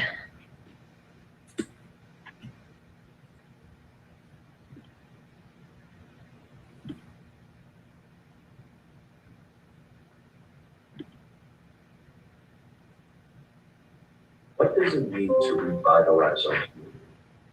It means valued roots, quality, experience, community, integrity. It means a bold vision.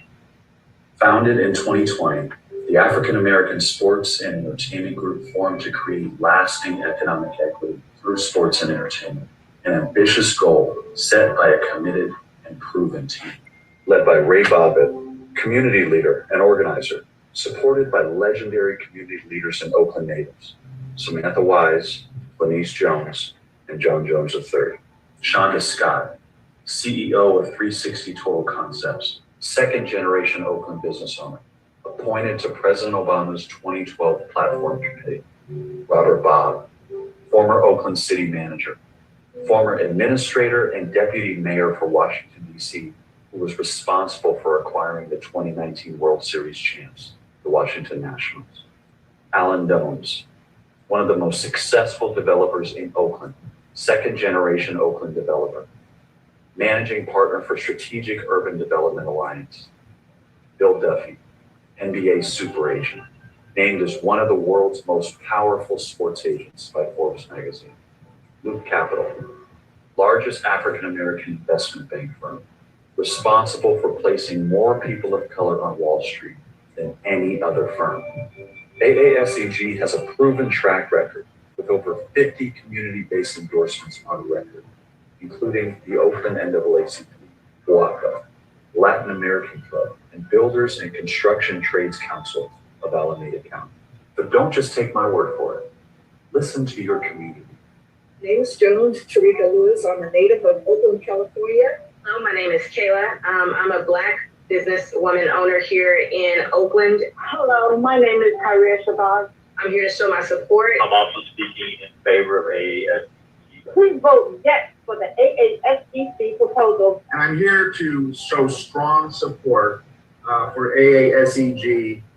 Really be the multi-generation Black Oakland residents. My name is Gladys Green. What that will do for the Coliseum will generate employment, businesses, and homes, and will also create for our children, my grandchildren, my great-grandchildren, to come to the Coliseum again like they used to. A bold vision to revitalize Oakland with a plan to bring that vision to life. A completely reimagined state-of-the-art Coliseum Arena and Convention Center.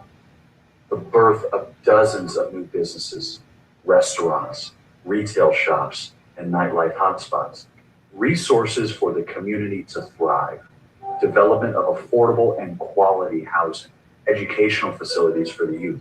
Career centers. Small, local, and historically underutilized business participation. Expansion of arts, culture, community equity, with portions of venue revenue shared with community funds for programs, scholarships, and grants.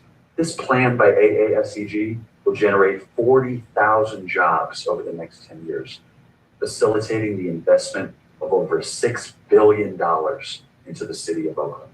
This would be the largest development of public land by African Americans in the country, all executed with transparency and integrity by and for our community. We ask that you partner with AASEG, with Oakland-style loyalty and pride, to nourish the deep roots of the city. Together, let's revitalize Oakland for Oakland, starting with the Coliseum.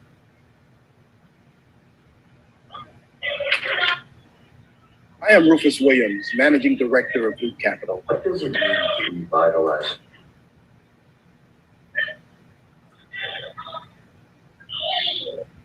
Go ahead, Rufus. I'm Rufus Williams, Managing Director of Loop Capital. Loop is a full-service investment bank, brokerage, and advisory firm with over 200 employees in 24 locations throughout the United States. When Loop was started 23 years ago, it was built on 3 pillars: integrity, client service, and inclusion. Those 3 pillars have guided us well and lead our growth from our 6-person beginnings to our multi-division platform today. We stand on those same 3 pillars to voice our support for the AASEG Coliseum project. Loop Capital's role is 3-pronged. We're general partner, equity investor, and lead investment bank in charge of raising equity and debt for the entire Coliseum master plan. Just a few comments on the breadth of our firm to date. Our corporate finance division has participated in $4.1 trillion in debt and equity underwritings since inception. Our public finance division has participated in over $1.3 trillion in financings for issuers in 49 states, as well as DC and Puerto Rico since 1997. We're one of the top underwriters of California municipal debt, and we've senior managed over $4.3 billion in bonds since 2015, including the city of Oakland. Our fixed income division employs over 50 people dedicated to fixed income sales, trading, and underwriting. The Loop Capital real estate team includes 6 senior executives and support staff responsible for financing 132 major real estate transactions with an aggregate value of approximately $14.7 billion over the past 25 years. And they will take the lead on this project. We have the capacity, the willingness, and the financial sophistication necessary to execute any financing for the project and effectively manage a transaction of this size. The bottom line is, with decades of experience, we are confident in the viability of this project, this team, and our organization's ability to fund the redevelopment of this iconic and significant site with and for this great community of Oakland. Thank you. Thank you. And you have about a minute and a half if you want to continue. Yes, Robert Bob will move forward.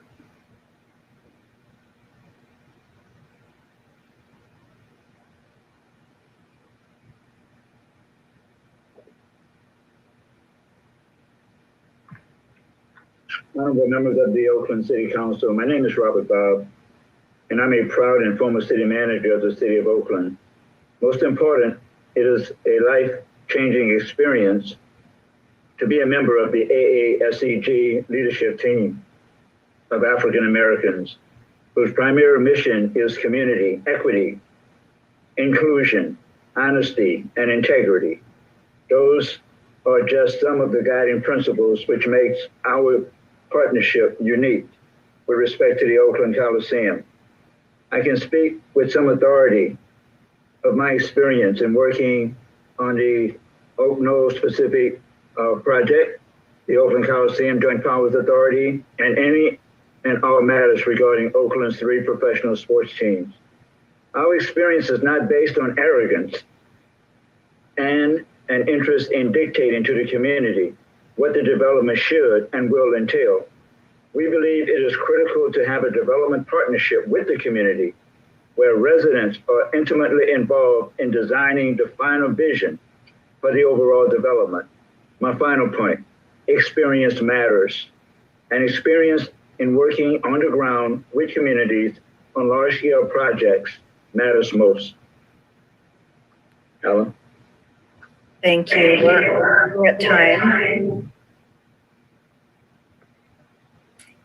Did you plan to have one more speaker, Mr. Jones? Is that right?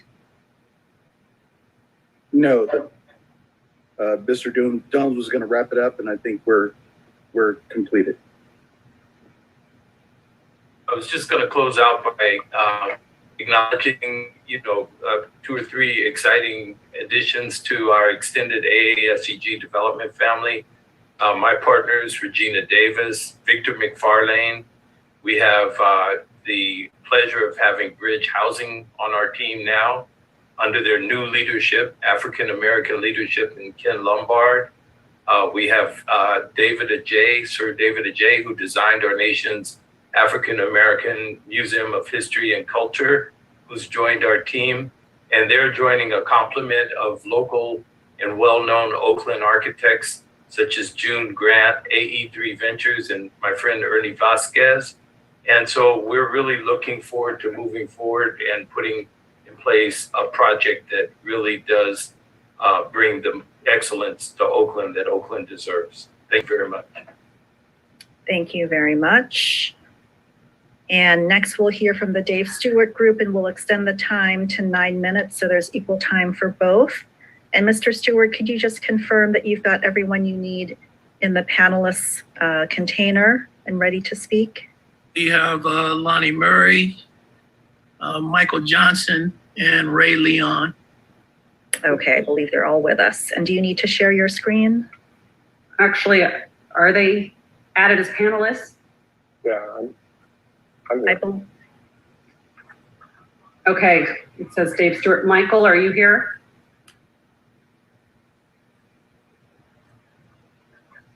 Yes, I'm here for any questions that come up. Perfect. Very good. And then we will do a share screen.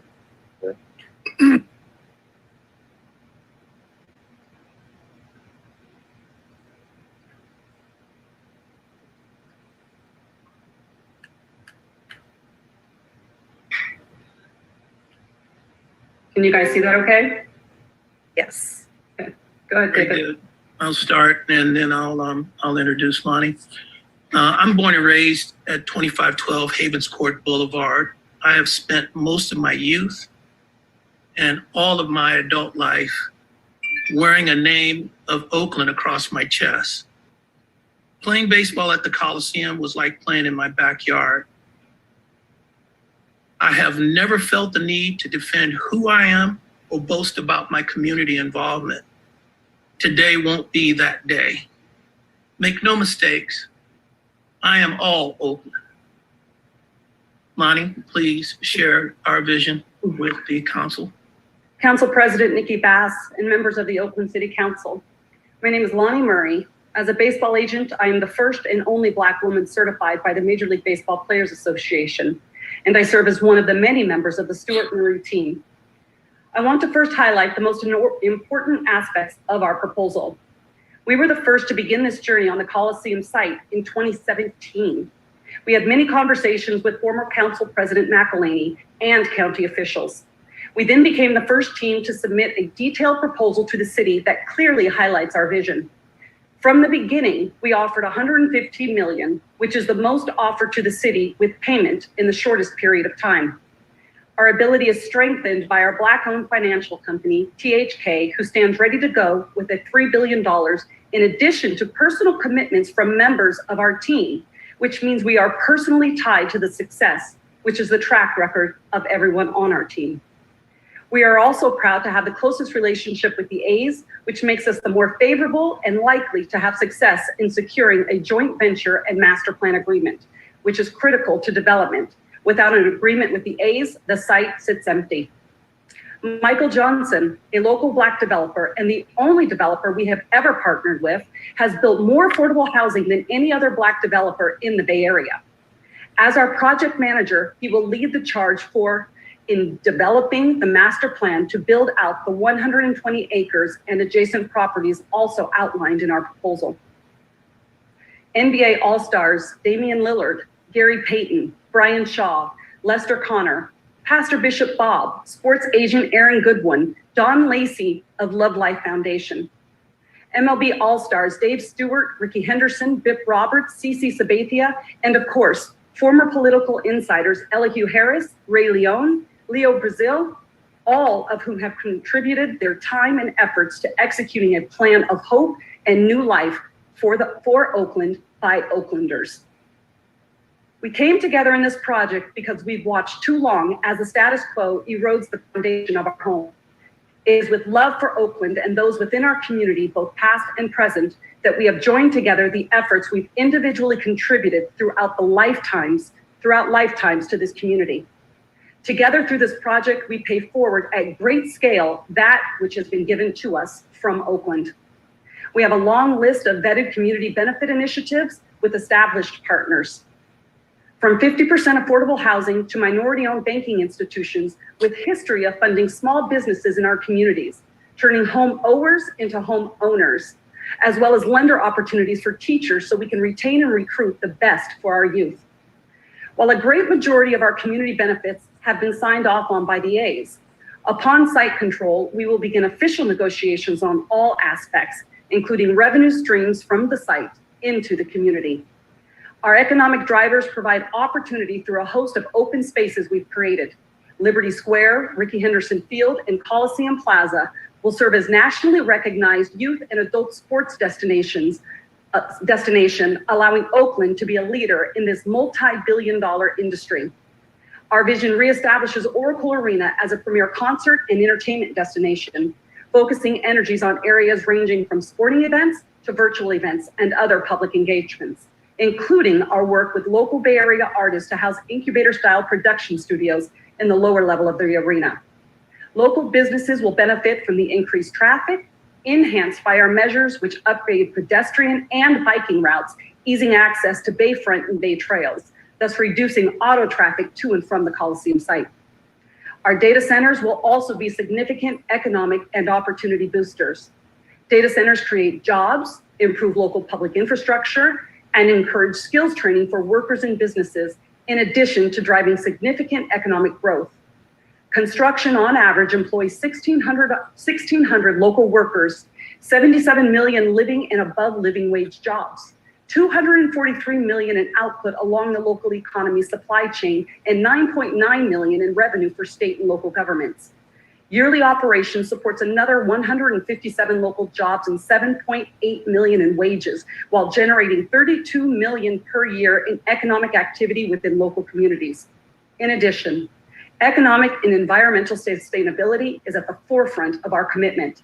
It is a core component of our collective futures. The work that went into our proposal outlines several of these important details.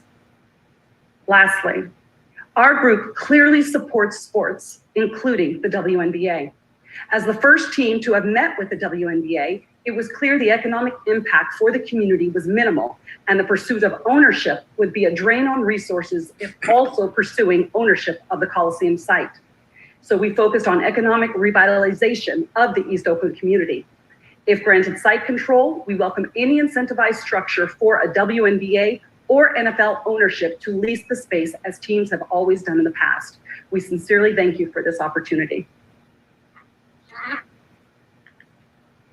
Thank you. You have a little less than 3 minutes. I think we're good. You're good. Okay, terrific. Next, I would like to invite our staff to share any information that they like, including any information from the report that was in the packet. Yes, good afternoon or good evening. Larry Gallegos with the Office of Economic and Workforce Development. First off, by way of background, the city received a number of unsolicited proposals over the last year from different parties interested in developing the city's 50% undivided portion of the Coliseum complex parcel. And back in July of this year, council further directed the city administrator to negotiate non-exclusively with two of the parties that are before you tonight, AASEG and the Dave Stewart and Lonnie Murray Group. Council also directed staff to return in 6 months or in January of 2022 for further action on a potential developer of this undivided parcel. Per this direction, staff has been in discussions with both groups and has reached agreement on a number of key important ENA terms, including agreeing on a non-refundable ENA fee to the tune of $200,000 per year. Also reaching an agreement on a project expense payment in which the selected developer will pay all of the actual city's costs associated with implementing the project. And also a requirement that the selected developer will be required to reach an agreement with the other 50% owner of the Coliseum on a plan for the property with the cooperation of the city as needed. However, staff is still in the process of completing its review and due diligence on each team's development experience and the commitments of each team's financial capital partners. In addition, the composition of each development team is still evolving, with both teams adding new members, including new members that were shared last night at the community meeting hosted by Councilmember Reed. And finally, as a reminder, staff still has not received written confirmation from state HCD regarding concurrence with the city's compliance with SLA procedures and processes with regards to the Coliseum property. Therefore, due to these reasons, staff still recommends that we should still be allowed to complete our due diligence on both teams and return to council in January 2022 per council's original direction. Thank you.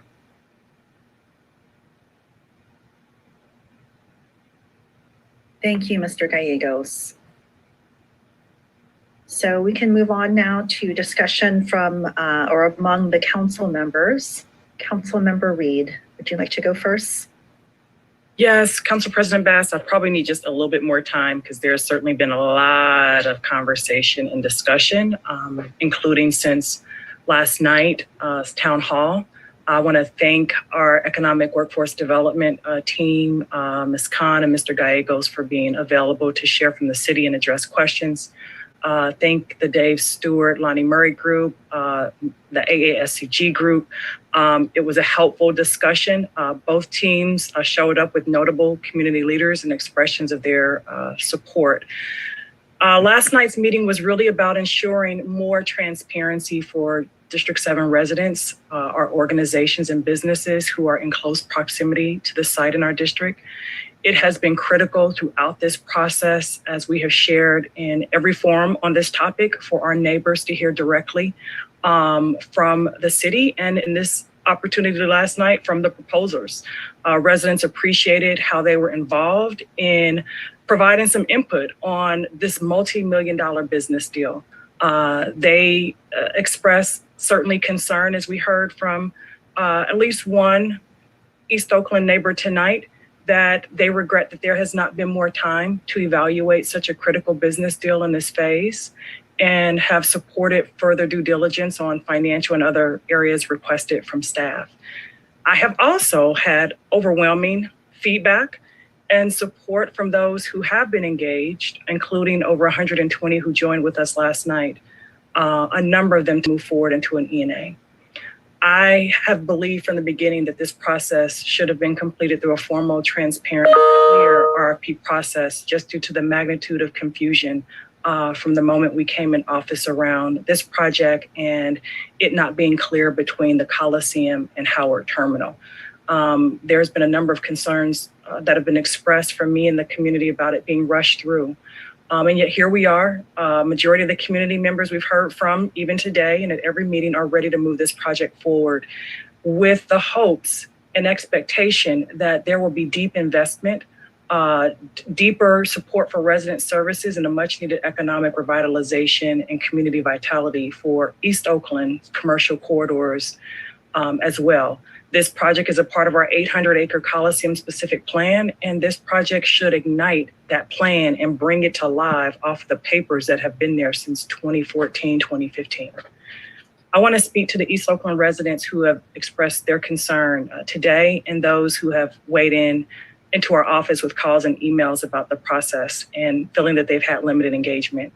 We recognize that last night's meeting did not provide all the time that residents hope before moving this item forward into this discussion today. I have advocated through this process in open and closed session for more time to engage our D7 community, to learn about the developers' proposals, to weigh in on that information presented. And I too regret that they've not had that time prior to today's discussion. And so I just want to encourage those residents who certainly feel that way to stay connected with us as the next phase may very well progress today through the ENA. I want to share that what is exciting about this moment is that this is a long-awaited project for development for East Oakland residents. There has been fear of a black hole being created in this space, and so there is excitement around seeing this incredible economic engine fuel benefits that are significant to East Oakland neighbors and businesses, as it will our entire city. I want to also share that I'm glad that as we work to address racial inequities and disparities in our city's contracting process and how we show up, that through this project, we have shown that we are working intentionally to break barriers for Black and women-owned businesses. We have 2 Black developers and 2 Black developer women-led teams. Both certainly have expressed their qualifications, and it's exciting to see us engaging with these teams with that level of representation. There have been questions that came up last night that range from the proposer's commitment to local hire, plans to support returning citizens, their commitment to family-sustaining permanent jobs, deeply affordable housing goals, grant funding opportunities to restore and allow Oaklanders to remain in their homes with anti-displacement outreach services. There has been strong concern around just environmental justice and stewardship, youth and senior programs, services, sports, entertainment, open space and trails into the community, ensuring Black prime and subs are leading on this project, as we should, more for all of our city projects. And there have been concerns around and questions about the Black financial partners. Are the financial partners who will own a significant part of this deal Black? And will there be programs to keep our community clean and healthy that come out of this developer's commitment? And the last question was actually brought up by one of our speakers. And it talked about what are the proposed terms that we want to hear more on how we will carve out community ownership in this development project. We have received inquiries since it was shared today about the fractional ownership opportunities and what that means and how it will benefit to them. I just want to further say we've talked about just the disproportionate impacts of COVID-19. We know what those data rates are for Black and Brown community members in East Oakland. We know that the Oakland Coliseum is a critical factor in ensuring how we show up for our community and revitalizing East Oakland. And yet I have to be honest about what I'm hearing from residents. With that, there have been exciting ideas and visions shared by both developers. The residents have certainly seen that they have unique proposals, that they have some aligned qualifications. There were questions around how both of the developers could partner together if one received the ENA or if there was an opportunity for the city to do a dual ENA. Those are questions from the community. Yet it has been made more clear from the community feedback, as we have heard again today, that there have been significantly more outreach efforts and engagement at our city meetings and with community meetings by one particular developer, and that's AASEG. The feedback has been that they provided more opportunities for access to its leadership team, bringing community together in intergenerational and diverse community settings for support, allowing them to be at the table, seeing them share at NCPCs, meeting neighbors in the hills and the flatlands for National Night Out, community cleanups, school supply events, resource fairs, town halls, community meetings since the city publicly went into this process of negotiations. And I regret to share that during those same months, the public has not seen that level of engagement from our other partner, the Stuart Murray Group, for their support. And so we weren't able, Council President Bass, to get to all the questions last night. And I won't pose all of those questions here today, but there are about 5 questions that I believe may be helpful for the community that is awaiting a response, as we have sent these questions to both developers. And I want to thank them both for just their immediate response and turnaround of answers. And so I'd like to just throw the questions out. Certainly there could be time given for the other council members to share their feedback as we await responses to all the questions. The first question was more environmental in nature, and it really sought to understand what type of independent environmental study or biologist reports will be conducted to minimize any disturbance, runoff, impacts to the estuary next to the Coliseum and into the community as they are concerned about environmental justice and stewardship. The second question is really related to hearing in both visions information on housing, affordable housing, a commitment to jobs and other community benefits. However, they've not heard plans for how new schools and higher education will be supported with the growth of the development. They have also had some wanting to understand the mix of affordable housing. They have heard from one group specific percentages around affordable homes, but there has been a question around what will that diversity of affordable housing look like? Will it include tiny homes in that mix and other creative, innovative housing solutions at this site?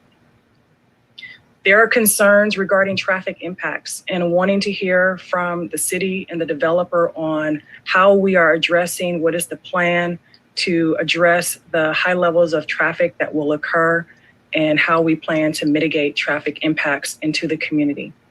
And then the last 2 questions, how will members of the Black community access the construction jobs on this development project? What will that outreach and engagement look like, and who will be leading that effort into the community as proposed by these developers? And the last question is, where can residents find the published plans and links to the team partners, anything that they have shared publicly that is available for the public to engage deeper into the partners and who's making up their teams as they assess further their vision and their plan. Thank you. Thank you, Councilmember Reed. I do want to hear from council members before we go to the staff. And I did allow you to speak as the council member of the district first. And just as a point of reference, that was about 9.5 minutes. And I will try to get everyone's questions, comments, so that everyone has a chance to speak up to their allotted 10 minutes. But please start with the 2-minute clock. So let's hear from the council members a bit more before hearing from the staff to answer questions. And we'll go to Councilmember Gallo, who is a co-author of this item. Councilmember Gallo. Yes, thank you, and I appreciate the information and the comments and the questions from Councilmember Reed. But due to my 2 minutes, I get right down to the point. You know, I do know that both development groups. I had the pleasure of meeting both. I actually I know them since high school years. And so I appreciate their interest in the city of Oakland and developing the Coliseum.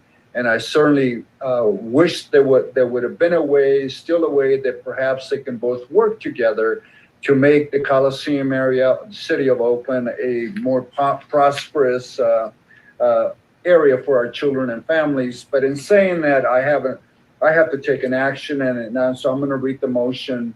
For the record, my motion would be to approve item S12, option 2, authorizing the city administrator or designee to enter in an exclusive negotiating agreement, ENA, with the African American Sports and Entertainment Group. And that is my motion on the table today. Thank you. Thank you. Next is Vice Mayor Kaplan. Thank you so much, Madam Chair, and thank you to Council Member Gallo for that motion. I would be happy to second that motion and to move this item forward using the revised version that came from the attorneys and the administration with their cleanup language in it, as the attorney has ruled is before us properly noticed today to vote for. I did want to make sure to note that what is before us today is a vote to enter into an ENA, that is to say a negotiating agreement, a direction to negotiate. Today's vote is not on the final development agreement. That would come back to council, and I would certainly expect that the council member of the district and other interested parties would be provided ample opportunity to be thoroughly involved in those details long before the development agreement were to return to council, which would be after those items are negotiated during the ENA period. I also wanted to make sure everybody heard the comment with regard to the community benefits agreement. There is a extensive grassroots community benefits coalition in Oakland that has worked extensively over the years with community, including specifically in East Oakland, to advocate for community benefits. Specifically including things like deeply affordable housing and anti-displacement measures, worker protections and quality job protections. And AASCG has signed an agreement with them to undertake that. And of course, per this resolution, that will be a requirement prior to the item coming back to council with the development agreement. And so I support and second this motion because we have the unique opportunity to use this centrally located large piece of available public land in a way that will benefit the community, that includes pursuing partnerships and other opportunities, as well as the direct financial payment. And so I'm happy for us to move forward doing that, knowing that we will require those community benefits and that agreement to be a part of the ultimate development agreement when it comes back to us. Thank you so much, Madam Chair, and to everyone who's been working on this and who spoke today. Thank you. Next is Councilmember Taylor. Great, thank you, Madam Chair and colleagues. Let's see. I guess I'll say it's important that we do acknowledge what this decision is and what it isn't. It's not the final sales agreement or long-term lease. It is a commitment to work with one group to move forward. So we also know that by negotiating, we will clarify deal terms, but we don't have those today to decide on either. And so as this represents a path forward or a step forward into the next phase of this project or development coming into fruition, I also think it's important to acknowledge the difficult job that we have as decision makers, striking the right balance between first having the full rigorous analysis needed because our job is to be good stewards of the public resources, and we would always and could always benefit from a little bit more information and a little bit more information as we seek to protect public dollars, land, and the uplift our people. But we also have to balance this with the desire to ensure the highest value project, the fastest time to value, because we have unfortunately had the travesty of an underutilized property for so long that has been not adding to, but taking away from the experience in East Oakland and the value of lives in East Oakland. District 6 residents are just as close to the Coliseum, a stone's throw away from the Coliseum, as District 7 residents. And so the impact is just as direct, even though the Coliseum actually resides in District 7. And so it's absolutely important that we get this right in a way that does bring East Oakland up along with this. I'm excited to see 2 Black-led development teams that are, here at the table bringing these inspiring visions. I do think that when we talk about new information that we could get in the next 6 weeks, the remainder of the time that we had, I am curious to know from staff what additional sort of information are you anticipating that we could get?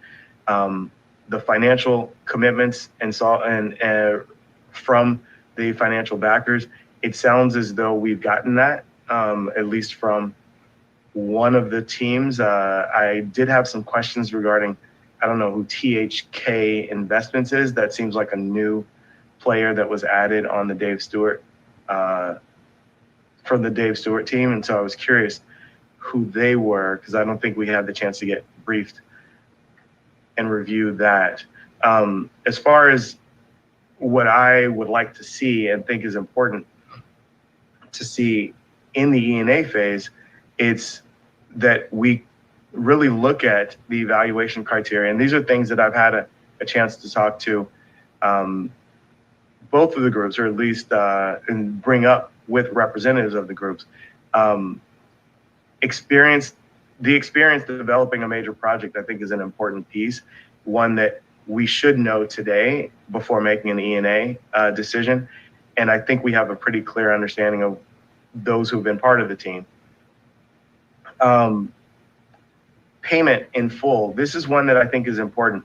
We do have to recognize that if we had passed a decision back in July when it was first teed up, we would be talking about a value that is $35 million less than what we're talking about now. So there's absolutely been value over the last 4 months in terms of where we have gotten to, just in terms of the sales or lease price that's sort of the marker that we're at.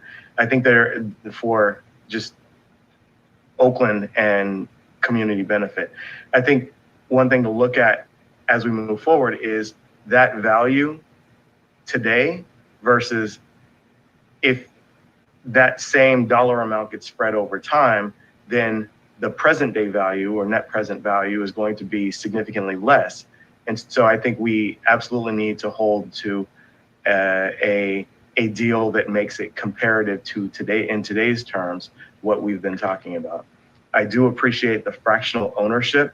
I had talked to the AASEG group early on about that and gotten their commitment around allowing Oaklanders to invest in this project so that they share some equity in this project and the upside of it.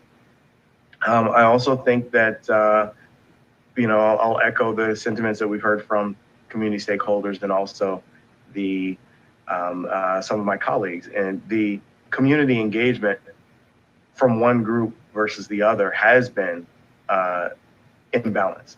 And I think that says a lot. From when I first made comments back in July, I had emphasized how I have been impressed with how AASEG has shown up, how they have engaged, and that still remains a gap based on what I've seen and what I've heard.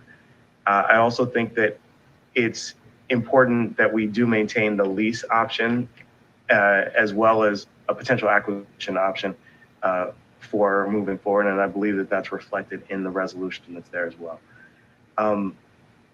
Bottom line is, and I guess the last thing that I'll say that is important to me is it's the speed of getting to value and the highest value for the Oakland residents and for our city.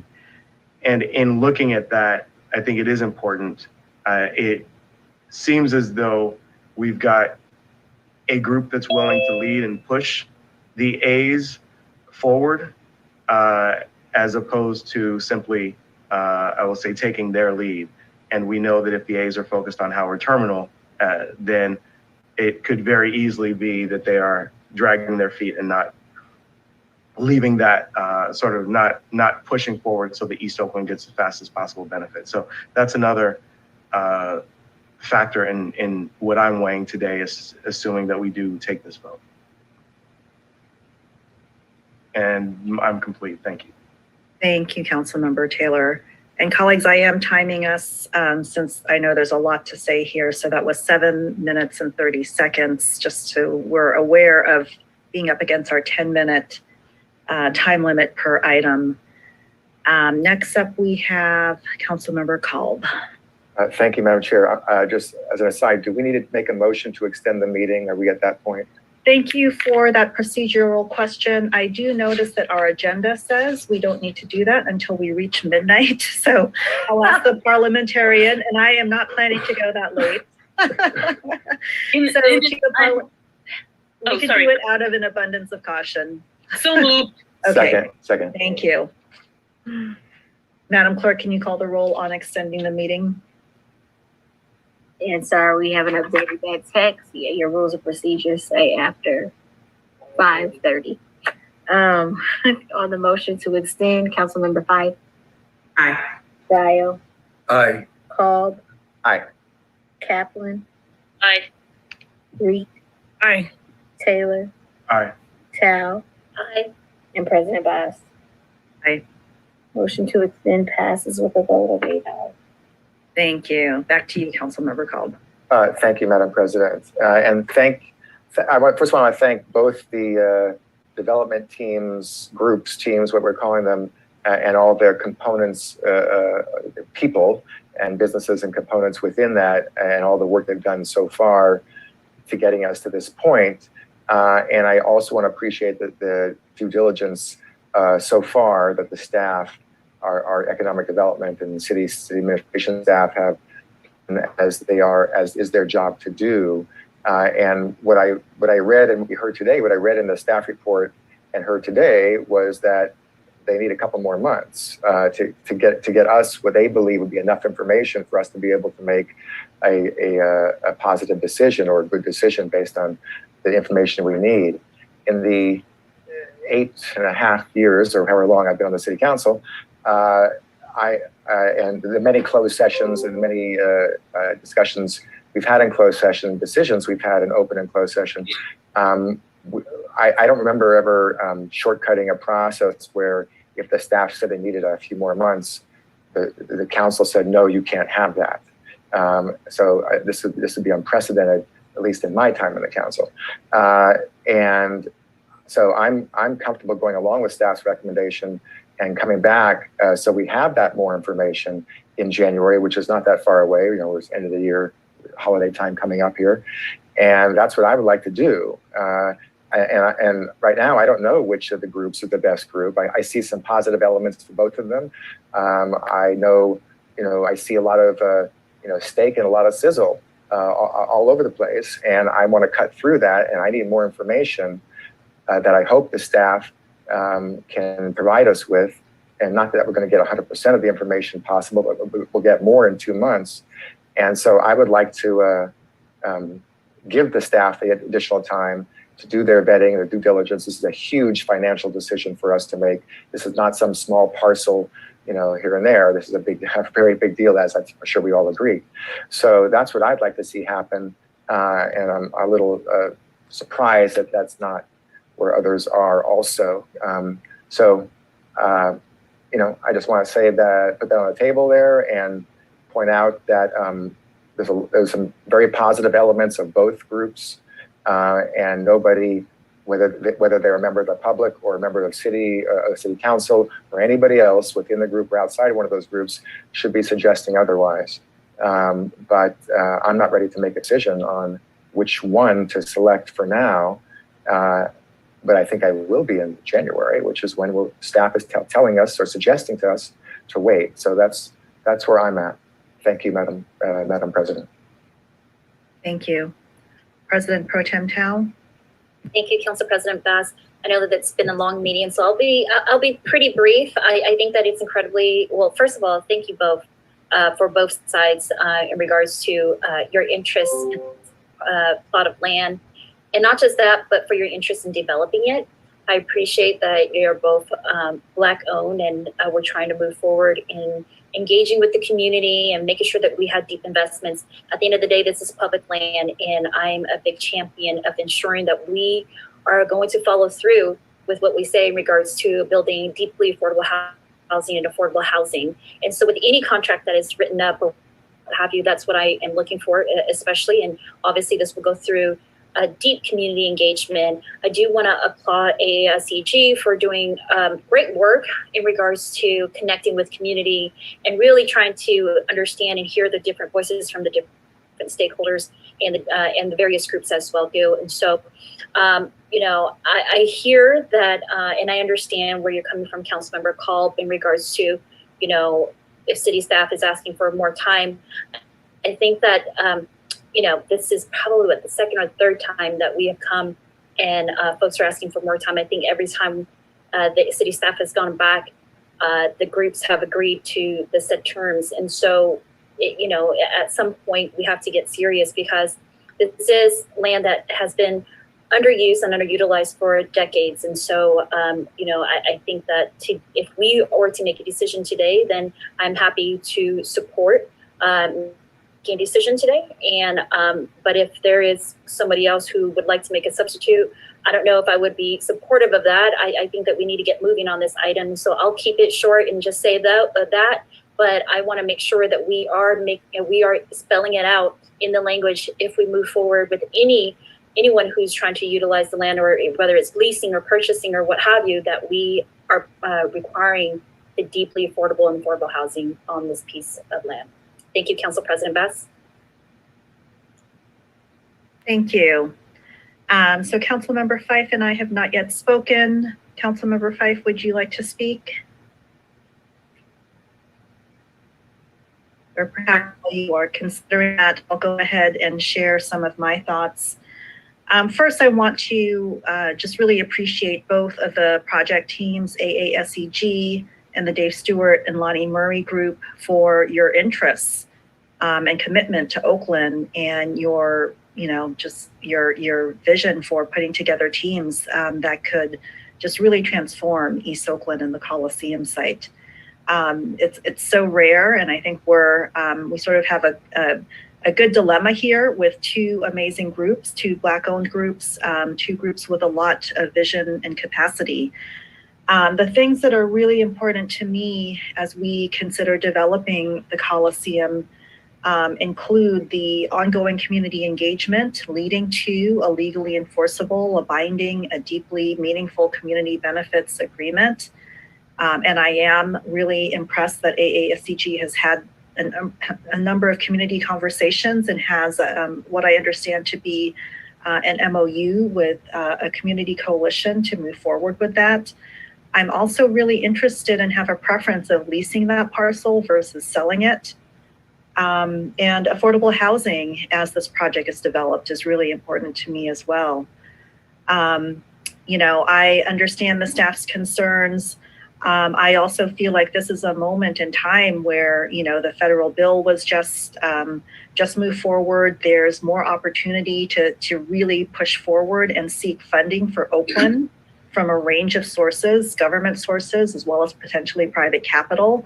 And I'd like to see us move forward and move forward confidently as we take this initial step to negotiate. As was said earlier, this would come back to council as a formal development agreement, and there would be time to continue negotiating, continue to get input from the community and other stakeholders, and to get really clear on what the terms would be. So I am potentially ready to make a decision tonight as well. Okay. Councilmember Fife, if you would like to speak, please go ahead. Thank you, Chair Bass. And I also agree that there are great opportunities with this particular development. I guess one of the things that disheartens me the most is that this has come down to Black groups being pit against each other and the negativity that I've seen arise as a result. And I just think that speaks to the lack of development opportunities of this magnitude that exist for Black people who are trying to better their communities.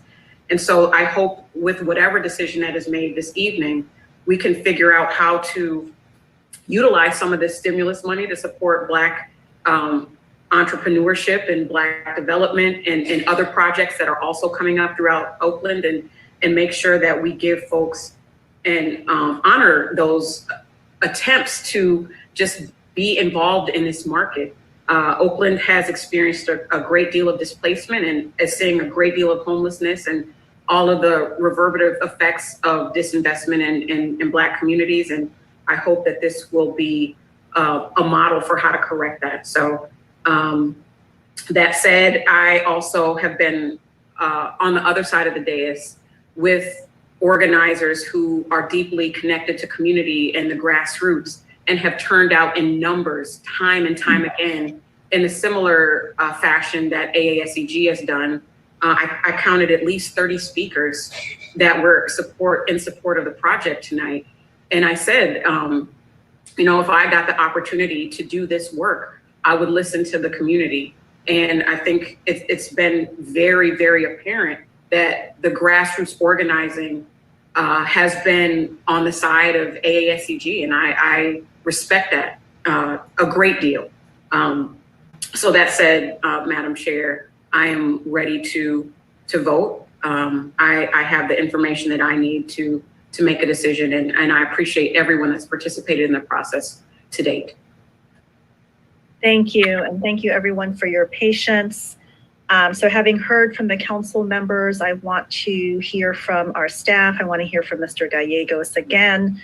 So feel free to answer the questions that were posed. And I do also, I would also appreciate you or potentially someone else from the staff sharing with us your proposed amendments and explaining them as we move forward. Sure, happy to do so, President.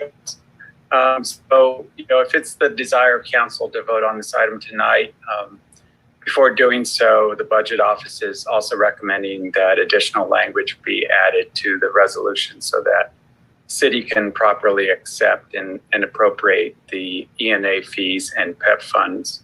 So if we could share the screen to show those amendments.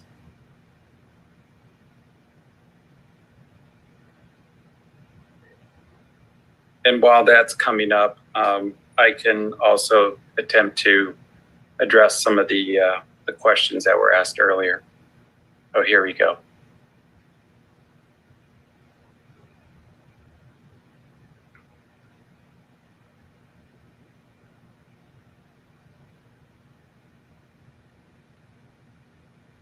Is that visible?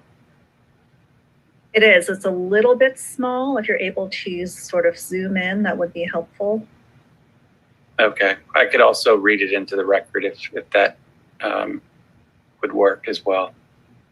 Why don't you start to explain, Larry, and I'll try to zoom in as you go through it.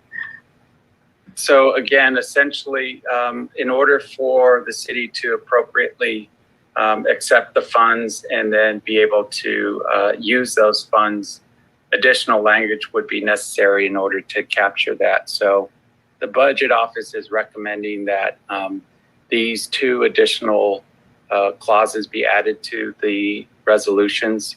So the first one essentially stating that the city council would authorize the city administrator to accept and deposit the and appropriate the ENA fee of $200,000 per year and it goes into the actual accounts that it would be deposited into. And that would be for exclusive negotiating fee. And then the second one is that it's similar, but it's that it addresses the project expense payment. And in this case, it would be no less than an initial amount of 2.5 million. And that would be to cover actual staff costs and third-party expenses.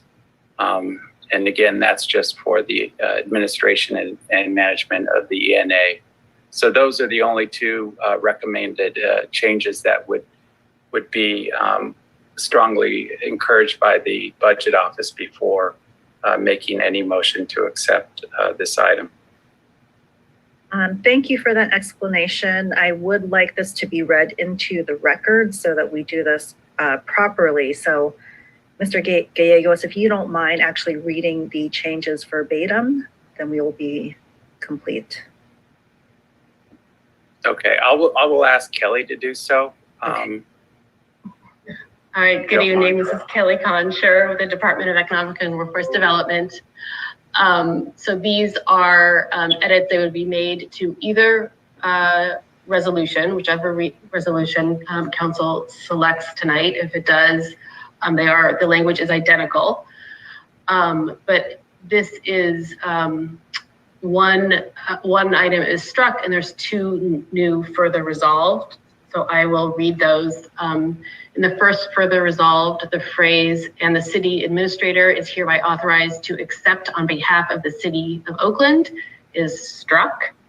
And instead, there is a new further resolved that says that the city council authorizes the city administrator to accept, deposit, and appropriate, all of that, the ENA fee of $200,000 per year into Entity 1 Miscellaneous Capital Projects Fund 5999 in a project to be determined later for the fee to negotiate exclusively with the city. And be it, and then there's a second new resolved, further resolved that the city council authorizes the city administrator to accept, deposit, and appropriate an initial project expense payment of no less than 2.5 million to cover actual staff costs and third-party expenses into Entity 1 Miscellaneous Capital Projects Fund 5999 in a project to be determined later for the administration and management of the ENA and related project, and be it. And that is the new language, and it was the finance department wanting to make sure we specified very clearly that we were both appropriating, the council was both appropriating and accepting these funds as part of this ENA transaction and listing the very specific accounts that the money would go to. Thank you. Thank you very much. Thank you for that. As the seconder of the motion, I'm willing to accept those friendly amendments if the maker of the motion is willing. Yes, I'm willing to accept the recommendations that staff is proposing. Thank you. Thank you. Mr. Gallegos, is your hand still up? Yes, so did you want me to go ahead and address the questions? Yes, please address the questions. Okay, so regarding first question through the chair, what environmental reports will be conducted? And then also with regards to minimizing runoff and those type of associated impacts. So typically throughout the due diligence period that the developer will have, they will be conducting a number of environmental tests on the property. One which is called typically a phase 1 report, where it's mostly work that is done as far as researching, looking for any potential contaminants on the site. And then there's what they call a phase 2 environmental report, which involves invasive testing, and it basically looks at soil conditions. They bore a series of different test holes throughout the property, and also look at any concerns regarding any type of contaminants in the groundwater as well. So attempts will be made to minimize those potential impacts during that process. With regards to the second question for what sort of assistance will be given to schools in the area, those types of conditions will be negotiated as part of the community benefits package. So the developer will be required to submit their plan for any potential impacts to the surrounding schools and neighborhoods as a result of the future development. And similarly, with regards to traffic impacts, those impacts have been studied in the past through the Coliseum area specific plan. When that specific plan was adopted, they looked at those potential impacts.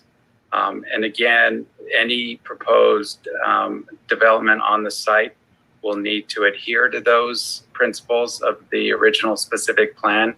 And it's all predicated on what they consider trip count generation. So as long as it's within the original trip count generation numbers, then it should be within the boundaries of the original specific plan. And then with regards to the affordable housing question, there have been different numbers thrown around in terms of what percentage of affordable housing. Again, those numbers will be further negotiated throughout the ENA process, and with the hopes of coming back to council at the stage where we can hopefully either recommend an LDDA or a DDA, since the term sheet would be negotiated throughout the ENA process. With regards to community access to jobs, that will also be an important component of the community benefits agreement that will be negotiated upon. So there should be some reference to that throughout this process. And then the final question with regards to where the public can find these plans, we would be happy to go ahead and with the approval of the developers to be able to post this on the city's website to make this information available to the public. Thank you. Thank you. Okay, colleagues, I do not see any hands up, so I will go ahead and ask the clerk to call the roll. I'm sorry, my hand's up, I believe. Oh, I'm sorry, I did not see the council member called. Go ahead. That's all right. Thank you, Madam Chair. I recall in closed session, there were a couple elements or things or items that staff said to us, if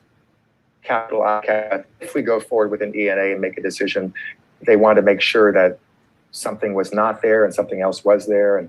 And Councilmember Kaplan said, sure, that's fine. But I don't remember what those were. And I want to make sure whatever they are or were, that they're incorporated or dealt with in this resolution should it pass today. And so I would ask Councilmember Kaplan and city staff, if you recall what those were, if those two requests are satisfied by this, as far as the staff's concerned.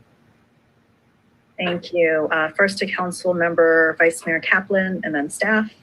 Vice Mayor. Thank you so much. Yes, just to confirm, we did make those changes. And in fact, the new version that is in the packet, that's why there's two, one that's listed as 10, one that's listed as 12. This motion is the new version, which is the one that staff directly revised and sent back. So it's got all their changes in it per their editing of it. Thank you. Thank you. And if staff would like to speak, please raise your hand. In the meantime, we'll go back to Councilmember Reed.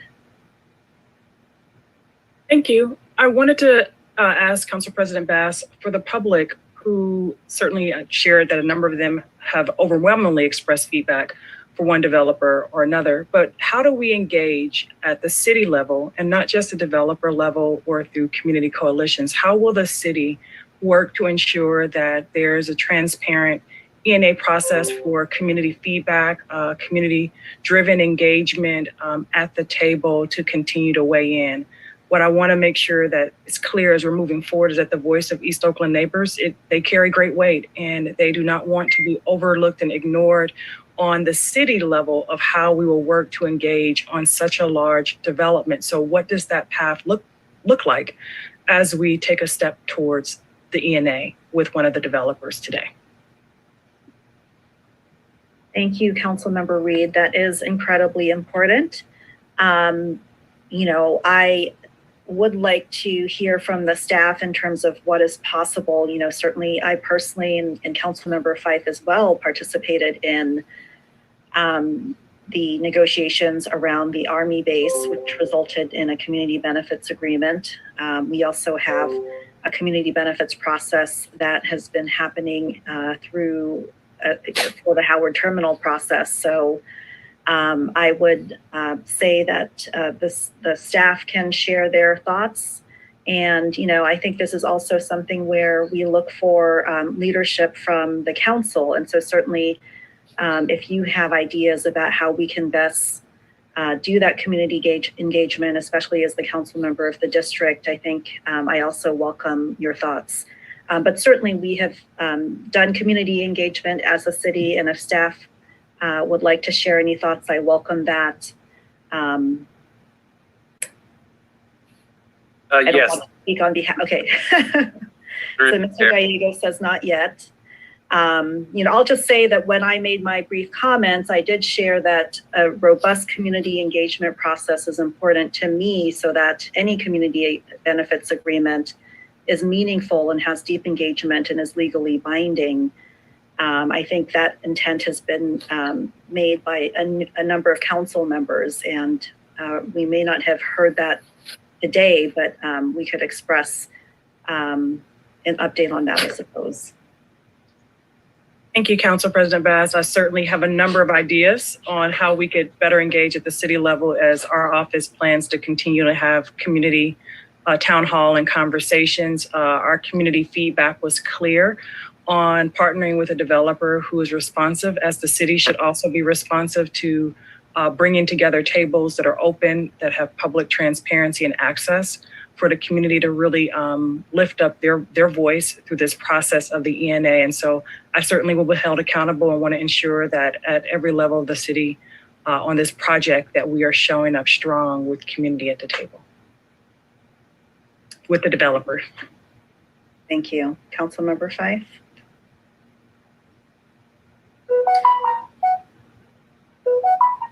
In a moment. I don't know what's going on with my phone.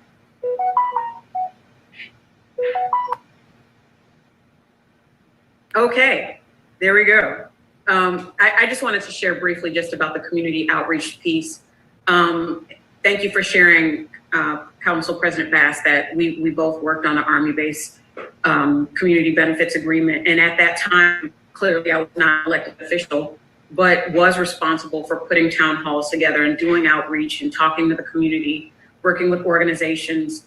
And it was probably my first major effort that I worked on in the city of Oakland that contained that element of grassroots organizing. And I think if you can win an election, you can do outreach, you can, there are things to do, but also coming to this from being an organizer, there are a myriad of things that can happen to outreach to the community. And over the years that I have been an organizer in Oakland, I've never seen a group do the level of outreach that the AASCG has done. It's something that I've wanted to see, but in terms of a developer, I've never seen this type of outreach to community organizations and agreements with community organizations, work in agreements before the projects with organized labor and with different community organizations. So I just can't underscore enough how important getting everyday people on board is. And that's something that I hope to see with more projects that come forward from us. And I know with me, when the AASCG group reached out earlier in the year, they said, now who should we be talking to? What, they talked about going door to door and talking to individuals in different communities and going to NCPC meetings and doing all these things. And once again, I have to state that I've never seen this, and I'm fairly young-ish, and I'm sure that maybe it's happened in the past. It hasn't happened in my tenure of organizing in the last 25 years. So I just wanted to share that, and once again, hope that that becomes the model of engagement for our community in the city of Oakland. Thank you for sharing that, Councilmember Fife. And as I mentioned, my understanding is that AASCG does have an MOU with a community coalition. And for me, that makes me more comfortable in terms of moving forward. Okay, I believe now there are no more hands in the queue. Councilmember Gallo. No, I just want to call the vote. Perfect. We did enough discussion for months and months and months, and enough is enough. Let's take a vote. Perfect timing. Madam Clerk, please call the roll. On the motion moved by Councilmember Gallo, seconded by Vice Mayor Kaplan to approve item 12, part 2 as amended. Councilmember Fife. Aye. Councilmember Gallo. Aye. Councilmember Cobb. Abstain. Vice Mayor Kaplan. Aye. Councilmember Reed. Aye. Councilmember Taylor. Aye. Pro Tem Tal. Aye. And President Boss. And Madam Chair, Yes, go ahead, Councilmember. in the interest of showing unanimity for this major project, I'll change my vote to an aye. Thank you, Councilmember Kolb, and I too will vote aye. And just, okay. Item 12.2 passes with a vote of 8 ayes. As amended. And item 10 will be no action taken. Thank you, Madam Clerk. And thank you again to everyone for your deep, deep participation, your love and commitment to Oakland. I know this has been quite a process, but we do really appreciate both teams and everything that you have brought to us here.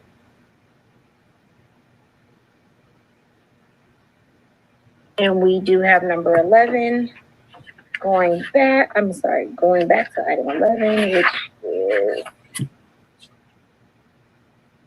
receive an information report from Oakland Fire Department on the plan for developing a mobile assistance community responders of Oakland advisory board and the ongoing grant writing for support for the program.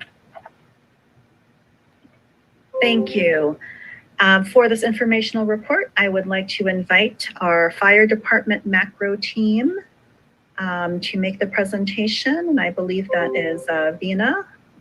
Is that right? Good evening. Yes, that is correct. Thank you. Whenever you're ready. Excellent. Thank you. Thank you, Council President Boss and the members. As our macro team grows, Chief Drayton and myself just wanted to really first show our gratitude and our appreciation for your support, all of your concerns, as well as your guidance.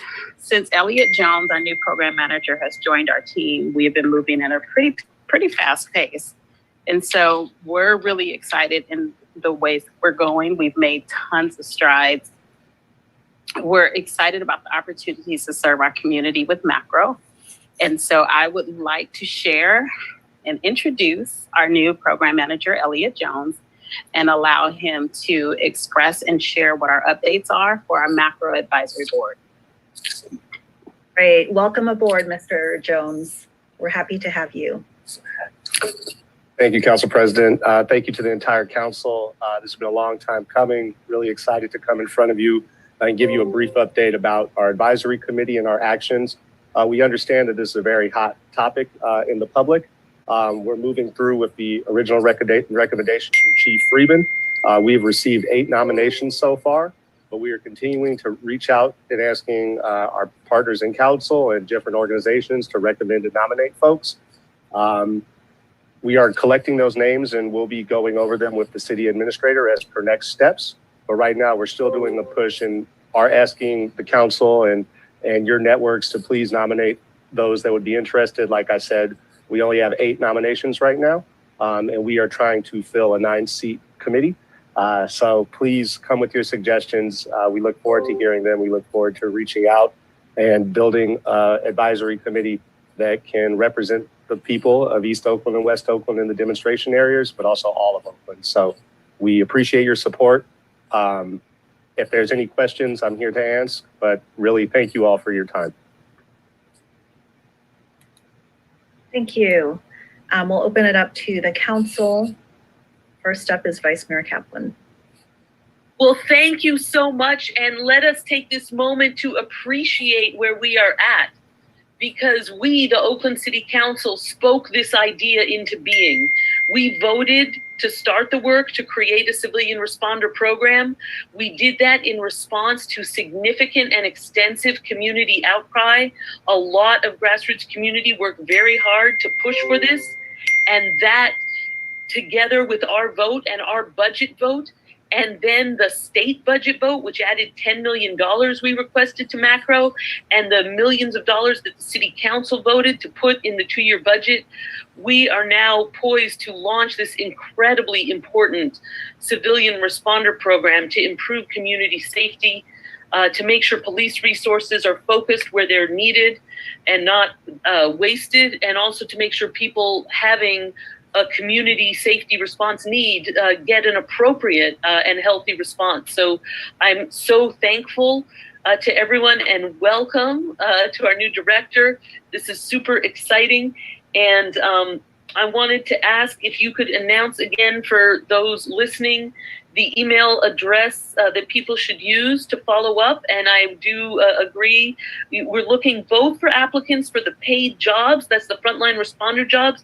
We're also looking for applicants for the community advisory body that is, I believe, a volunteer body. So if I could just ask if you could announce again for those listening the best way to get in touch with you, and to reiterate your call for folks to get in those applications. Thank you so much. And at the appropriate time, Madam Chair, I'd be happy to make the motion to receive with gratitude this report. But of course, happy to leave time for my colleagues as well. Thank you. Thank you. Absolutely. Thank you, Vice Mayor Kaplan. But answering through the chair, the correct, and I'm not a director yet. Let's not promote me from the dais, maybe down the road. But the best email to send nominations will be ejones, Jones, the number 3 at oaklandca.gov. ejones3 at oaklandca.gov. And please send them over. We will be accepting nominations through the end of the year. So through December 30th. So please continue to send them over, and we really appreciate all of your support and assistance. Thank you. And sorry, just the one last point of correction. We are also reaching out about the paid positions on our macro crews, EMT and the community intervention specialist. To that end, we are having 2 information sessions that we have shared in our update. One is happening this Thursday, the 18th, via Zoom. Folks will have to register. You can also email me if you'd like to register. And then we will be having another conversation, another info session on Tuesday, the 30th, the week after the Thanksgiving holiday. And that's all. Sorry. Thank you. Councilmember Fife, you're next. I just wanted to second the motion. Thank you. Councilmember Gallo. Oh, I just wanted to welcome Mr. Jones to Oakland, to his new role, and I'll start praying for you. But I think I really welcome your leadership and opportunity to work with you, and I think you're gonna get us started and do well. Thank you, and welcome to Oakland. Thank you. Thank you, sir. And I'm ready to vote. Kind words. All right, I think we've got 2 colleagues who wish to speak before we vote. First, we have Councilmember Reed. Thank you, and welcome, Mr. Jones. We're excited to have you. Our community is ready to get macro rolling, so you'll be hearing a lot from us, as I know you're hearing from our East Oakland community members already. There were questions, and I'm not sure if I heard the answer that Ms. Rashida posed in the public forum around the training. And I believe that she followed up with us regarding the RFQ process for the vendors. And I wanted to see if those questions have been answered. Are we going to prepare an RFQ for the vendors to administer the training? And there were still questions around the advisory board having a role in reviewing the RFQ. can answer those questions through the chair. We have not been able to answer those questions completely. We can return back after an in-depth conversation with Chief Freeman and the rest of our team, which are absent.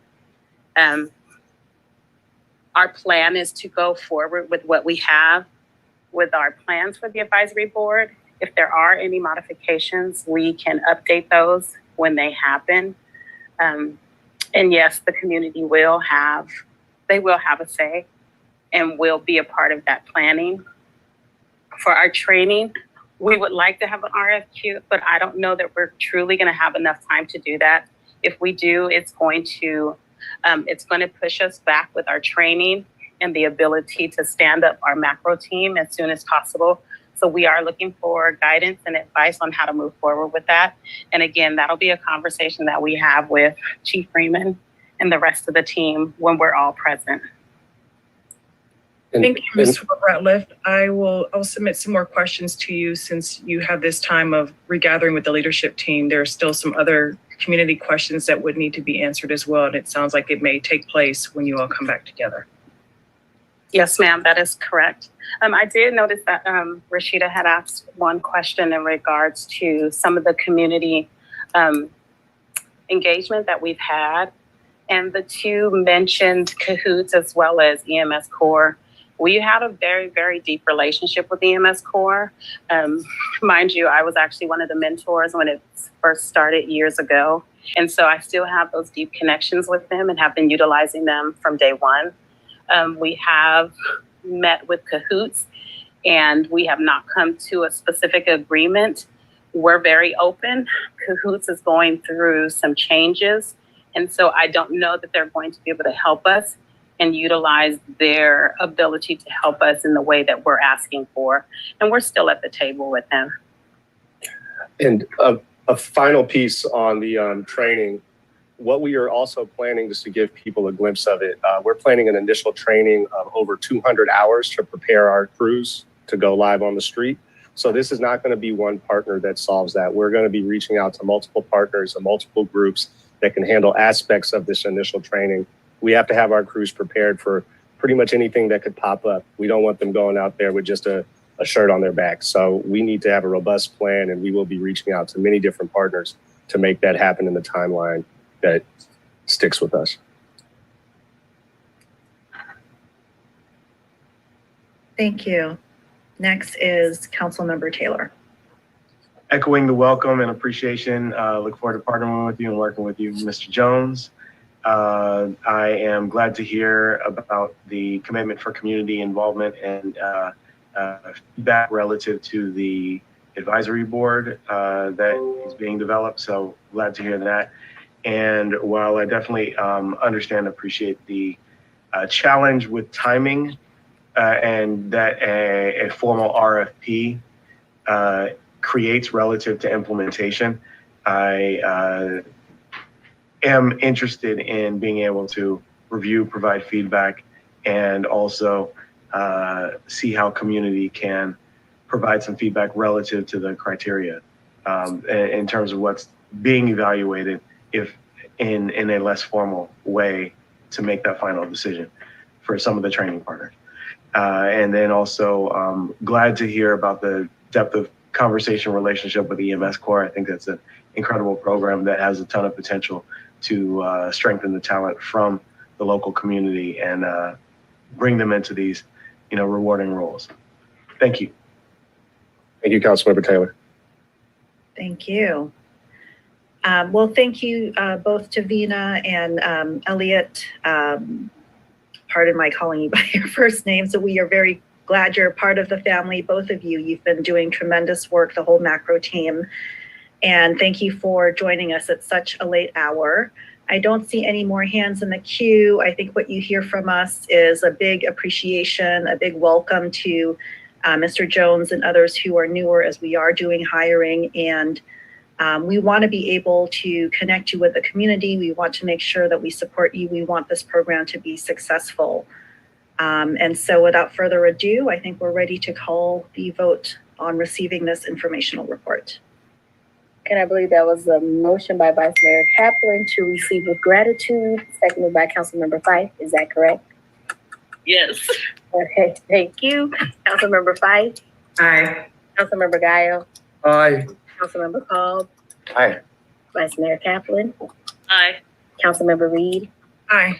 Councilmember Taylor, Aye. Pro Tem Tao, Aye. and President Bass. Aye. Item 11 is received and filed with a vote of 8 ayes. Thank you. Thank you. And thank you to everyone for sticking with us at this council meeting. So we are now at the point of announcements and adjournments in memory of, as I stated earlier, given that this is our regular council meeting, I would like to adjourn in memory of Supervisor Wilma Chan. And I know that many of you and all of you would like to join in that in memoriam adjournment. So I would just request that perhaps what we can do is first share announcements and any additional in memoriam adjournments, and then we can sort of collectively share some words to honor and pay tribute to the legacy of Supervisor Chan collectively. I hope that makes sense. So first, a round of announcements and any additional adjournments in memory of. Okay, Councilmember Kolb. Thank you, Madam President. I do have one additional adjourn in memory.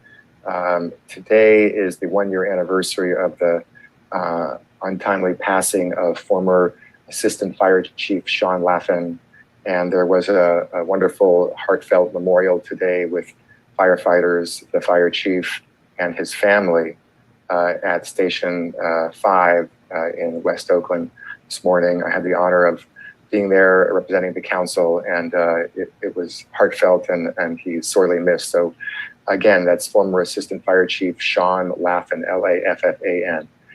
Once again, our collective hearts go out and thanks go out to his family and his colleagues on the fire department. Additionally, Madam Chair, I do have one announcement. Of course, I bet you we all have Thanksgiving related announcements, so I'll do one here. A number of organizations, including BB Memorial, will be doing Thanksgiving food giveaways. And I'm sure we have a lot of those happening around town. This one at BB is Saturday, early afternoon, this coming Saturday, early afternoon at BB. And there's a website and an email address, info@experiencebmc. That stands for BB Memorial Cathedral, B as in boy, MC, experiencebmc.org. If you're in need of Thanksgiving meal, there are some more available for this Saturday. I want to thank all the volunteers and all the organizations who are contributing to that food giveaway in North Oakland.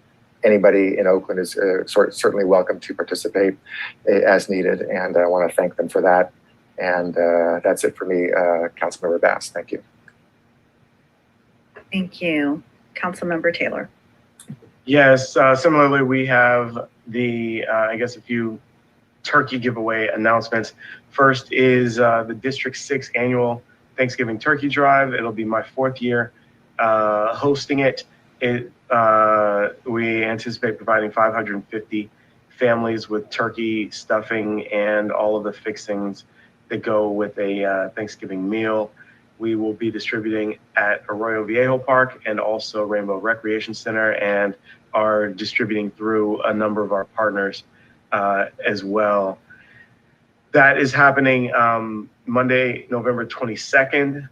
For us, also the Black Cultural Zone is hosting a giveaway on the 20th, starting at 12 p.m. That's Saturday the 20th. And the Community Giving Foundation is another partner of ours. And I know they are hosting theirs on Saturday as well, starting at 8 a.m.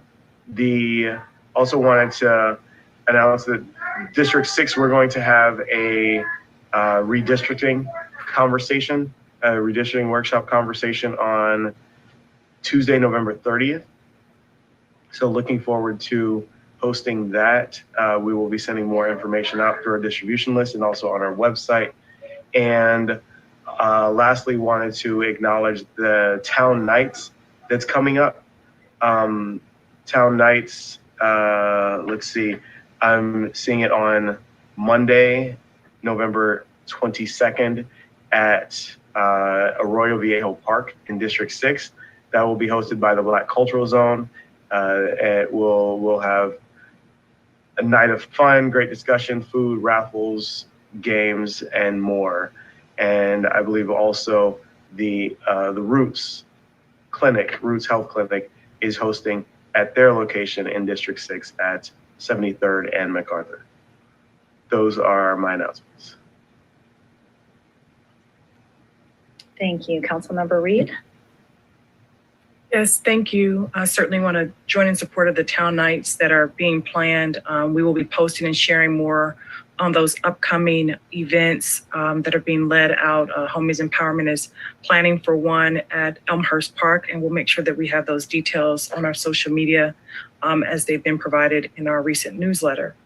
We are also having a community resource town hall tomorrow in collaboration with La Familia, Homies Empowerment, Street Level Health Project, East Oakland Collective, and Tribe, where our community members can come, particularly our Spanish-speaking community members can come, learn more about these community organization programs, resources available. We'll have food distribution, COVID-19 testing, and vaccination. It will be held tomorrow at Youth Uprising from 4 to 6 p.m., and that's at 8711 MacArthur Boulevard. We have several Thanksgiving food basket giveaways this weekend. We will probably have to post all of them if they're not already on there on our social media handles for our neighbors to be able to take part with us in receiving turkey drives. We've got the Forever Oakland Turkey Drive. We have Argent Materials Turkey Drive. We have the East Oakland Collective Feed the Hood event from 9 to 1 p.m. These are all this Saturday. And so we will post all three of those events. And there's another one that I know is coming up at Verdes Carter Park by Marlon McWilson that he hosts annually that will have a lot of health services, testing, vaccination as well. So please reach out to our office, District 7 at oaklandca.gov. Check our social media handles. Or contact our office at 510-238-7007 if you or your loved one have needs for resources, for food, certainly for turkey. We want to make sure that you have what you need and have access to get plugged into the services and support. Thank you. Thank you. Councilmember Fife.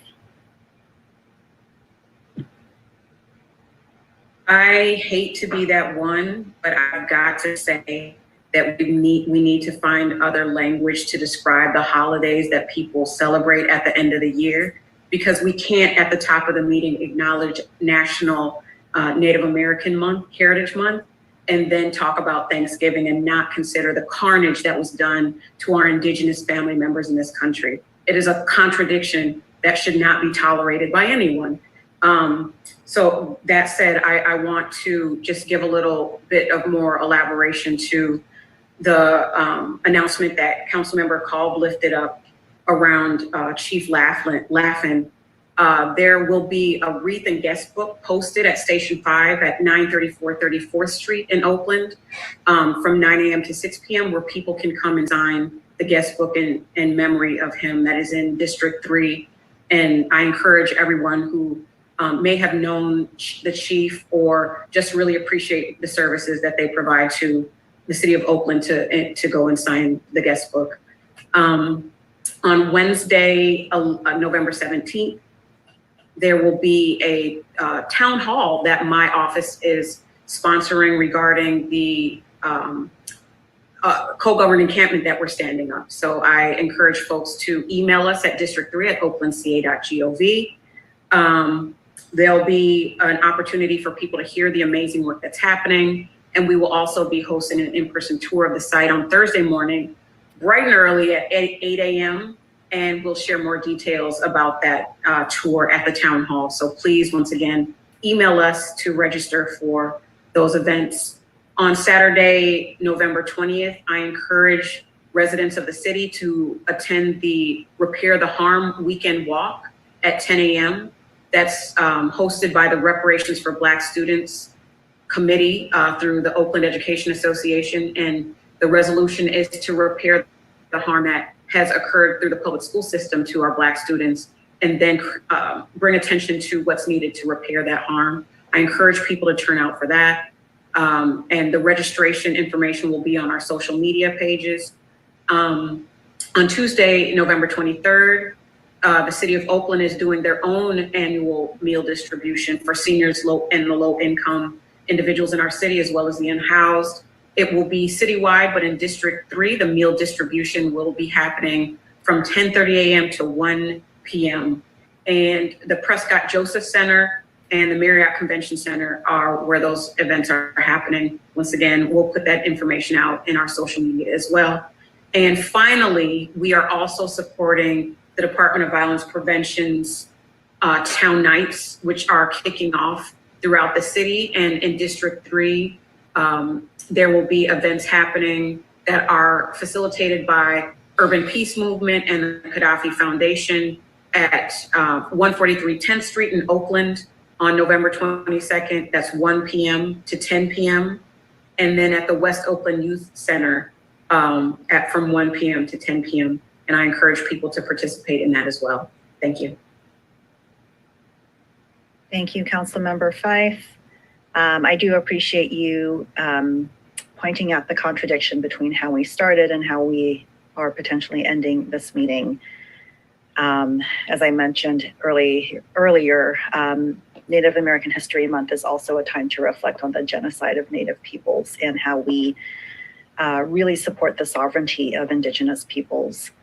There were many things that our honorees shared in terms of how to do that, from my honoree, the Intertribal Friendship House, sharing that with their 66th anniversary, they're doing an auction which went live today. You can find it on their website.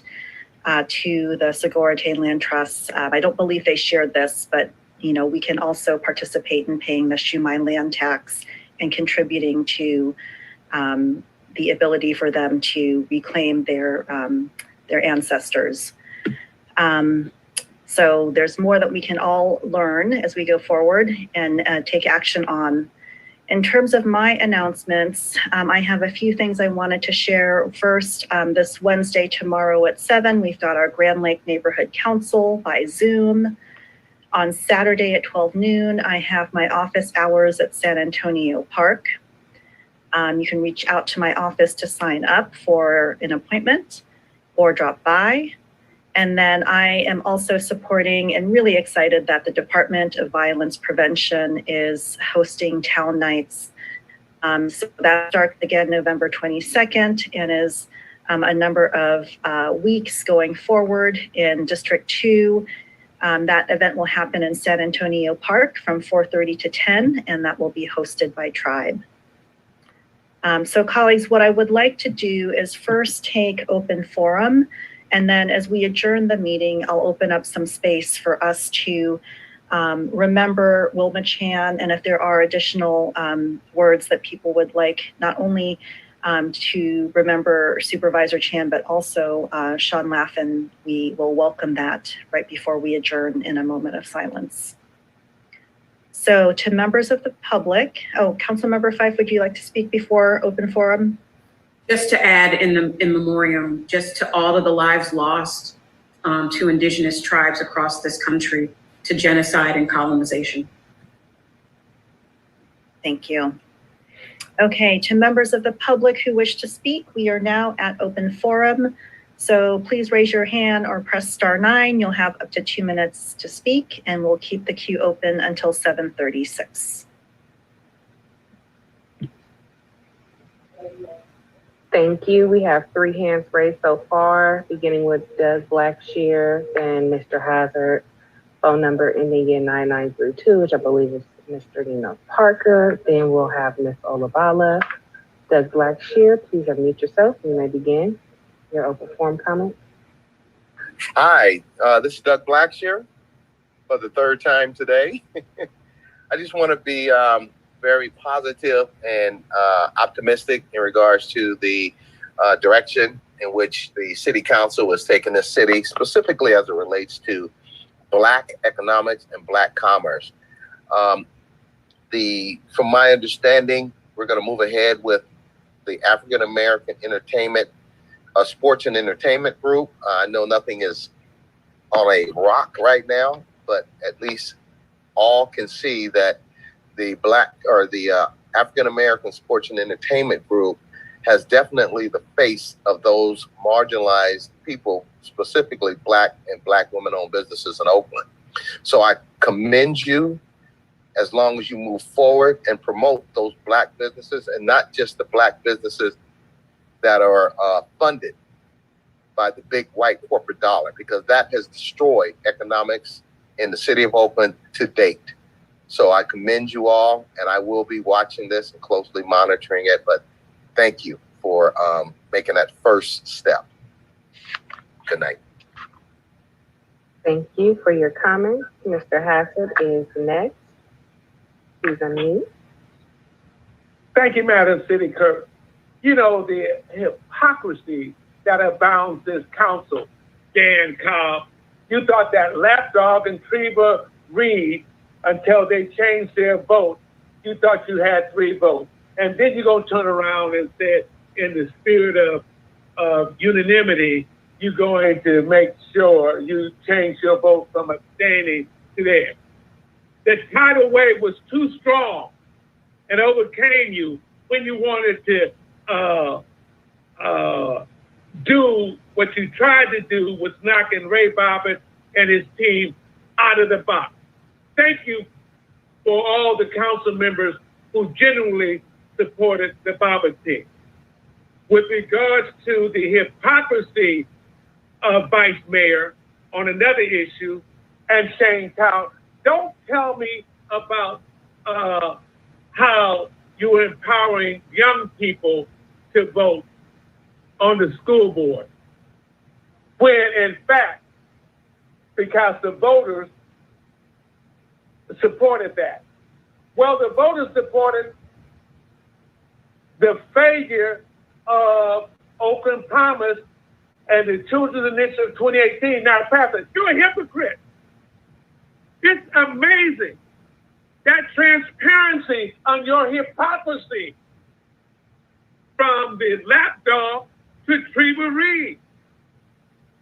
All of you tried, those two tried to knock the Bobbitt team out of the box. How dare you? It's insulting. Insulting. And President Bass, you need to answer the question with regards to how was there a process for folks to come in on the 12th Street at East 12th and 1st. Thank you, Mr. Hazard, for your comments. Phone number ending 9932, you're next. Please press *9 to unmute yourself.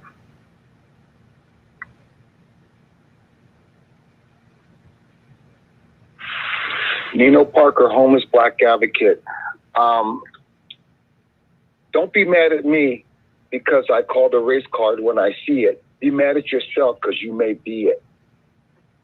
I like to say the people up at the Lakeview site, they could not do that with Adam. The Union Point people could not do that with Adam from Tiny Logic. And speaking of logic, Martin Luther King says there's no logic in racism, but there's some logic in Tiny Logic, racism in that. Also, I saw them put up the trespassing signs on the fence. That was pretty fast. I see you really don't want us up there. And then we had that young woman. I have to say to you, when I went to sit down, she stuck her foot under my butt and said I assaulted her. That's the kind of staff people you got working up there. She also, while she was calling 911, said that Miss Olabala had dementia because she could tell because of her grandma. You have some lying, conniving people that are working there already. That's scary. We need to have the media up there. You know, Marcella, Heather, Miss Boone, you guys, all you reporters, coming up at 10 o'clock. If you guys want to do some reporting on the Black side of things, coming up. You guys, Oak side, come on up. We're ready, 10 o'clock. We've got 3 to 5 years, the contract that the people got from Union Point Park. They will be housed for the next 3 to 5 years in their contract. So if they don't stay here, they'll still find somewhere else. The reason we're protesting, the same reason we protested before people, when we were going to have white supremacists come and visit Oakland, we said no, and they went to Berkeley. So if we're going to have some white people, if you guys don't want to be around, like the Union Point Park people said they don't want to be around black people, go to Berkeley. They're all white up there. This is a disgrace. The land I started as a homeless encampment is being. Thank you for your comments. Ms. Olabala is next, and our last speaker will be Oscar. Thank you. Speaking of genocide, I hope that this body will support and endorse the Wellstone Democratic Club's resolution on human rights violation and genocide in Palestine by Israel. Let's talk about what's happening at 12th Street. The city made an arrangement with the group known as the Union Park community to move them to a co-governance. Ms. Olabala, I'm sorry to interrupt you. I think you might have moved your mic over or something over your mic. We could not hear you. We paused your time. Can you hear me now? Yes, ma'am. Oh, okay, darling. Thank you. So the agreement for Union Park came to a conclusion by identifying a site in District 5 near Calicut Place in 11th Street. Mr. Gallo refused to support that. So Sarah Bedford and Human Services identified taking a portion of the 12th Street site and giving a number of units for that project. However, the project involves a large number of white residents who want co-governance, and you guys really need to look at this so-called co-governance component. It should be a pilot program. And at the same time, you have a different management group, you have different rules where it is not a fair process. You voted for it, but you didn't take a time to look at it. I was given all the documents to read by the management individual, I forget his name, I think it's Adam somebody. But it's an unfair process. And because of that, I have to continue to go out there and protest. And Mr. Gallo, this is your fault in Human Services. It's not so much Bass. Bass was trying to help. But if Gallo would allow those people to have that site, they could have had a separate site. But you took places from people who are on 12th Street to give to another group. That's unfair. Thank you, Ms. Olabala. And Oscar has the floor. You can unmute yourself.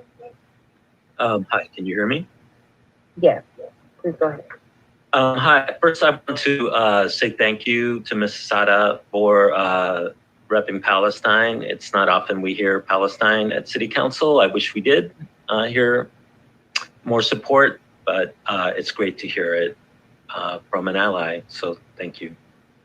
I just want to say, it's not a question of which developer was better. The question is, who knows? Any developer can put a lot of effort into outreach, and that's wonderful, that's great, but those promises don't mean anything. We know that from watching Dave Cavall talk to the CBA committee after 2 years of making promises the A's don't want to live up to. We know that this is AASCG is a company. Their bottom line is money. They want to make money. We know that they battled with the Coliseum for the licensing negotiations. They fought to get all the money from parking, for example. I remember that presentation from the director of the JPA. So I just think council is sort of, eschewing its responsibility to be a good arbiter of the way public land is disposed of, just for politics. And I think it's unfortunate because thousands of people came to council years ago to make sure that there was some responsibility, some kind of due diligence around the disposition of public land. And those people's efforts meant something. And people really wanted council to stand up for the public's right to have public land be used for public good, not for the benefit of billionaires and rich people. And it's sad to see the most progressive council not do that and instead hide behind platitudes and politics. I hope that doesn't become the way things are from now on. It does look like no one's opposing it. Thank you for your comments. And Madam President, that was our last speaker for open forum. Thank you. And thank you again to everybody who joined us today. We appreciate everyone's engagement with our city. So we are now going to adjourn the meeting, and Madam Clerk, I will take the liberty of leading us in the adjournment. We will be adjourning in memory of the indigenous tribes who were murdered as this country was quote unquote discovered, in memory of Assistant Fire Chief Sean Laffin, and also in memory of Supervisor Wilma Chan. And I'll share a few words about Supervisor Chan, and please raise your hand if you would like to also do so before we adjourn. I think all of us are coming together to extend our deepest condolences to the children, grandchildren, friends, and colleagues of Supervisor Chan. Still, it's such a great loss and so tragic. Her legacy, her work is an inspiration to everyone in elected office and many everyday people and anyone doing hard work advancing racial and economic justice. And I hope that we can all carry that work forward. She was instrumental and led the efforts in advancing healthcare, childcare, food security, deportation defense in Alameda County. And as we were starting our meeting, the Board of Supervisors was taking some time to honor her, and her son said very beautifully that Supervisor Chan was one of the most virtuous and effective politicians. She had a balanced approach, listened to everyone, and was usually the smartest person in the room. She did her work with so much integrity. And so Wilma Chan, may she rest in peace and in power. Okay, Councilmember Call, please go ahead. Thank you, Madam President. And obviously I concur with all your words. I think so many people, all of us included, are still in shock that this happened so suddenly and tragically. A huge loss for so many people, not that, of course, most importantly, her family and very dear friends, but more broadly, our entire East Bay community has a tremendous loss. She's irreplaceable, and I wish good luck to the person who ends up replacing her on the Board of Supervisors. In addition to some of the things that you mentioned that she was so engaged in, both during her time as a state legislator in the state assembly and as a county supervisor for many, many years. You mentioned healthcare, early childhood education was a passion of hers, deep passion of hers. And I also want to add in mental health care. She really was ahead of her time in many regards, and in terms of really pushing to have equity in terms of mental health services be on par with other traditional healthcare services. And she pushed that for so long, and she really understood the need for that. So we could all go on and on for an hour to talk about her amazing accomplishments and her commitment and her passion. But let's just suffice it to say that she'll be deeply missed, and our collective hearts go out and to her family, her friends, and the entire East Bay. We'll miss her. Thank you, Madam Chair. Vice Mayor Kaplan.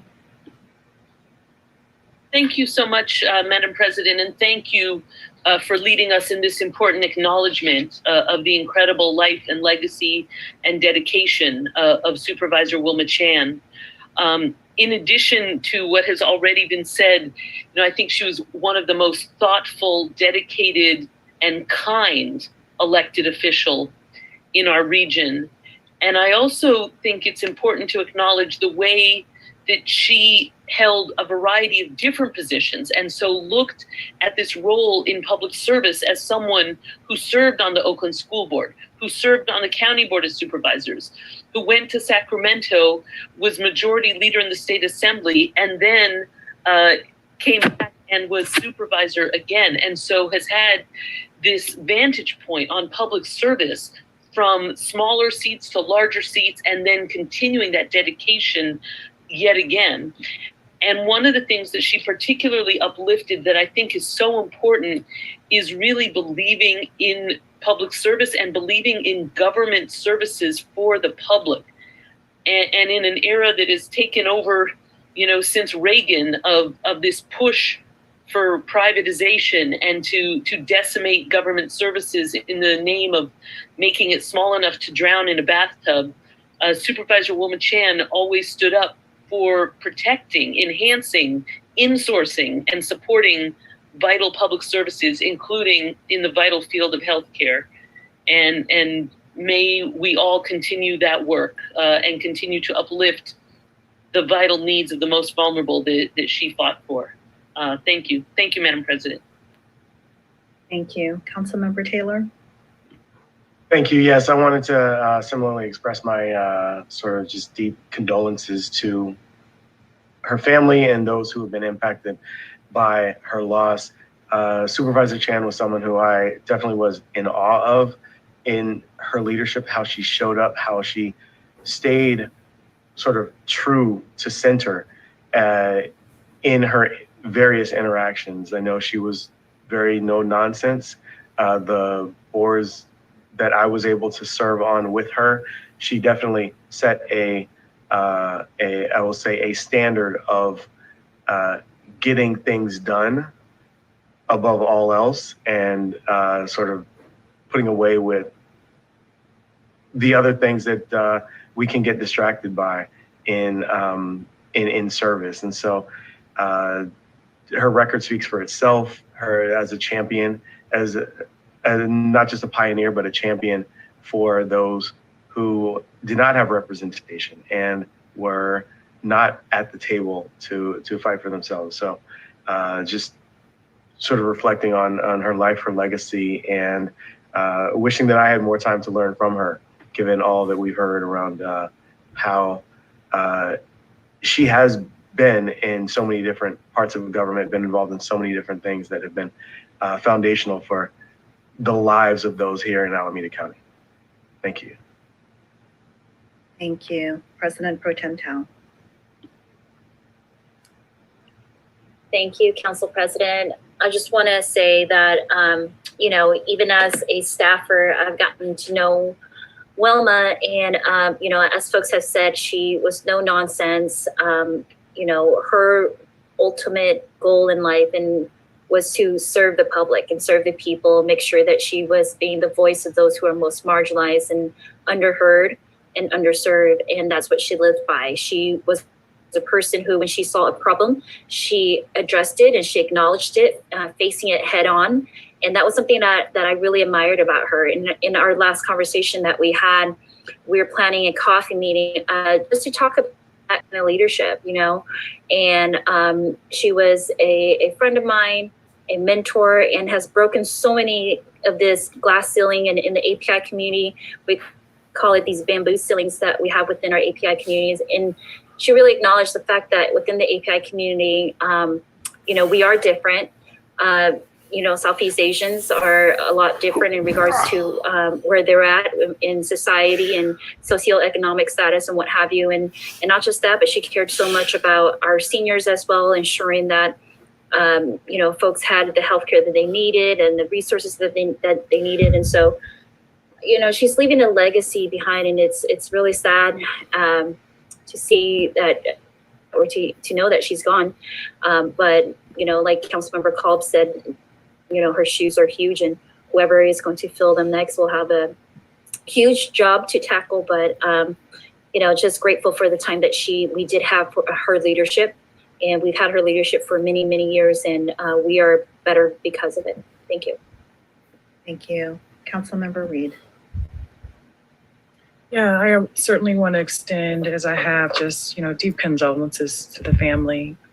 We have certainly been praying for them personally as family friends, for the family, for loved ones, and so many of us in the community who've been impacted by just the tragic loss of Supervisor Chan. I've shared that she's been just an amazing trailblazer. She has just been dedicated to what I value as public service over politics, the politricks of politics.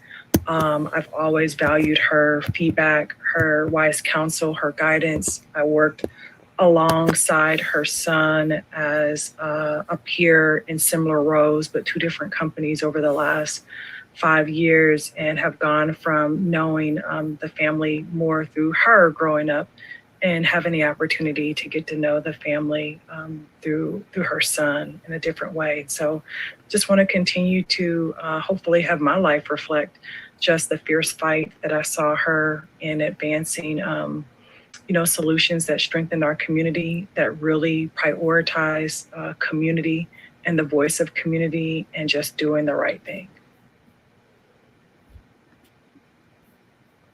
Thank you. Thank you, everyone. So now we will take a moment of silence to adjourn in memory of Wilma Chan, Sean Laffin, and Indigenous tribes impacted by genocide.